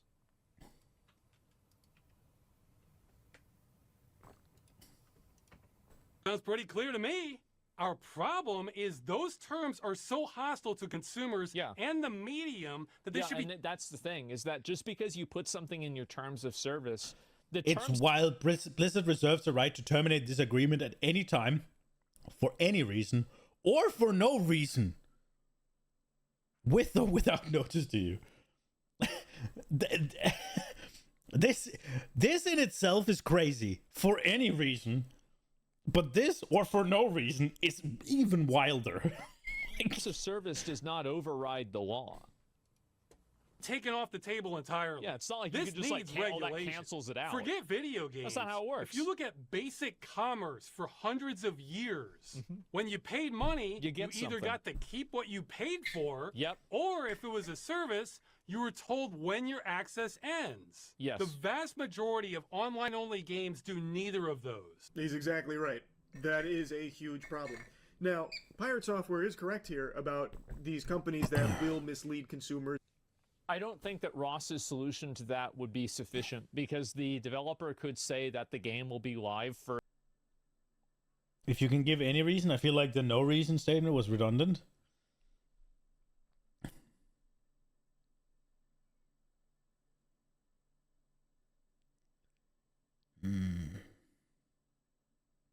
I'm just thinking whether or not I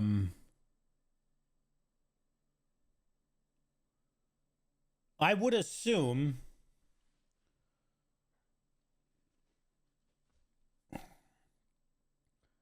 I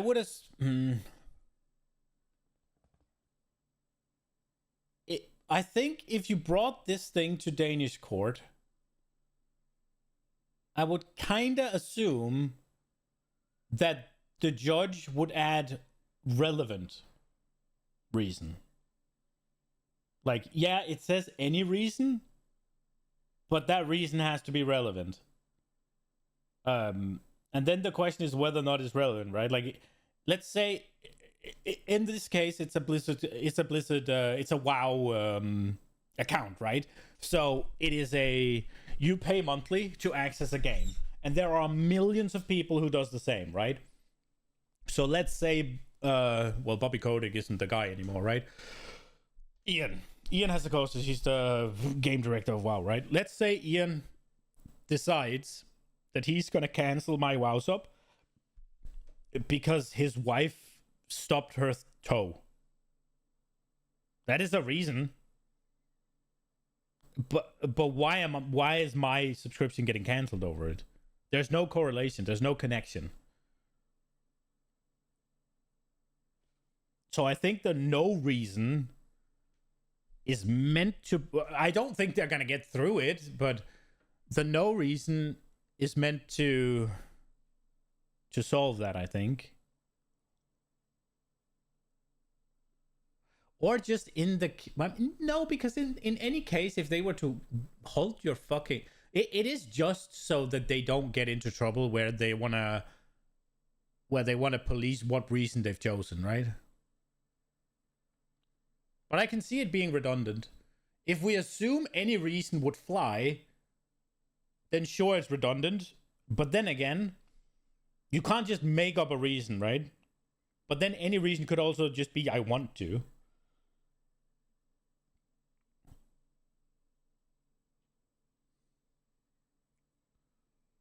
I do think it's kind of wild that Blizzard somehow got away with selling you the game as well as having you pay monthly.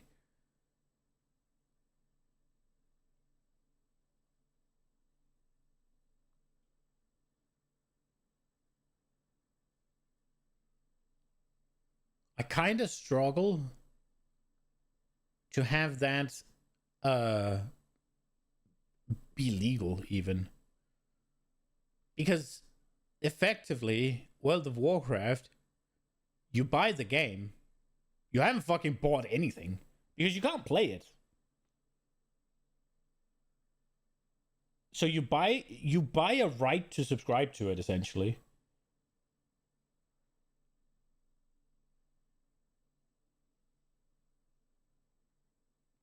You know, it's legal jargon. I don't even think it's legal jargon, though, right? Like, I think it's just insanity. That's what I think. I don't think that'll hold up anywhere. That's the wildest thing.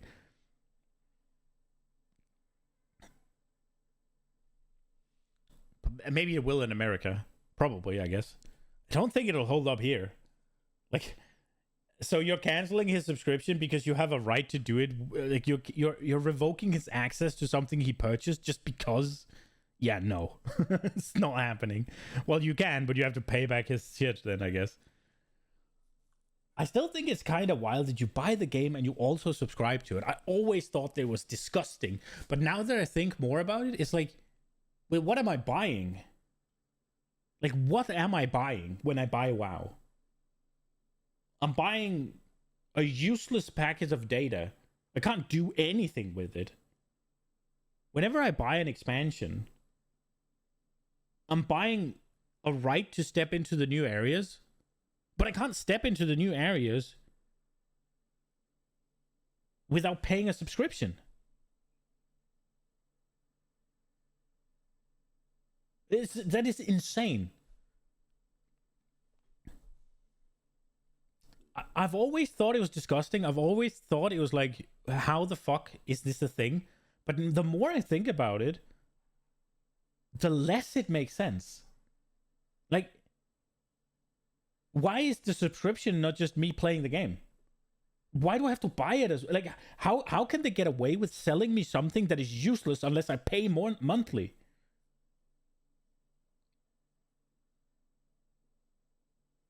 The boss stream, yeah, we'll continue. Or at least I won't get year, to the bottom of that anyways. And then that could give them an out later on. and it would create the Well, same I mean, it's not my pause You frame, need to it's have more Asmon's, yeah? inclusive language to avoid situations like that, where companies create dishonest timeframes in order to avoid this responsibility. And this is, again, this is something that the lawyers would figure out. But again, this is something that you derive from an initiative. A specific end date? Yeah. Through this fraudulent advertising on what you're actually buying, because in a lot of cases, just require you don't private service own support? any of the shit that you are buying. It is pretty much a rental. You get a permission slip to access the content. That is an issue, and not making it abundantly clear to consumers. I think that entire practice is something that should be reevaluated. A license is a construct. This is a legal construct that's created. Yeah, I don't think...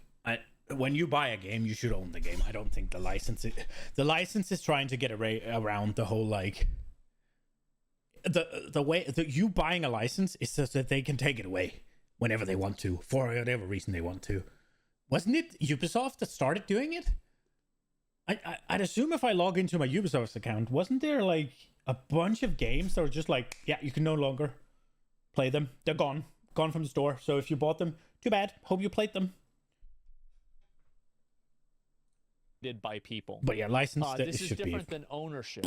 Like, owning something is having it in your hand. A license is something that is theoretical. It doesn't exist in any sort of physical sense. And because of that, I think that we should really reevaluate what a license means.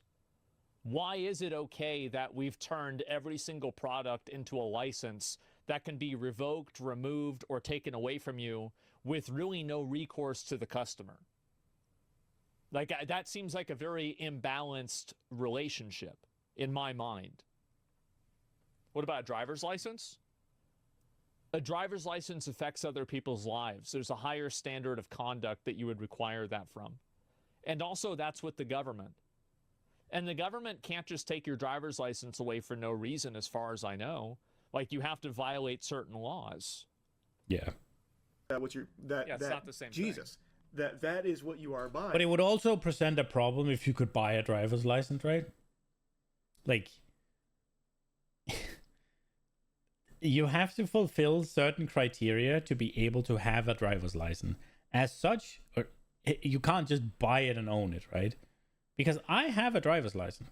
Let's say I owned a driver's right. Tomorrow, I lose my right leg. I lose my right leg as well as my eyesight.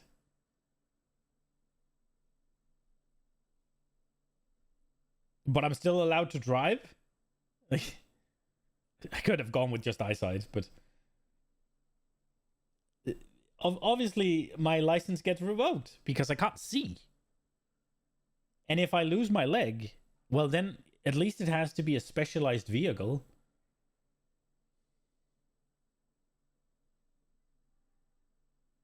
Tell that to the one-eyed drunk guy. Well, I mean, if he... yeah, so, I mean, that's Murica, right? I don't know if you're allowed to drive with only one eye. Like, he must have... either he lost the eye and the government hasn't found out, or his vision is considered good enough to drive. Right? Like, I don't know if one eye would be enough here. Because you're going to have troubles with depth perception, right? Which is pretty important in traffic. But, I mean, America, I'm sorry to say, but it is just the prettiest, most developed third world country. That is what it is. Like, it's a third world country that billionaires have poured trillions into exploiting actively every day. That's what it is. Like your healthcare, your government, your a lot of the a lot of the rules seems wild as well, but sure, like that could just be politics, right? But your healthcare, your education, especially your political system, even I think it's just it's corruption and diluting the power away from the people. I don't care what you think about the Electoral Council or whatever it's called. That exists for one fucking purpose, and it is to take away the power from people voting. Like, that's what it is.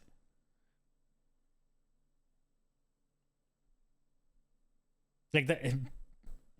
I don't know. It's a third world country with billionaires in it. That's what it is. Like, dude, do you know that the fucking, you know that the what the fuck is the Tesla Cybertruck? Yeah, dude, that thing is not allowed to drive in Europe, as far as I'm aware, because it's not safe for roads. It's not. It doesn't live up to the safety standards.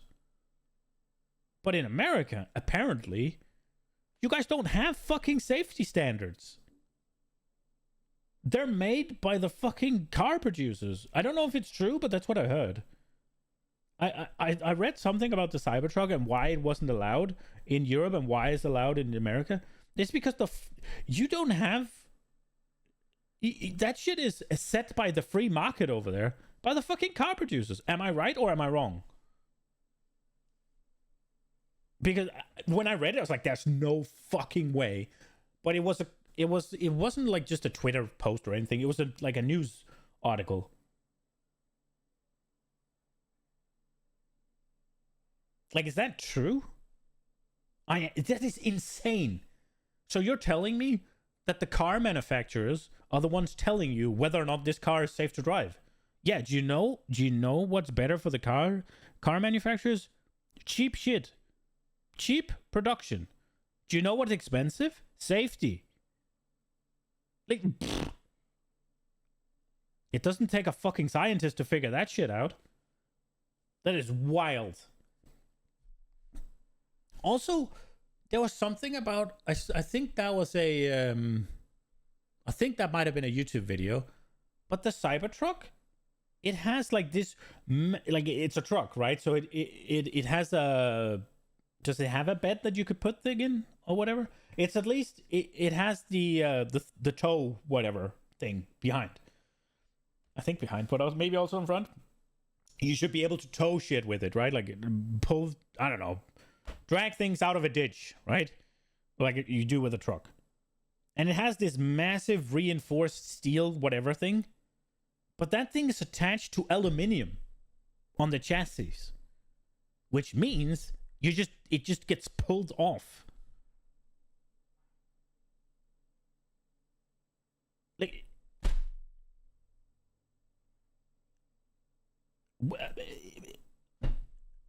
it's like, how do you get there? The fuck's the point of having reinforced steel if the failure point is just made of aluminium anyways? It's like, you could have just made it out of aluminium in the first place. It will just break somewhere else. What's the point of a bumper or a toe, whatever, if you just... Yeah, that thing's going to stay intact, but you're going to pull it off the car. That's a tangent. Oh, we're only halfway. Holy shit. Is a problem, and so too is the actual agreements, as Ross demonstrates with Blizzard, where it says they can just completely terminate it for no reason at all. It really does go against the basic idea of commerce entirely. Video games are in a totally different ball game. And so are movies when it now, comes too. To that. Because half the time you don't realize that you're just buying an admission ticket to a game. You're not actually buying the game. No, but movies make more sense, right? Because a lot of the movies that you quote unquote buy, you don't buy them, right? You have access to a subscription service, and that is, yeah, you pay and it ends in a month, or you pay and it ends in a year or whatever, right? Like, that is fine. You're buying access on a monthly basis or a yearly basis, whatever. You can go buy the movies, right? Like, if I go to the supermarket and buy a movie, I got the movie. If I go to a streaming service, it says rent, it does in Danish at least, it says rent the movie. I know I'm allowed to watch it like X amount of times, or for X amount of period, as many times as I want, or maybe just one time whenever I... Whatever the terms are, I'm renting it. I know that. It's like, if I want to buy it, I can probably do that still. I know you can buy a lot of them.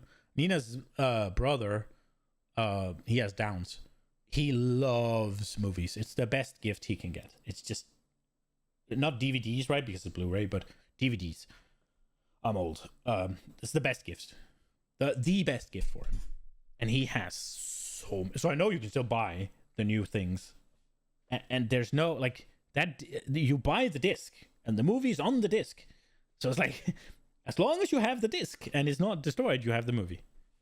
You also don't know how long that's going to last. Again, to go back to Concord, that shit lasted less 3 than days. a fucking, fucking rainstorm, basically. Did the people get the money back for Concord? Because that is insane, right? You had to buy that dog shit, right? Whatever, you had to buy something at least. Whatever they bought in there, it lasted 3 days, and they just said, "Oh, yoink," and they turned it off. Or did they give them the money back? They did get it. Good. Okay, cool. That's at least good. Yeah.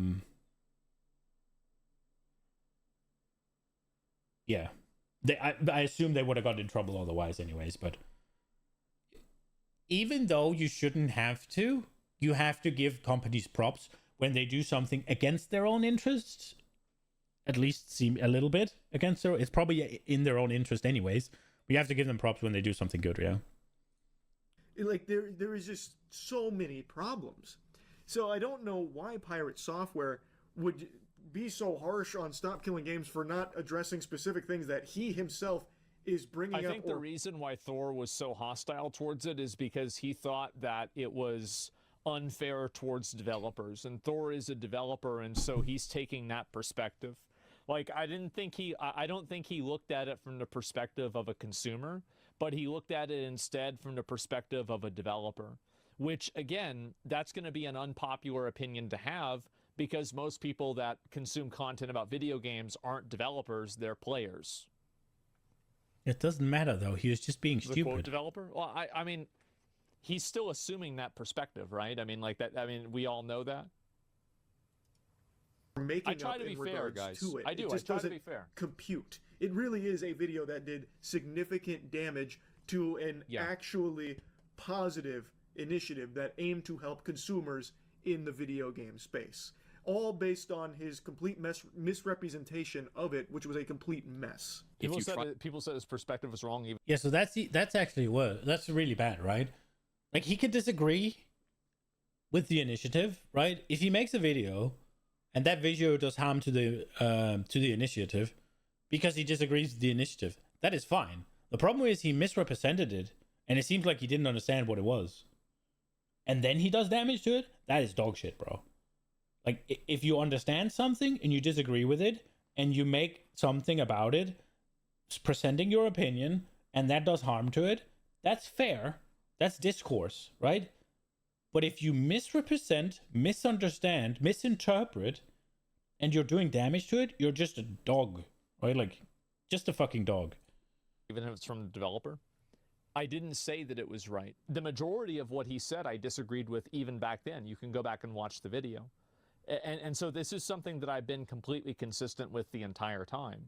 Also, like, again, I think if a product doesn't exist in a way that's beneficial for a customer, then it shouldn't exist. Like, there are a lot of parasitic types of like contracts. Like, for example, like credit cards are a great example of this. Like, is it in the best interest of the public that the government will legally force you to pay MasterCard or Visa 30% interest? Because, again, you've got to keep in mind that all of these companies and all of these rules can only really be enforced by the government. Like, the government are the ones that really make this decision, not the company. The company says this is against our terms of service, but if the government says we're just not going to enforce that, then it effectively doesn't matter. You see what I'm saying? So the issue really is about the government enforcing it. It's kind of like when Nintendo sends somebody a DMCA, The DMCA doesn't come through Nintendo. It comes through the government or the patent office or copyright office of the government. So the government are really the ones that make these decisions. Or choose not to make these decisions. The companies are simply asking them to make the decisions. Try to tell me that every studio needs to run their live service game indefinitely or not want to run one at all, then no one's going to run them. Oh no! Yeah. He wheeled out that line about publishers having to support the game forever. He was literally watching the a lot of people talked about that when it came out. Video earlier where it says it won't do that in big letters. That wasn't enough.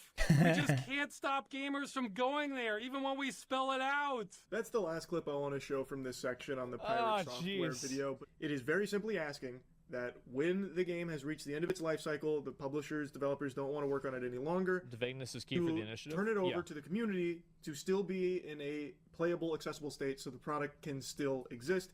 There is some more nuance, obviously, to how that works, given, like, publisher-developer licensing and a lot of, like, the code, the binary, that kind of thing. There is a lot at play. I'm not sure if I agree that the company should have to relinquish the code. I'm not sure if I agree with that. I think that might go too far. I'd really have to think about that more, because there's a lot of proprietary code and things like that. That would make no sense. Yeah, I think that would be too much. As mentioned in the beginning, most of Stop Killing Games hasn't been successful in getting change. And Ross has dedicated so much of his life to this, and it's clearly taken a big toll. It's been a lot. Now he's doing everything he can for this last ditch push to try and help.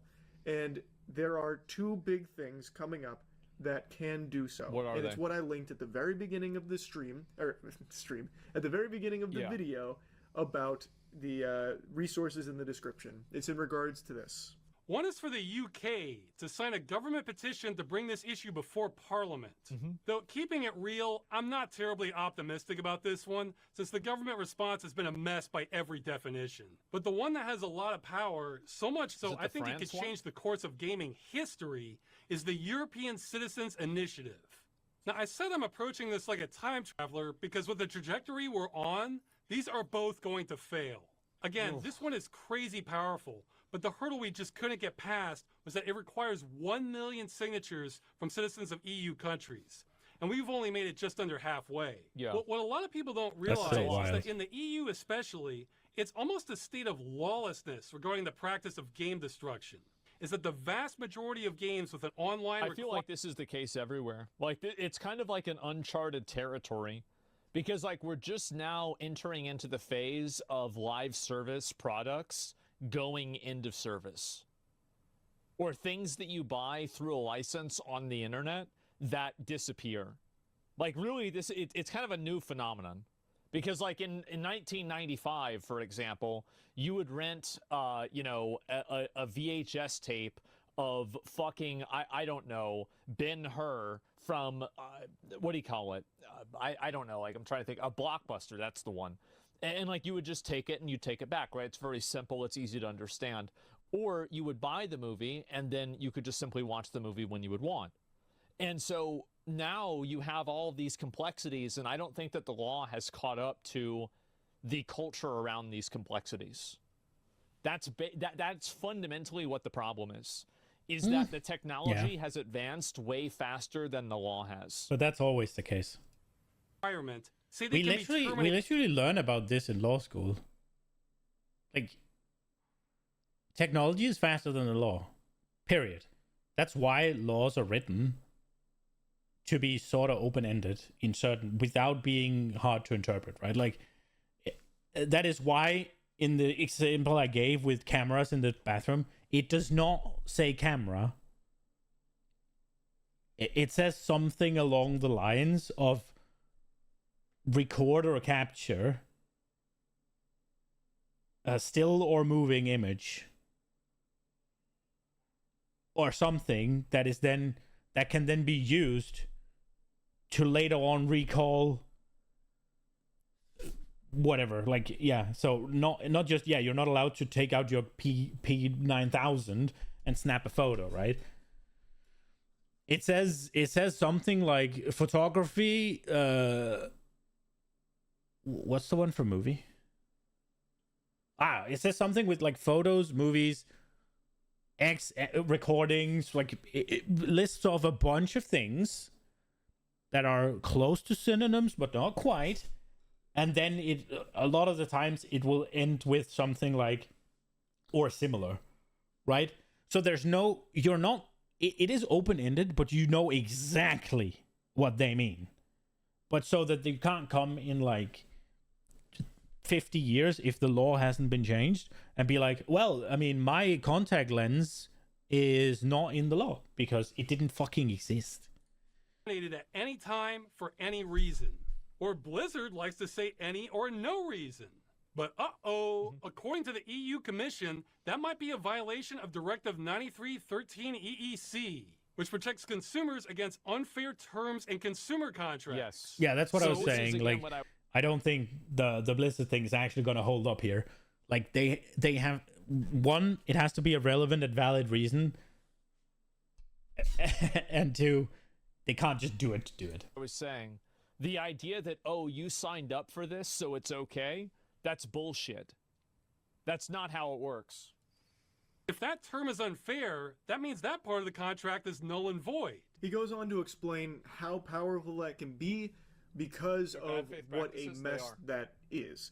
Because there is so much gray area with how the video games currently operate in regards to those protections, it would be a legal headache that would require an analysis of the laws or implementation of new laws that could lead to, hopefully, an improvement. And that's the goal. But that's not something that anybody in this video would be able to do. This would have to be defined by people that have extensive understanding of copyright and IP law. And basically, lawyers and politicians would have to come to this conclusion. The initiative is just simply to bring awareness to the issue. It's basically saying we have a problem, but it's not giving a solution. Exactly. Comes to gaming. So the initiative is to make the politicians and lawmakers look at it and come up with a solution. The big hurdle was the signatures, needing 1 million, and currently it's at like 460,000, so it doesn't reach the threshold. I've been very vocal from the very beginning about how little faith I have in petitions. But that's just from the perspective of an American. In America, petitions are more worthless than toilet paper. You're better off just writing what you want on a note to Santa Claus and shipping it to the North Pole than you are doing anything with a petition in this country. Is there tariffs there? I don't know how different it is in the EU. Maybe it really is this powerful there that could lead to... I think it's very obvious that the European Union is more progressive about creating digital consumer protections. I mean, there's also a petition, right? Like, you can fake that, right? And it's super easy. The EU, you get 1 million fucking signatures through, I would assume, a standardized official contract of some sort. Any politician that doesn't want to look at what 1 million people says have gone out of their way to do something official would be insane, I think. And I know there's a lot of people in fucking Europe, a lot, but 1 million is a lot of fucking people. And I think that they are about probably 10 years ahead of the United States. And that's a good thing. So if it's going to happen anywhere... I mean, the EU got us the USB-C standardization, right? Like every single electrical device created now has a USB-C port, sorry. And not Apple port, Nokia port, Samsung port, whatever, right? Like when I was a kid, each different fucking brand had their own fucking charger, and sometimes different phones had different chargers within the same fucking brand. Even though they were roughly from the same time, and then the next one had a different one again. And then I don't know what it was happened, but then all of the Android phones had USB, mini USB, I think. Whereas Apple still drove their own show. And now it's USB-C for everything, right? Phones, tablets, even laptops, maybe? Maybe? No, maybe not. Maybe not laptops. But phones and tablets and shit, at least. Those are the dark ages? Yeah. Yeah.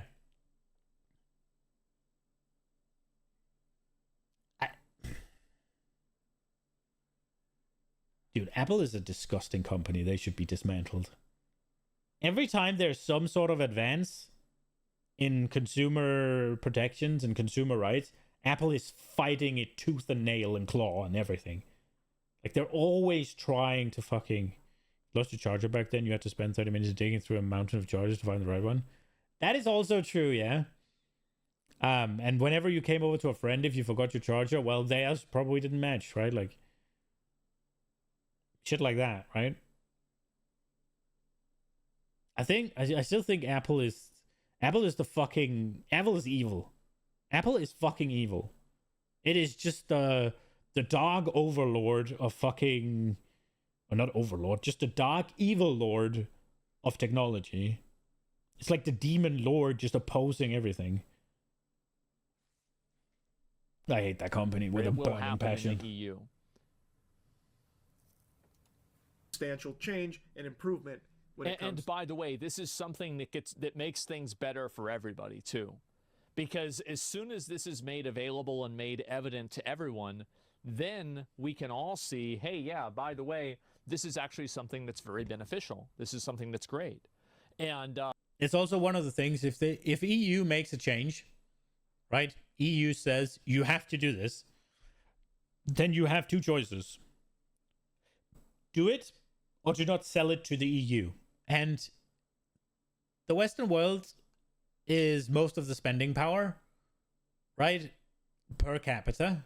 I get that China is the biggest probably, right? Because of just the sheer amount of people. China and India. So you're faced with the option of do not enter one of the biggest markets available. Like lose, I don't know how much the EU is for, but let's just say a little under a third, maybe 25% or something of your income. Or do the thing. So,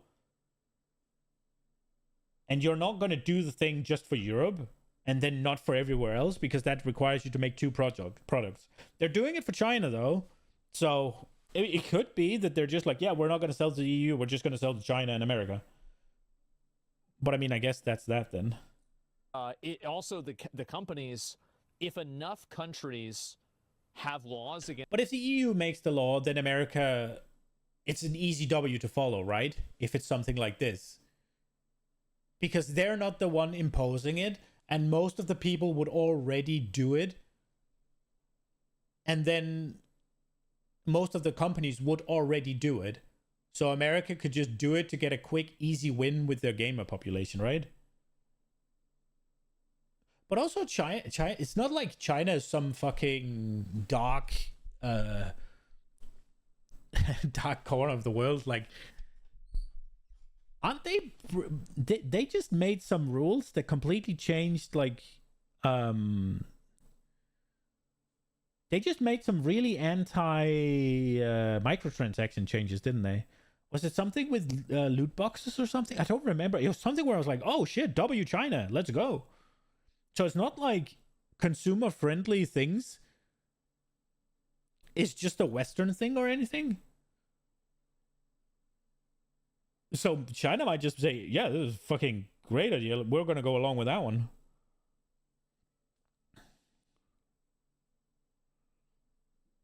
Because also a lot of the, and this might be my bias coming up here, but Tencent, right? It's like the massive Chinese game studios, and most of the shit they make is mobile games, right?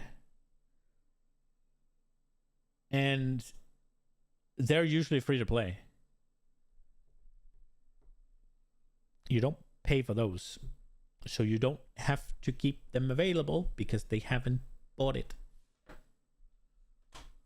And then there's the microtransactions, but the microtransactions are always, well, they're not buying the game, right? They are, I mean, maybe that'll be different, I don't know.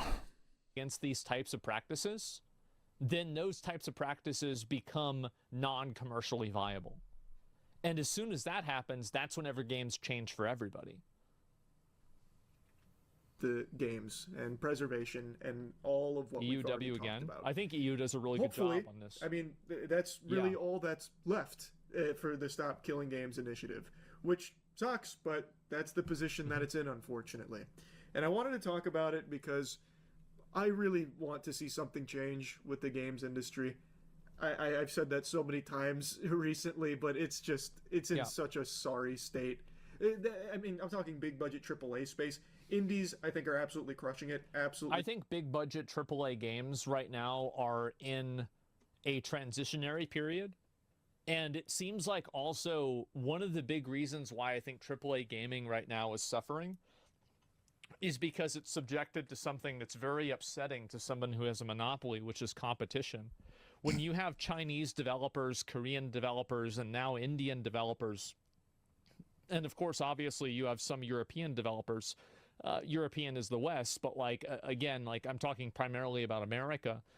You have people like the Warhorse Studios that made Kingdom Come Deliverance 2, or you have it's not Sandbox, it's Sand something Interactive that made Expedition 33. So that's really what I think is happening, is that you're having more of these companies come in and compete against the Sandfall. Yeah, there you go. Sandfall Interactive. You're having them compete against these traditional studios, and the traditional studios are just simply too big or too large to compete. That's what's happening golden right now in the golden age of indie games, but overall, in the big budget games and the way the industry keeps pushing things, it sucks. So I wanted to talk about Stop Killing Games here. Hopefully things can turn around and maybe a huge W's around the corner for the Stop Killing Games. There's 15 minutes left and it's ending here. What's he gonna go through here? So he's gonna look at the Stop Killing Game petition. What is this?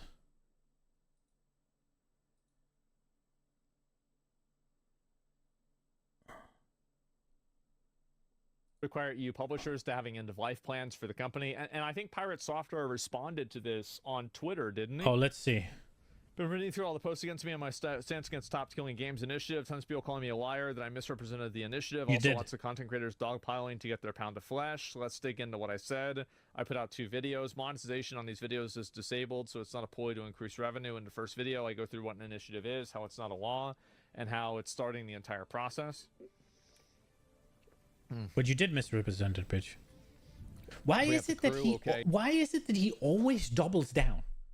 Why is it impossible for him to admit he's wrong? I saw him in that Ashes of Creation. He said, "Be careful with X blah blah blah. Mob is coming." And then he pulls it. Right? His spell pulls it. But he doesn't see that. Then he blames his team for pulling it. When he is then presented with the fact from his own fucking stream clip where he sees in slow motion 1080p that it is him pulling it, he doesn't admit then that, oh shit, I fucked up, my bad, I'm sorry, and so bad of me to go on a rant because it was me who fucked up. I'm sorry for calling you guys names. I'm sorry for saying you were shit. I was the sucky one. No. Then he goes on to be like, well, I should never have been in that position in the first place. So yeah, it's still not my fault. And now here on this Twitter post, he's like, I didn't misrepresent it. And it's just people dogpiling on me again. You did misrepresent it. You said multiple things that the initiative doesn't state. Some of the things were literally, it was in a slide that says, we are not saying for people to support live service games indefinitely. And he literally said that this initiative would force them to support it indefinitely. Like, I don't know how you can misrepresent it harder. Okay, so I also harshly critique Rosh Scott's wording in the videos because they disparage the lawmaking process and the lawmakers, which doesn't benefit players or movement in any way. Sure, that's fine. I think this is all kind of beside the point, but sure. I mean, you're going to have a million debates and arguments about like what the right way to say things is. I can see why Pirate Software said this. Other people could see it as tone policing. It's really not relevant. Why is he reading the Twitter post without reading the Twitter post? Like, and so let's just move past this. Talk about potential scenarios where a studio could be abused if it was implemented as written. Yeah, sure, right. And that's and again, right. It's not a law like you said earlier, so that's the case. To recap, my main issue with this initiative is that it's broad in its approach to change the industry, and the exact language of the initiative, not the FAQ, requests that all games stay in a functional, playable state. This is not feasible for all games at a technical level and could potentially restrict developers from making online-only games like MMOs. Well, I don't know if it would restrict them, right? I mean, I don't know how it would really restrict them, as long as they had... Let's just real quick here. Technical level could potentially restrict developers from making online-only games, right? MMOs. What do you need other than a server hosting it? Like, I'm sorry, but what do you need other than a server fucking hosting it? There's not people sitting there spinning the wheels. You don't have a developer sitting there spawning in the mobs. If they release the girls in bikinis, there's girls in bikinis sitting there turning the wheels. I mean, girls in bikinis are good. MOBAs are more often than not free to play, yeah? So that would fall outside of the scope of this initiative. And if not, again, what do you need other than a server? Like, a MOBA, if you're going to have a MOBA in a playable state, there's no longer multiplayer, like online multiplayer available. You would expect yourself to need to find the players, right? So as long as you can play multiplayer on your own, connect peer-to-peer, that's the term, right?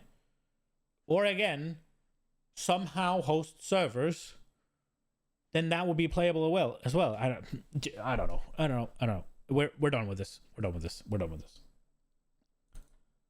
I thought he was going to read the Twitter post, and I can't be bothered going and look for it. I think it's safe to say that Monsieur Pirate Software completely misunderstood the shit and misrepresented it, and now he's doubling down, as he usually does when he's wrong. Or even though he's wrong, I should say. And that is tilting, and I don't want to hear it. I think it's so wild. If you're wrong about something, just fucking admit it. How is that so hard? Like, I hate being wrong. I fucking hate being wrong. But if people prove me wrong, then the damage is already fucking done. Right?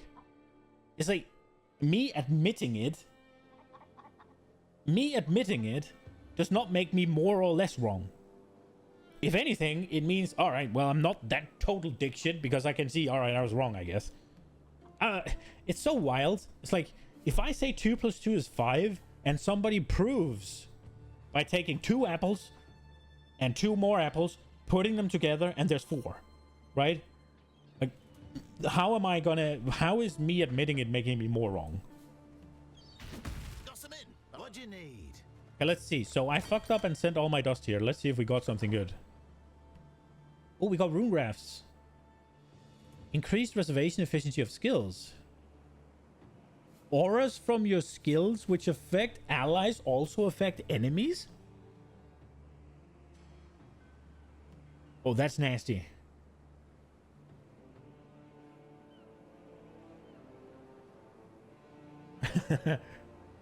Oh, that's nasty.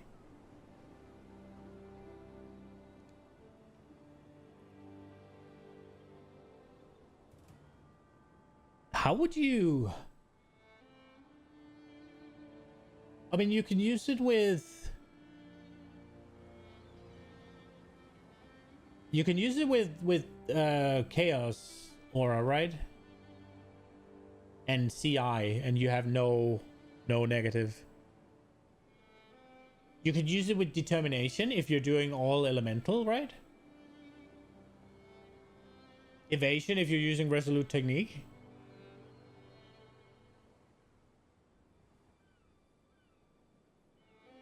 The purities if you're doing fifth dam. This is kind of spicy. What about this one? 100% increased Warcry speed if you have not Warcry recently. Okay. And then we got some ward items. Should probably check if they're any good. 150 life regen? That's a lot.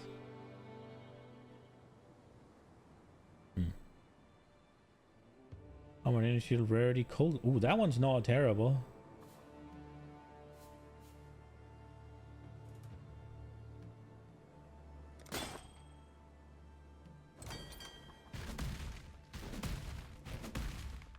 That's what you call arrogant?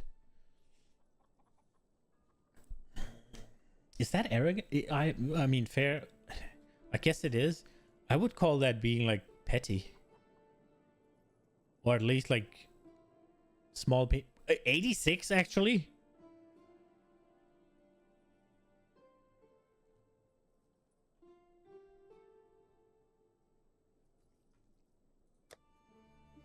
Okay. 86 worm scale gauntlets. How is it? Path of Exile gloves. Can I then? So it's strength int. Not strength dex. Oh, these.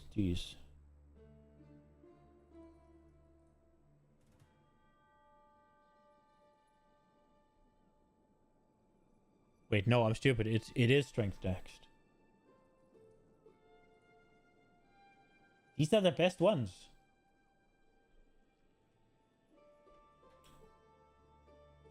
Oh shit.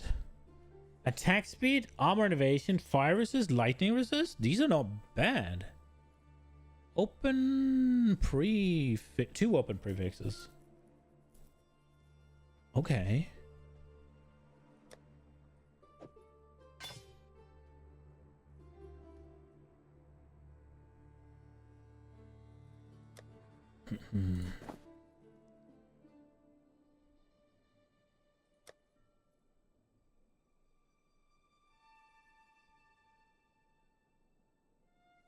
The question is if I should just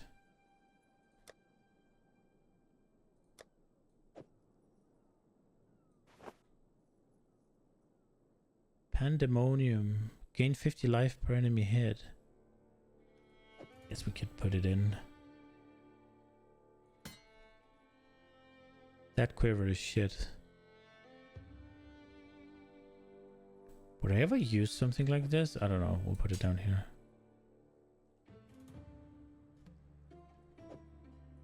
I don't want to look into it right now. I just don't. I don't really want to pay attention to it right now.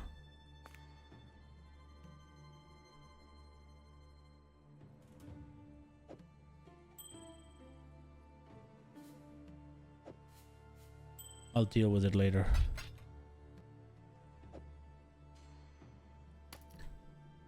These two can go away. Oh?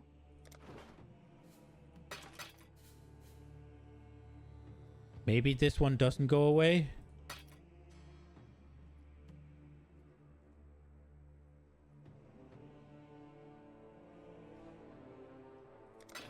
Happy hunting. So it's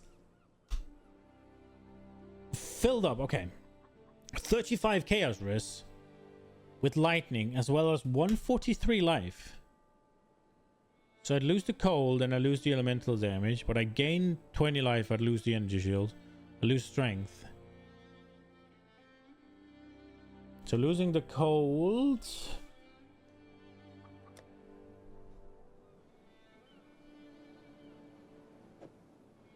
is doable.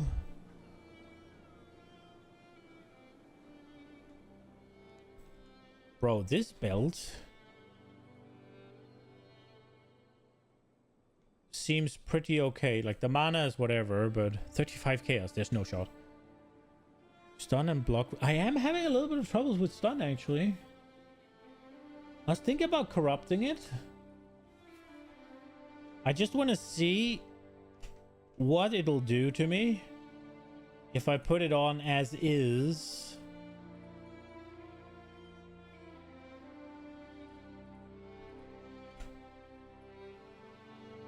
I'd lose damage.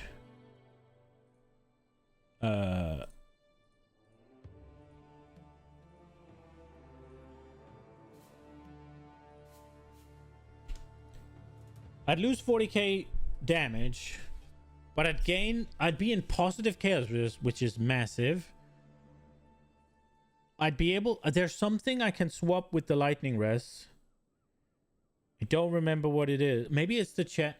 Do I have crafted lightning res on one of my ring here? Fire res. Okay, never mind. Wait. Fire res.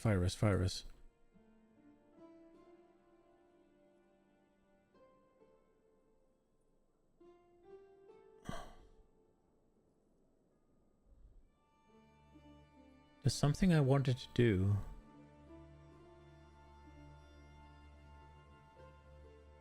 Oh, maybe not. The lightning rest is roughly the same. So I'd get...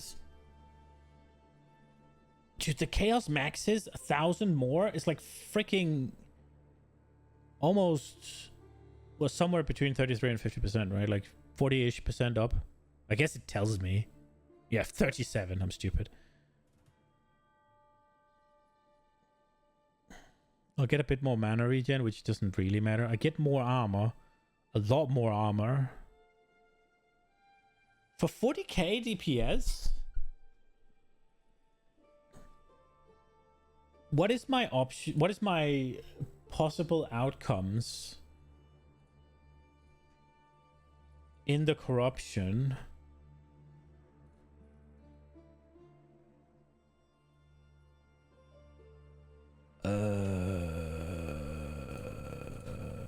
Alt Control C.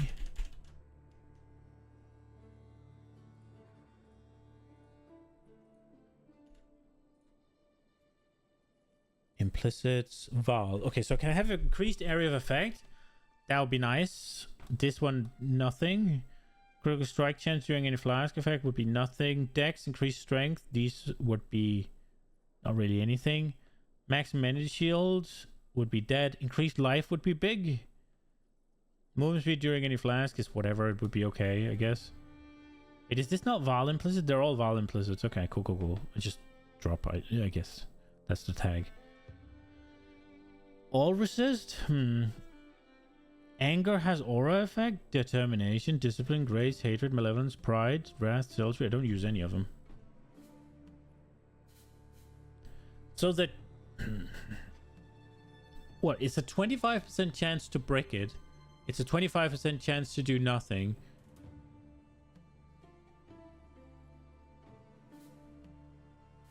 And it's a 25% chance to get us implicit. What's the last one? What's the last chance? It doesn't... Is it 33 on belts because it can't do the sockets? Or is it 50% chance to do nothing?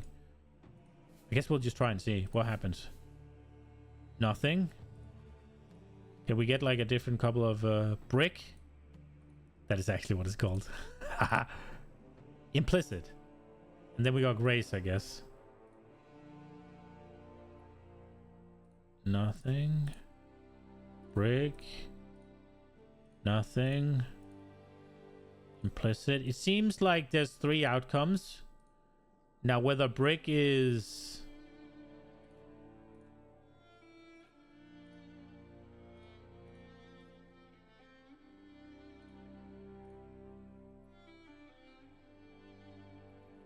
The implicit doesn't seem too bad, does it?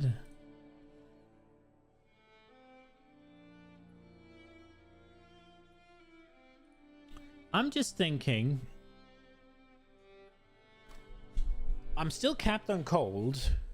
I get way more armor. I get a little bit more life. I lose the energy shield, it's whatever. How much energy shield do I actually lose?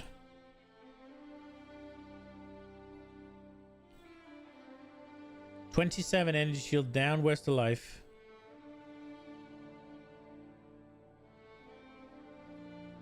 It doesn't say. Guess I'll just put it on. Where are we? 4-2. It's exactly the same. Okay.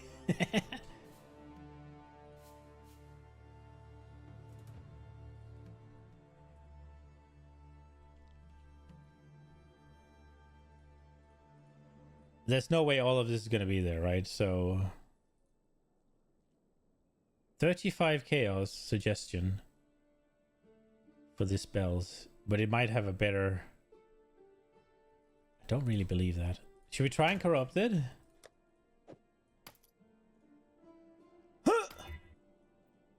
Wrath has increased aura effect.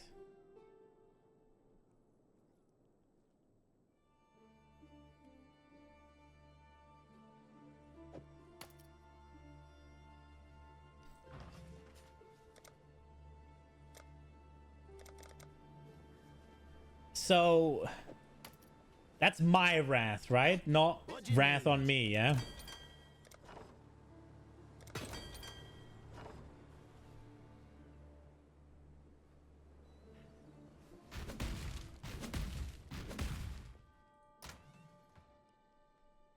Is this worth anything now?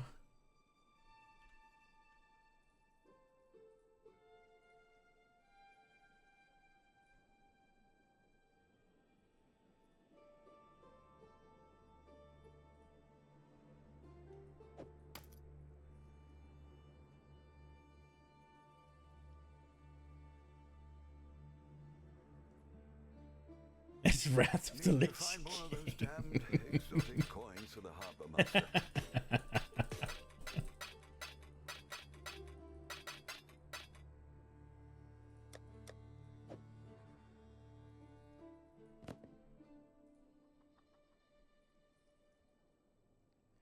So it's damage down. I still think I'm gonna use it.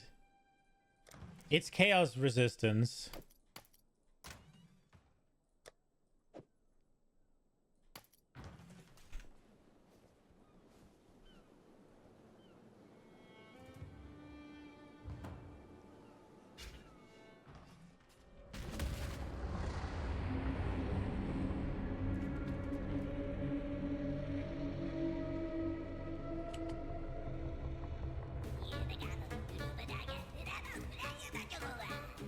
I mean, chaos resistance is nice, yeah? And 35 of it is pretty fucking good. I need to get another chaos resist ring, and I need to get it either on helmet or somewhere else, I guess.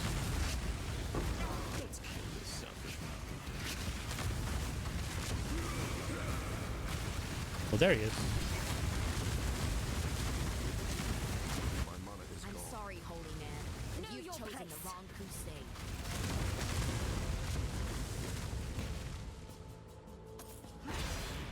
If you think I'm going to say... You honor the way by swiftly delivering death to warriors who fought well. There is a fine line between belief. Madness is faith of long-lost ancestors. They'll betray you, just like you've betrayed me. You remind me why I left the temple. Better a deal than having to kill you, old man. Oh.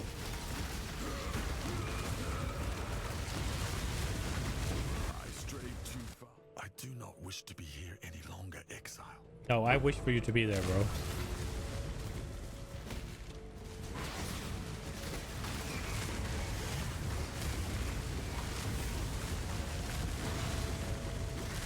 The fuck? I'm being led further and further away. Look at all this gold here.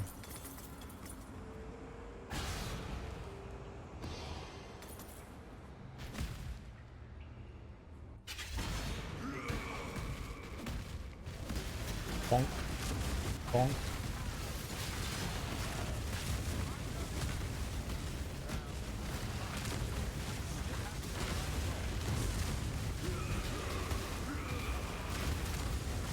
Holy! You know, I know a thing or two that might tickle your... I'm a man of my word. I'm a man of my word. That's big regen. The rest is kind of shit. I want to see it.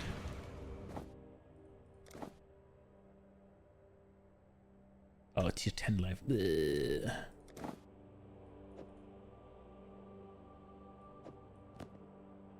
Would this happen to go good?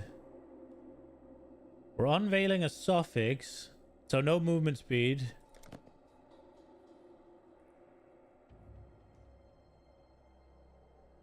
It's a lot of fucking resist, that's for sure.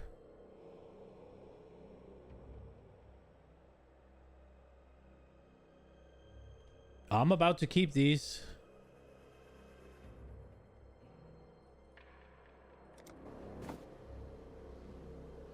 We do need to get movement speed on them for me to use them, but... So we have hybrid life. Damn. I thought it was a big life roll, but still more than I have. But it's evasion energy shield, so I'm not going to use it. And we're unveiling a suffix. 25% chance to avoid being frozen. 10 max fortification while focused.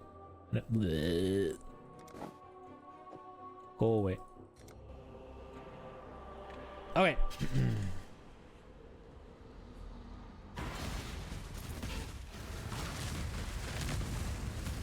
Okay, rituale. Oh, I didn't see what it did. Was it healing them? Is that what the green rain is?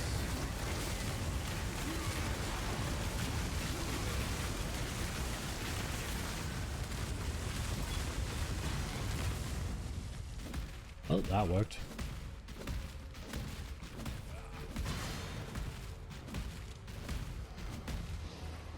Oh, bonk.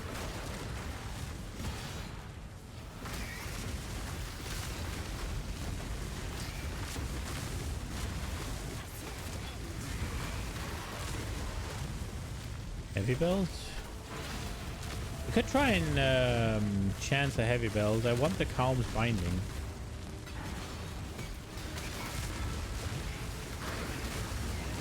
This seems to be the way forward. Just what I needed. More Ray-class filth. More Ray-class filth. Can we drag him into the ritual and have him resurrect? Hurry up and decide. I thought for a second I might get the guy with the... that gives you fortification. Interesting. So armor... Oh, man. I thought it had big life again. Is that better? No, right? Was it filled up on prefixes? Yeah, no. Are you? No, no, no. No, no. 30% movement speed?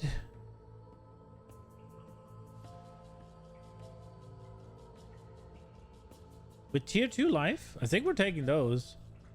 Best me or small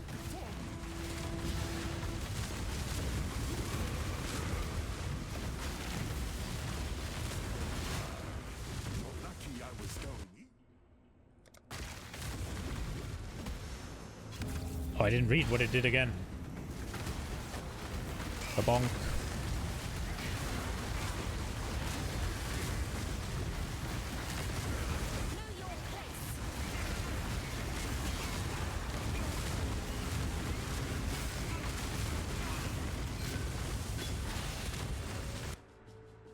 What? Druidic alchemist? There's a corpse in my game. There's a corpse in my thing. Oh, offering to the goddess. We're definitely buying those two, I think. We have here conductivity 14%. Ooh.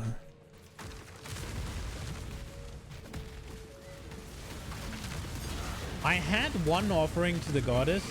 I tried to use it on my champion before I did Kitava, and Isaro one-shot me. I I got to the first room. He looked at me and he slapped the shit out of me. So that one's gone.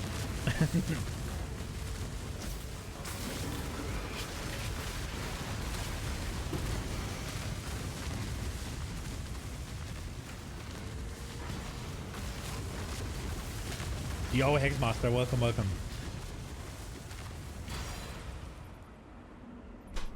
What just happened to my HP? Who's doing the frog? You are.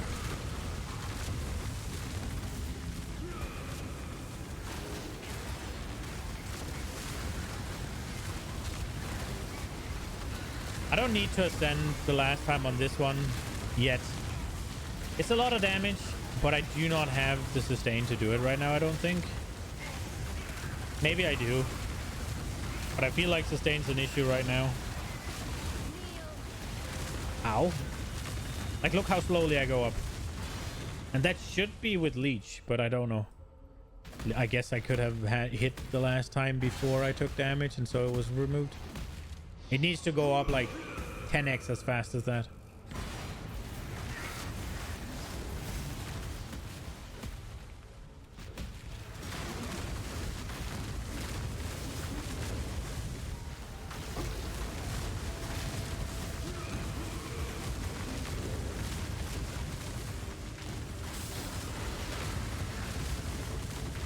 I wonder if I should take that life regen wheel. It isn't massive or anything, but it would... I mean, it's not enough, but it would make it a lot nicer. I also need to spam Enduring Cry a bit. Because that is life regen, right? I cannot do this yet. I could also reduce the cooldown of it so I can have it up more often, but that's just more busy work and I don't like it.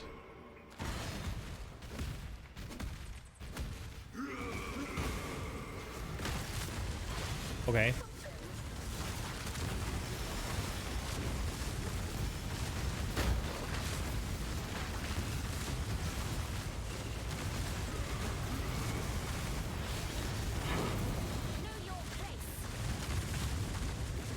I wonder how much it's gonna fix. Because it says I have 1,000 or something leech. But I don't do enough physical damage to actually reach that. So it's like more like 80 if it's just simple math. 80 to, I guess, 160.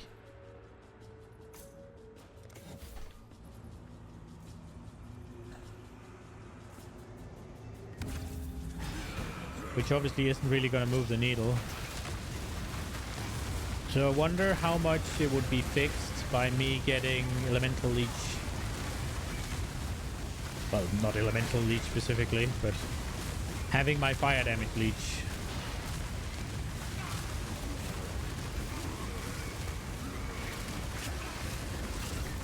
Those 35% chaos resistance on the belts definitely helped me here. I've been standing in frogs and other purple nonsense.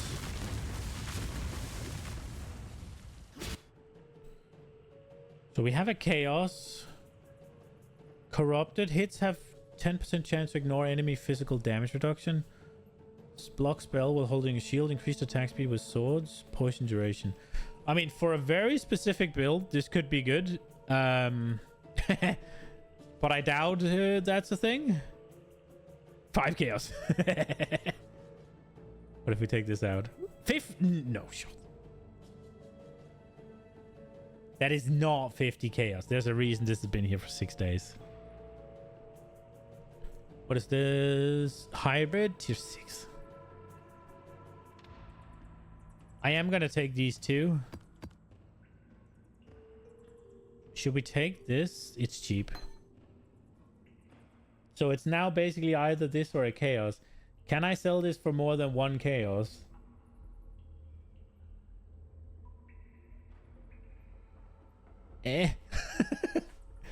Not sure.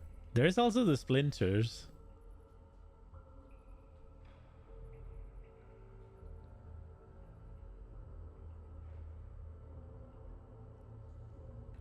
Fuck it. We'll defer this one. Should we defer these two as well? Defer all the things. Buy these. Okay. I killed everything. Look at me.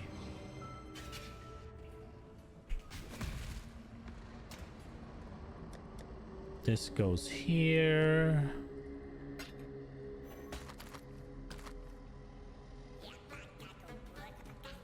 Already have that.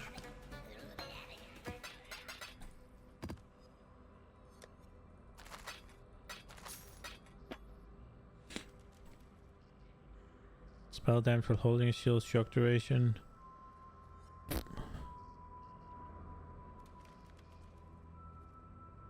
So, more life, more armor, lose the strength, lose regen, but gain life regen rate. I don't know what to do with that. I'd lose cold damage, which... cold damage. Cold res, which is problematic now. After we swap the belts. But it gained fire, which means this could turn... No, it cannot turn into gold. Gold. Cold.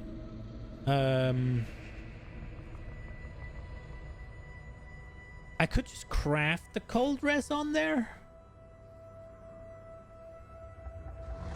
But I'd lose the onslaught.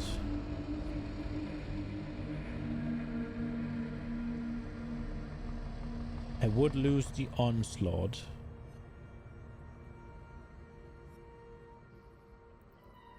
How? I'm just curious. Recombi boy.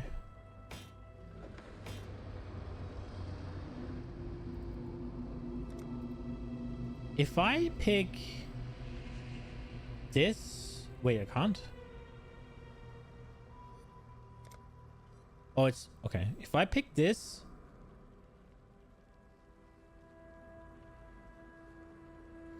Can I just be allowed to check? Bro. Also, this was the one that... So if I pick these two... 34% chance...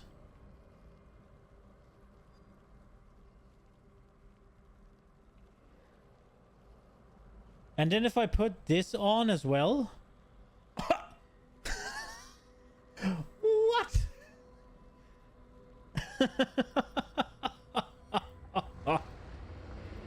What the hell?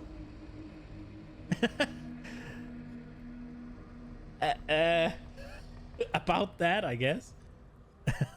Jesus Christ. 3%?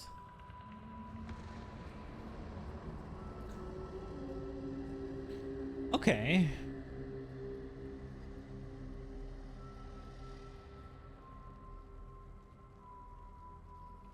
Interesting. I am definitely gonna try and use the recombinator a little bit more, or a lot more. I've never used it, so that'll be easy. And see if we can make some absolute banger stuff.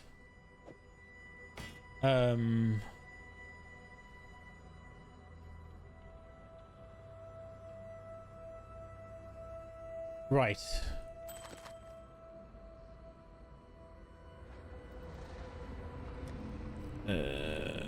This one.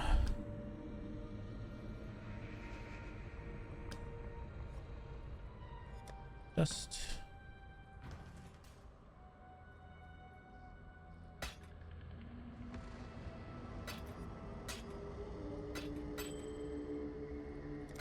And this was the one we needed to get more than 1 chaos for, right? Which is probably going to be hard. Dude, there's no fucking shot, is there? 50. No way. Dude, if anybody wants to give 25, I'll be thrilled.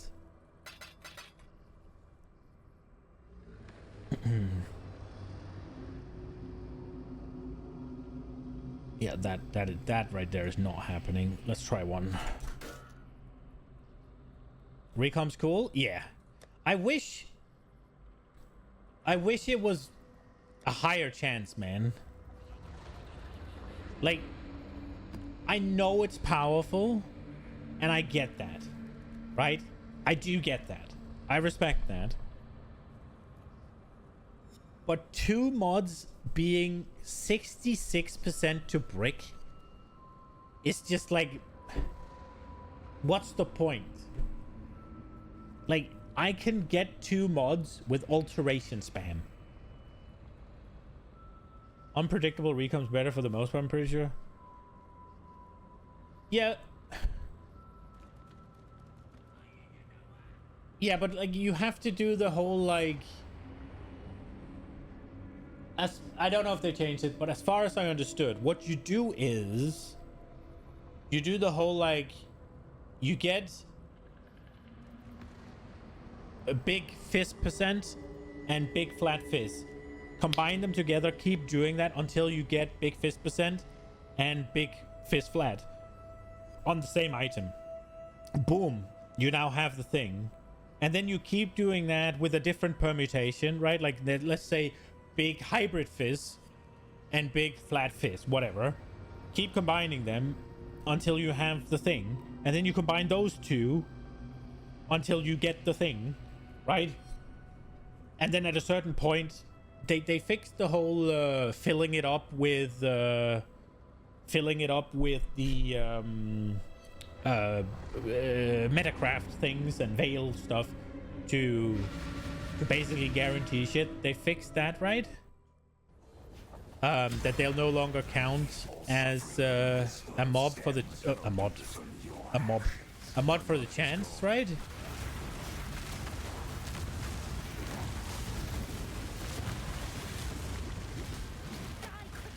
Why is he not dying?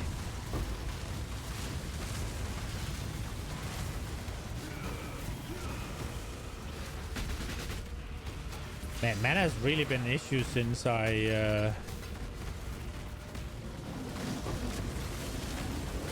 got flammability in there. Oh, also I haven't turned on clarity. That helps.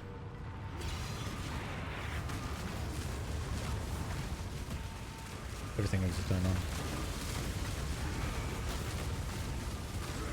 I don't think Wave of Conviction was as good of idea as I thought it was going to be.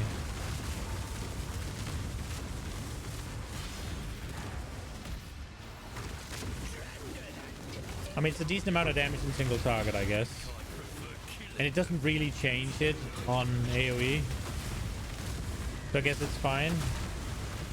I do think I'm gonna get I'm gonna try and get exposure in a different manner. Gov moves to fortification.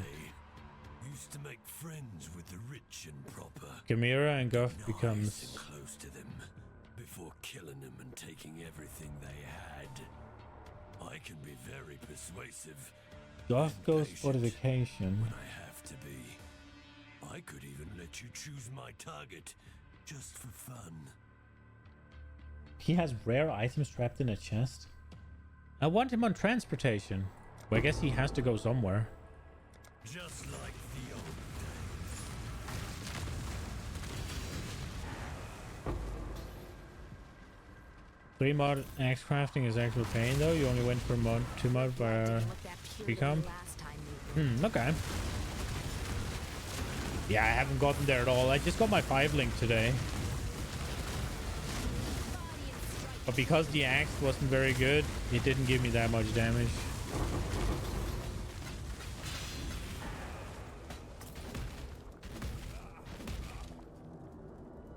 I'm ill fit for this. Rin moves to fortification, Coral moves to intervention. Crime worthy of death? I think that doesn't matter. Rather, I ought to look for more suitable work. Don't you think? Unique maps? Let's go. Yes, send. And Corel doesn't matter. Where did she go? Intervention. Fuck that. I can have Essence Scarab's okay, I guess. Yoinked. You won't regret this.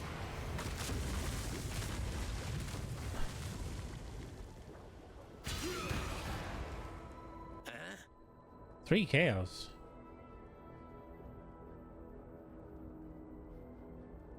Probably gonna take the chaos. Yeah, I'm not gonna go. I'm not gonna go anything evasion rating ES. I don't think.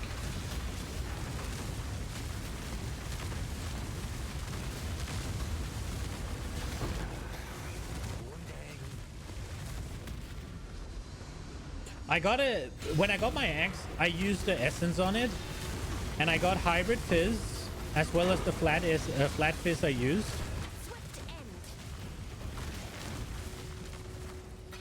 And then I used 2 fucking annul orbs because it had 3 prefixes on there, lightning damage or something, and then another suffix. I used an annul orb and it took the suffix. It's like, okay, so the 50-50, I guess I won that, but from the wrong one.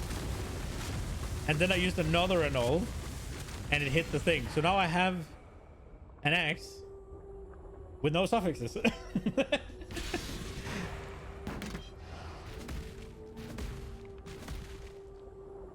Very multi-moddable. Yeah.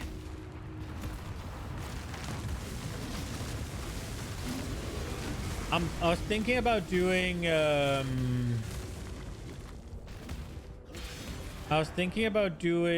veil thing, but obviously the veiled exalt is expensive as fuck.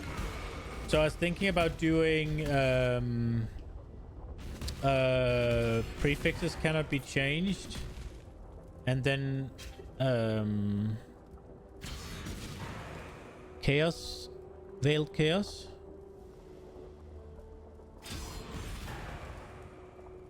Questionable base. Oh, the base is shit.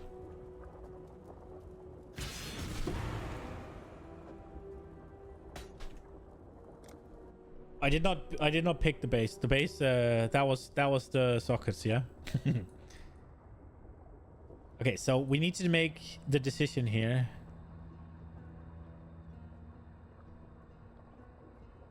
Prefix can't be changed with veiled chaos. Is a 50-50 to hit ink fist prefix. You're sure sad if you hit... Am I though? I don't think I am. Because I was actually... What I was thinking of is... I'd need to multi-mod it, right? Wait, I can't do that anymore, right? Yo, I can, right? You can still... You can change with Scour and the Craft, right?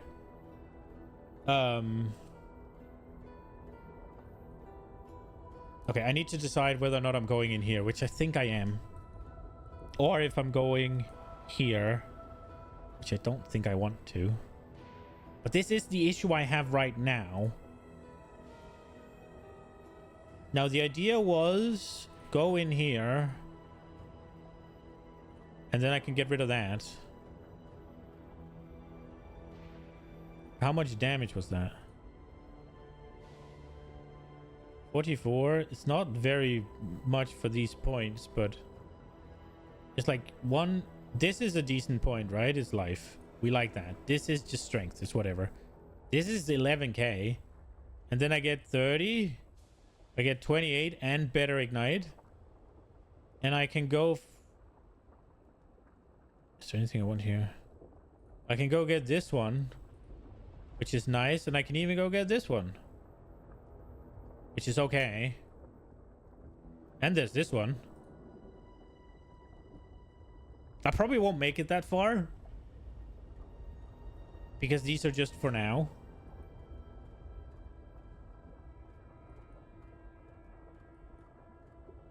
But what would I do otherwise?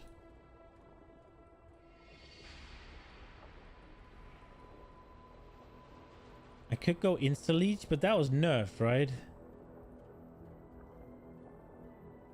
I was thinking about getting like 1,000 energy shield and taking this.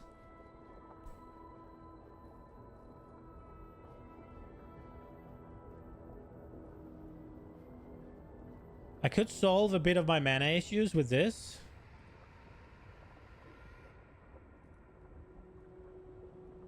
That would be nice. How much would this be? Only 215.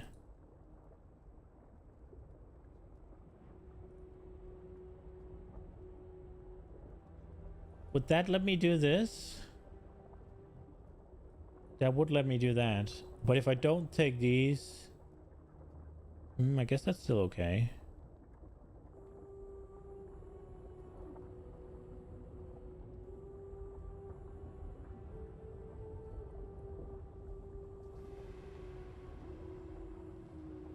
This just seems so shit, bro. Like 215 life regen, that's like an item and a half. For 3 fucking points. No shots. But it is the issue I'm having right now.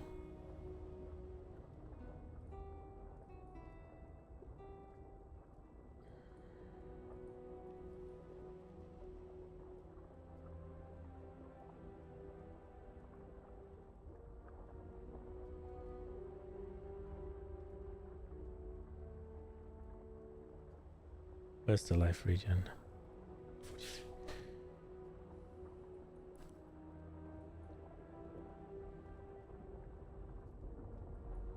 There's also the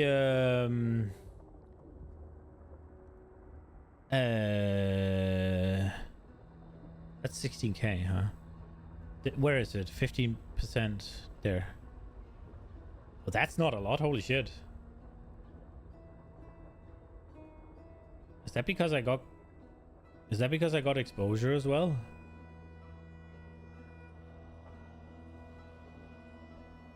If we take exposure off, that is because I got exposure.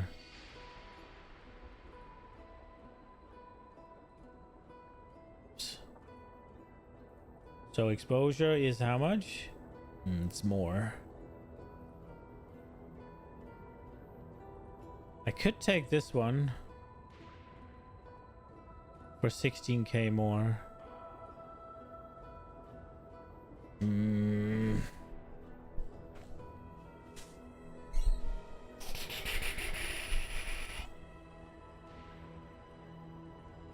mean, we are gonna end up having to respec something, especially if I'm going crit.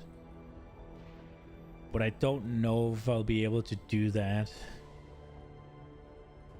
I also don't know if it's better. It's just crit is usually better, but it's higher investment, right?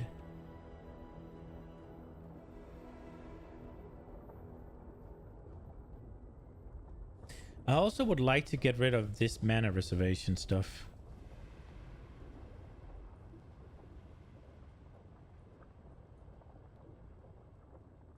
Yes, that is exactly why I would want to go crit. It is the flat crit per Warcry exerting it on the helmet that they showed off in the Q&A from Mercenaries, right? It's going to be super difficult to get. So crit is somewhere past tier 17s, I guess. Unless I buy it.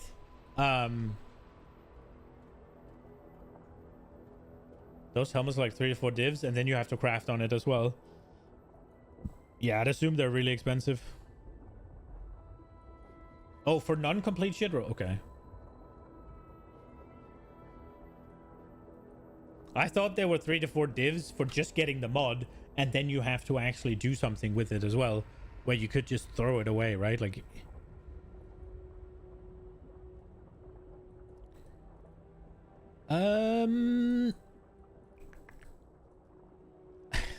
Dude, I don't want to take these points, man.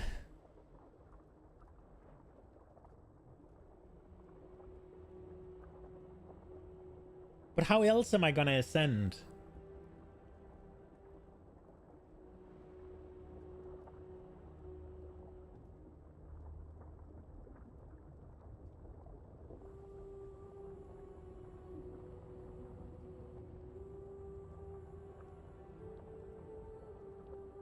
Is life regen needed when you have leech? Yes. I don't know if we can...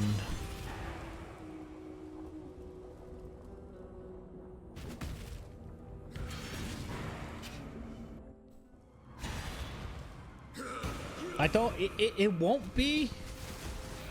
But look how slowly it goes up, yeah? Do you see it, yeah? You take a little bit of damage. I need to take enough damage, like it still fills up rather slow, right? And if we're then gonna take away basically all of the passive shit, There.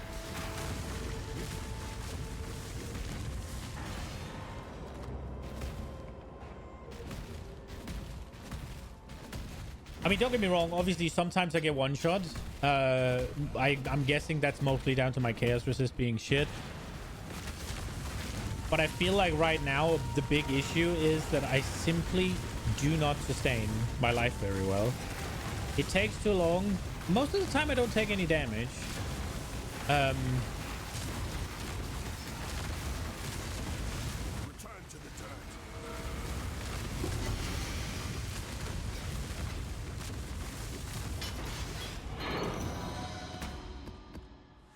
Now I was thinking about anointing this node here, because that is just attack damage and it'll solve both life and mana, and then maybe I can get rid of what's it called, clarity, which obviously will give me 500 more health, which would be nice. I'm thinking I can get rid of clarity at least, and then I can try and solve it in different ways, maybe less expensive ways. Because an Anoint craft is obviously scale damage and let instant leech take the wheel. Yeah, exactly. It is so cheap. I just don't have the indigo. But I can just buy that. It is a currency, so I will buy those.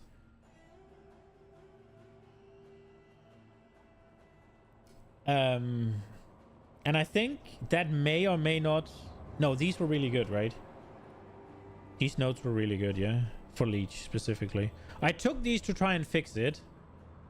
Like, 10x, right? But, I don't believe that this is the amount I leech. I don't believe it. And if I just do the math myself, this is where my leech comes from. 0.34% of physical attack damage leech, right? If I go to the calculations and I pick fissure, this is the physical damage I'm doing. So it's like 85 health I leech per hit or instance of damage, I guess. If I know how to do it, which is not... Which I might not, but it's just not really doing it. I don't see myself being able to allocate the rage node, right? Like you lose X% of max life per second when you have rage, and that node is giga damage.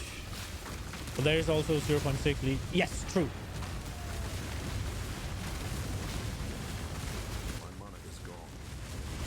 Oh, right.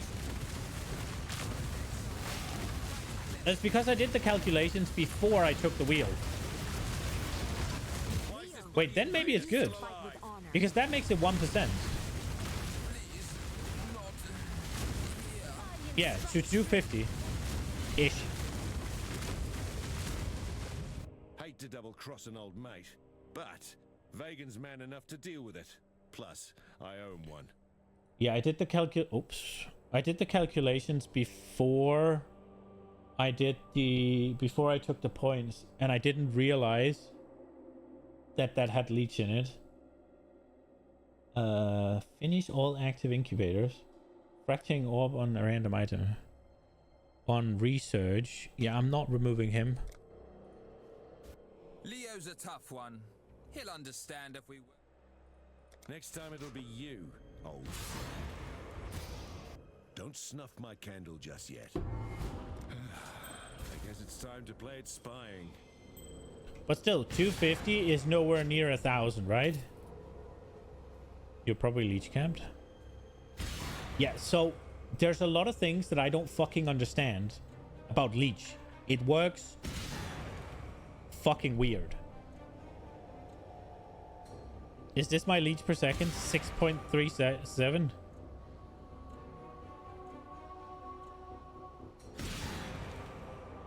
No, that's cost. So my cap is this, yeah? 1,000 a second.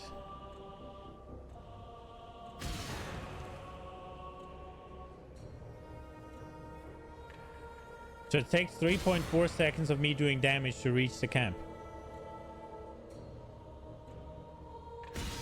60% times it works 100% of the time. And I would like it to just be one instance of damage and I'm leeching 1,000, yeah? That's what I want. And Clever Thief will do that, yeah? So I can just check that. What's it called? Victory Medallion. Just scale damage and win? Yeah, true, I guess. I guess I am overthinking it right now.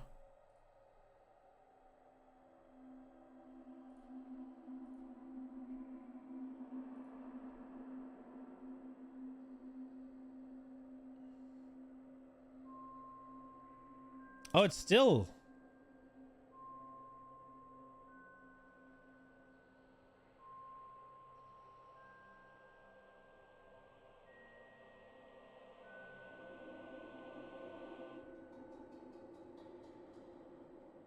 Believe that's time to regen full. Why? That's fair. Why doesn't it...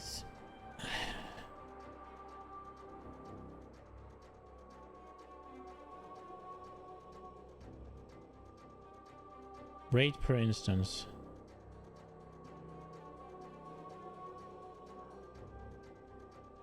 See, I don't understand how Leech works, right?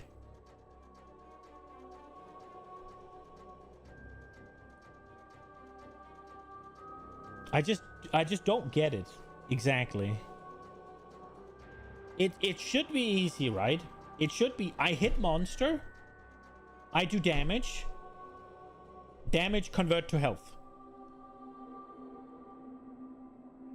But it's not quite. There's like caps and like how long does it take to get it back and how many instances. It's probably like 2 fissures onto a boss to cap Leech. I mean, then I definitely need more.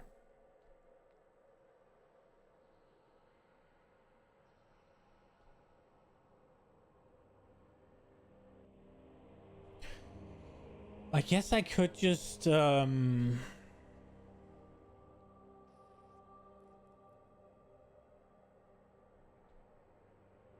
could also just get more armor. My gear's shit, right? Like, that is an option.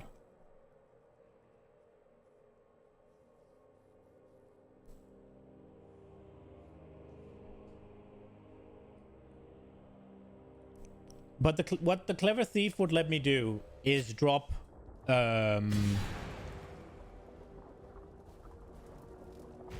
have 10 instant leeches, which can at most by default recover 2% of life a second. Combined or a piece?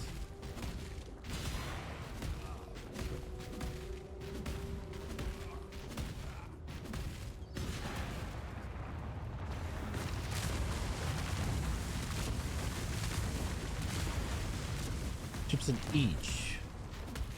So the maximum you can leech is 20% of your HP per second.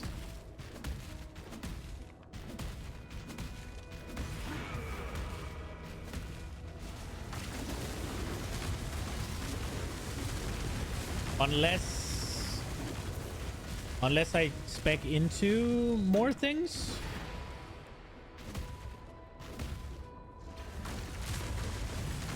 Because there's like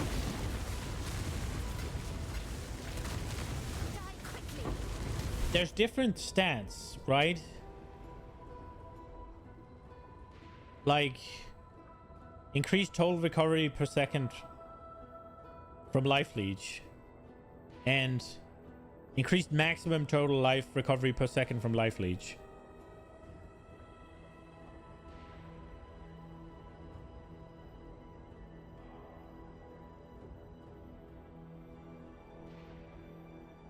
So would that mean that I can do 2% now times 4, like, and plus 40% more? You have maximum total current per second on the big node, which allows you to recover more than 20%. Okay, but so does that mean each instant goes to 2 point whatever? Or does it mean that it's now... Okay, so it's more instances, not bigger instances.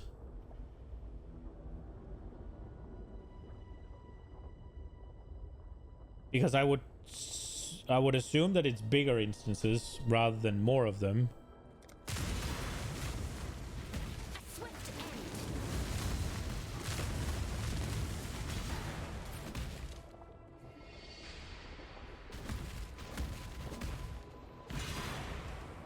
Bigger instance would be maximum recovery per life leech.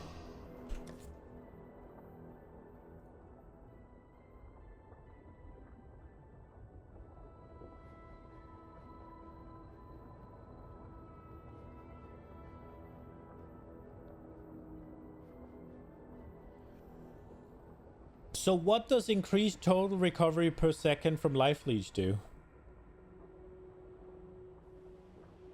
Does that mean if I leech 50 per second, now I leech 100?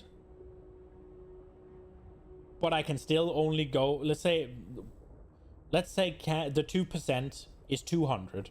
I leech 50. I get this. Does this mean that I now go to from 50 to 100, but I can still only go to 200? Or does it mean that I can go higher?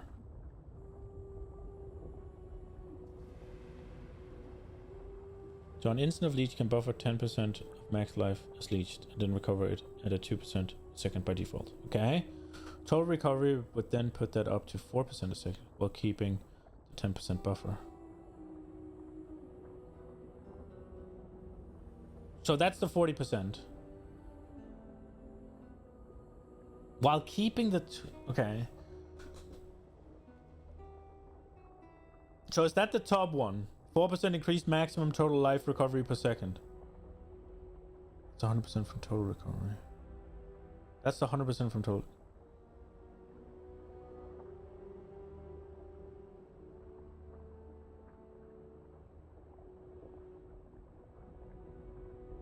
Maximum total recovery ups. Maximum total recovery. Ups the 20% leech between instances cap. Okay. So I can have 20% of my HP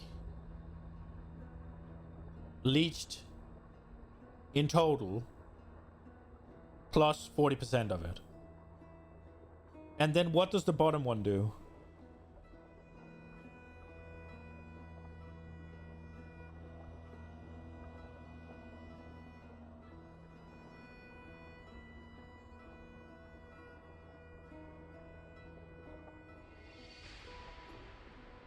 Does the bottom one mean I can do... Is the bottom one the 4% a second? Okay. So both of them increases the cap.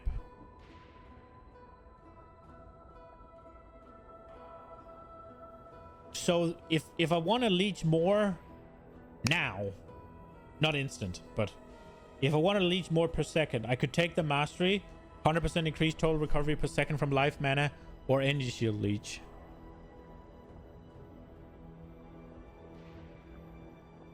No, wait, 25% increased maximum total life mana and energy per second. No, that would be one. What it... But the bottom one says increased maximum total life mana energy shield per second. It doesn't say increased total recovery per second.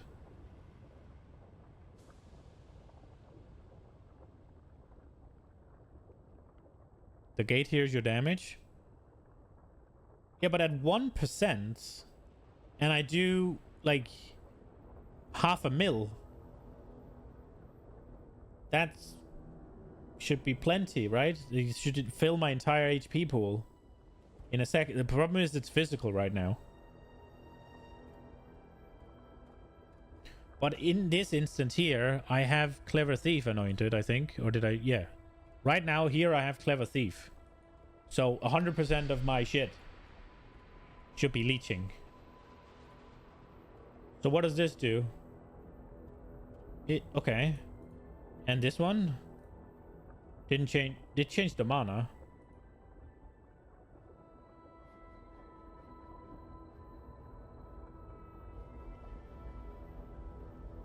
So I should take this one if I want to heal faster. But it's not really doing anything. It's 200 more.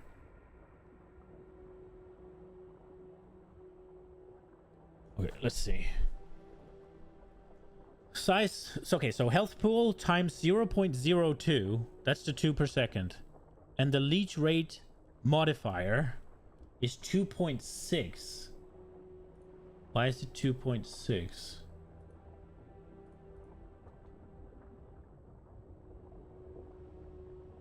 It's still 2.6.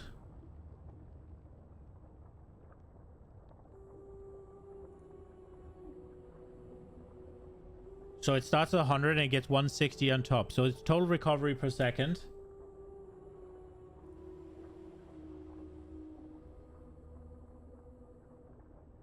Okay. So I can heal for like 5-ish% a second. Should probably take instant. Okay. And that's 218. And I can have 8 instances because of my attack speed, I guess. So leech cap.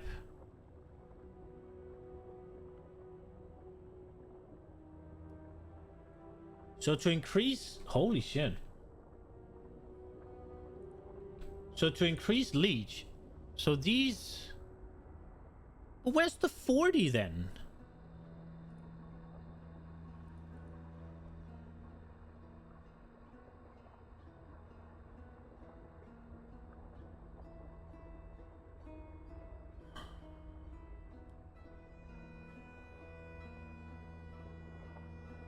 Okay.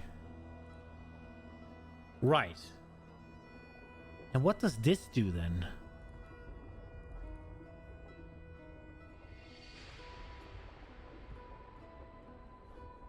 Okay. Okay. So this is a more multiplier. No, this is increased. Wait, what is this one then?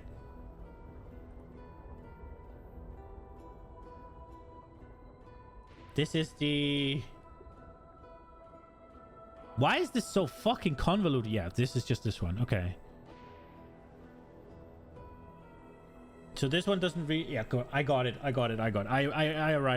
arrived. So this one would be 33 life on hit.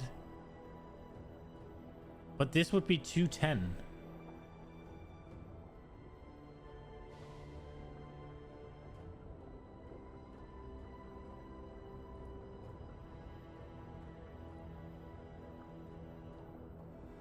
So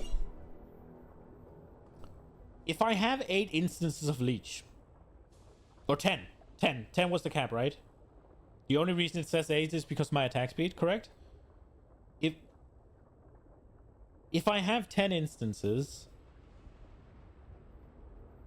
running and I hit again, then the 5 would still tick, right? And it was like it would refresh-ish, right?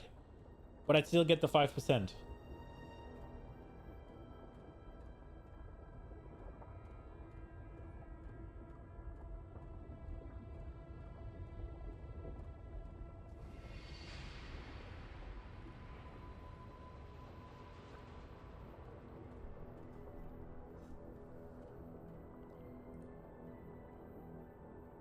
Dude, investing into leech seems frustrating.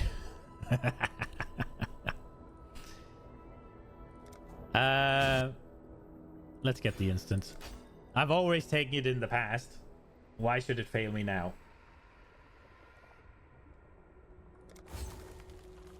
But it was 10% in the past. I still think going in here might be good. Instant usually just ends up being best, yeah. It just bypasses all the hassle. So,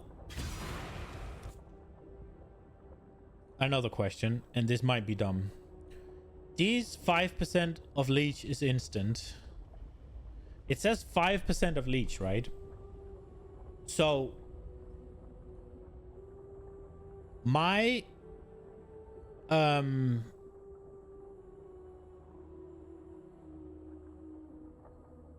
is it just, it's just 5% of whatever, like the 218, right?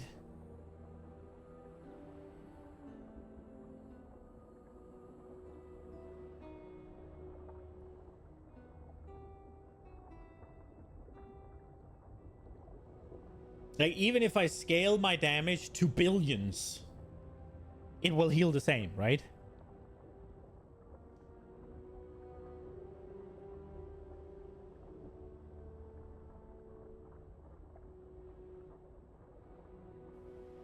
It's 5% of the total each instance. It should count. Now, this sounds like if I scale my damage to billions, it will just eat the entire leech thing, and I don't have any running leech. Because it's capped out by the instant. Is that what I'm understanding?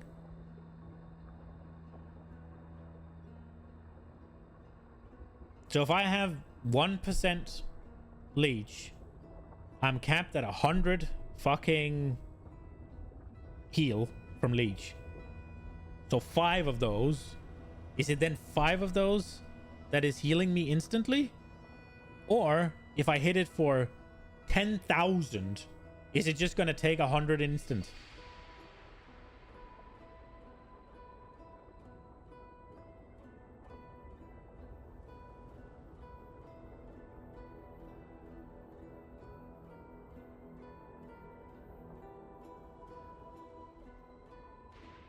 I think I made the math wrong, but I think you understand what I'm asking.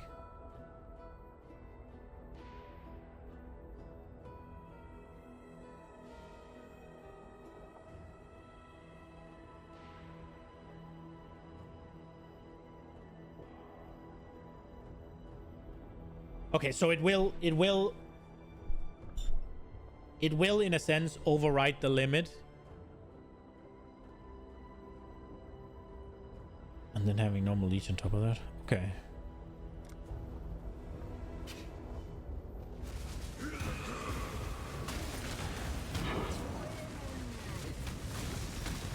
Didn't we do this one already? I guess Maven didn't get to witness it. It's really good against tags, but bad for bossing. Okay.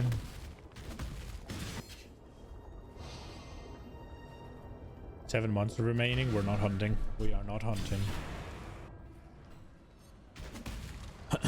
Okay.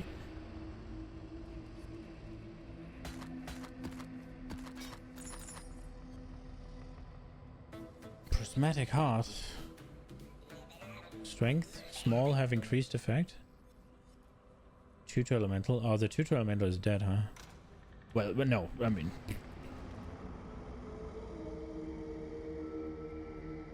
Prismatic Heart is okay. Don't know if that's a good one or not.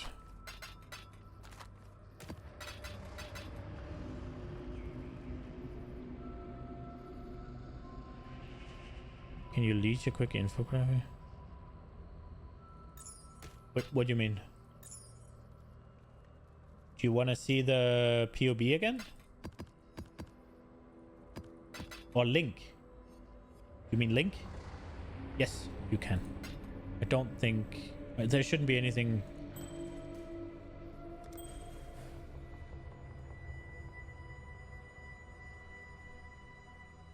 Oh shit. Cool. I appreciate that. I'm gonna look into that.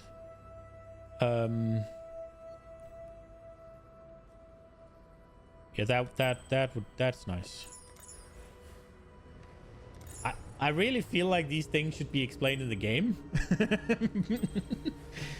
When it's this complicated. But I guess not.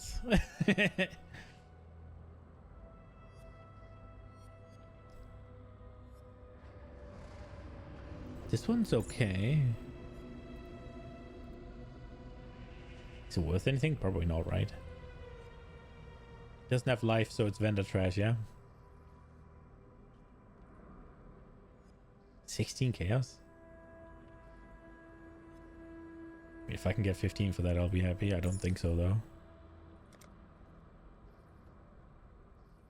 The PoE Classic? Yeah.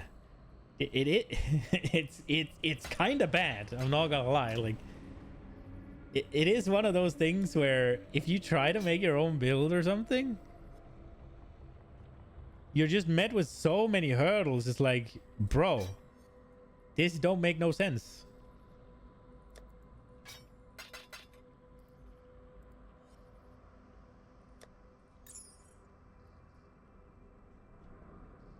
All right. I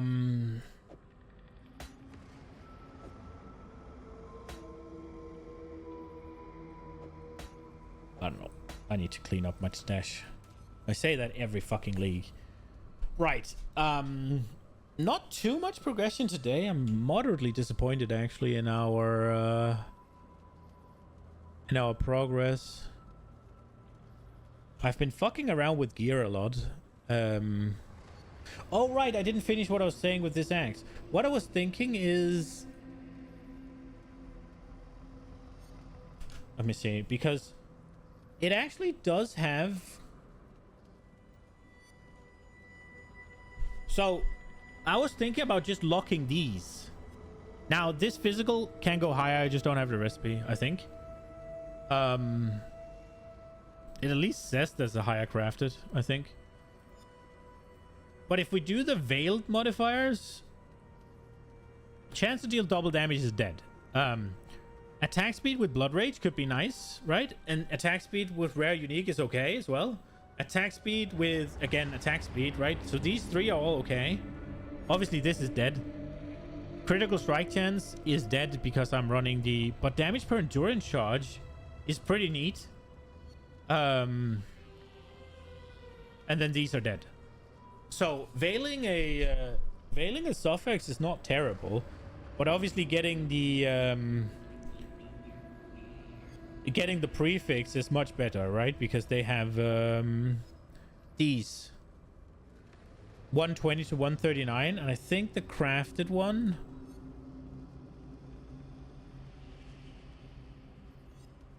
where do these go? Did I craft the wrong shit? Could I have crafted this? Yeah, the crafted one goes to 129. Which would be super neat. Oh, max roll. Let's go. But I don't have that yet. So I will... Could I have done a better one?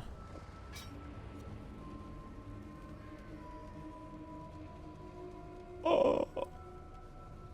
I'm stupid. I'm stupid. There is... Why have I not done this? I must have not seen them. Yeah, I just got here, right? Well, that is... What down the drain? 4 chaos down the drain. Bonk. Max roll at least. And now... There's a little bit of a reason to have this axe.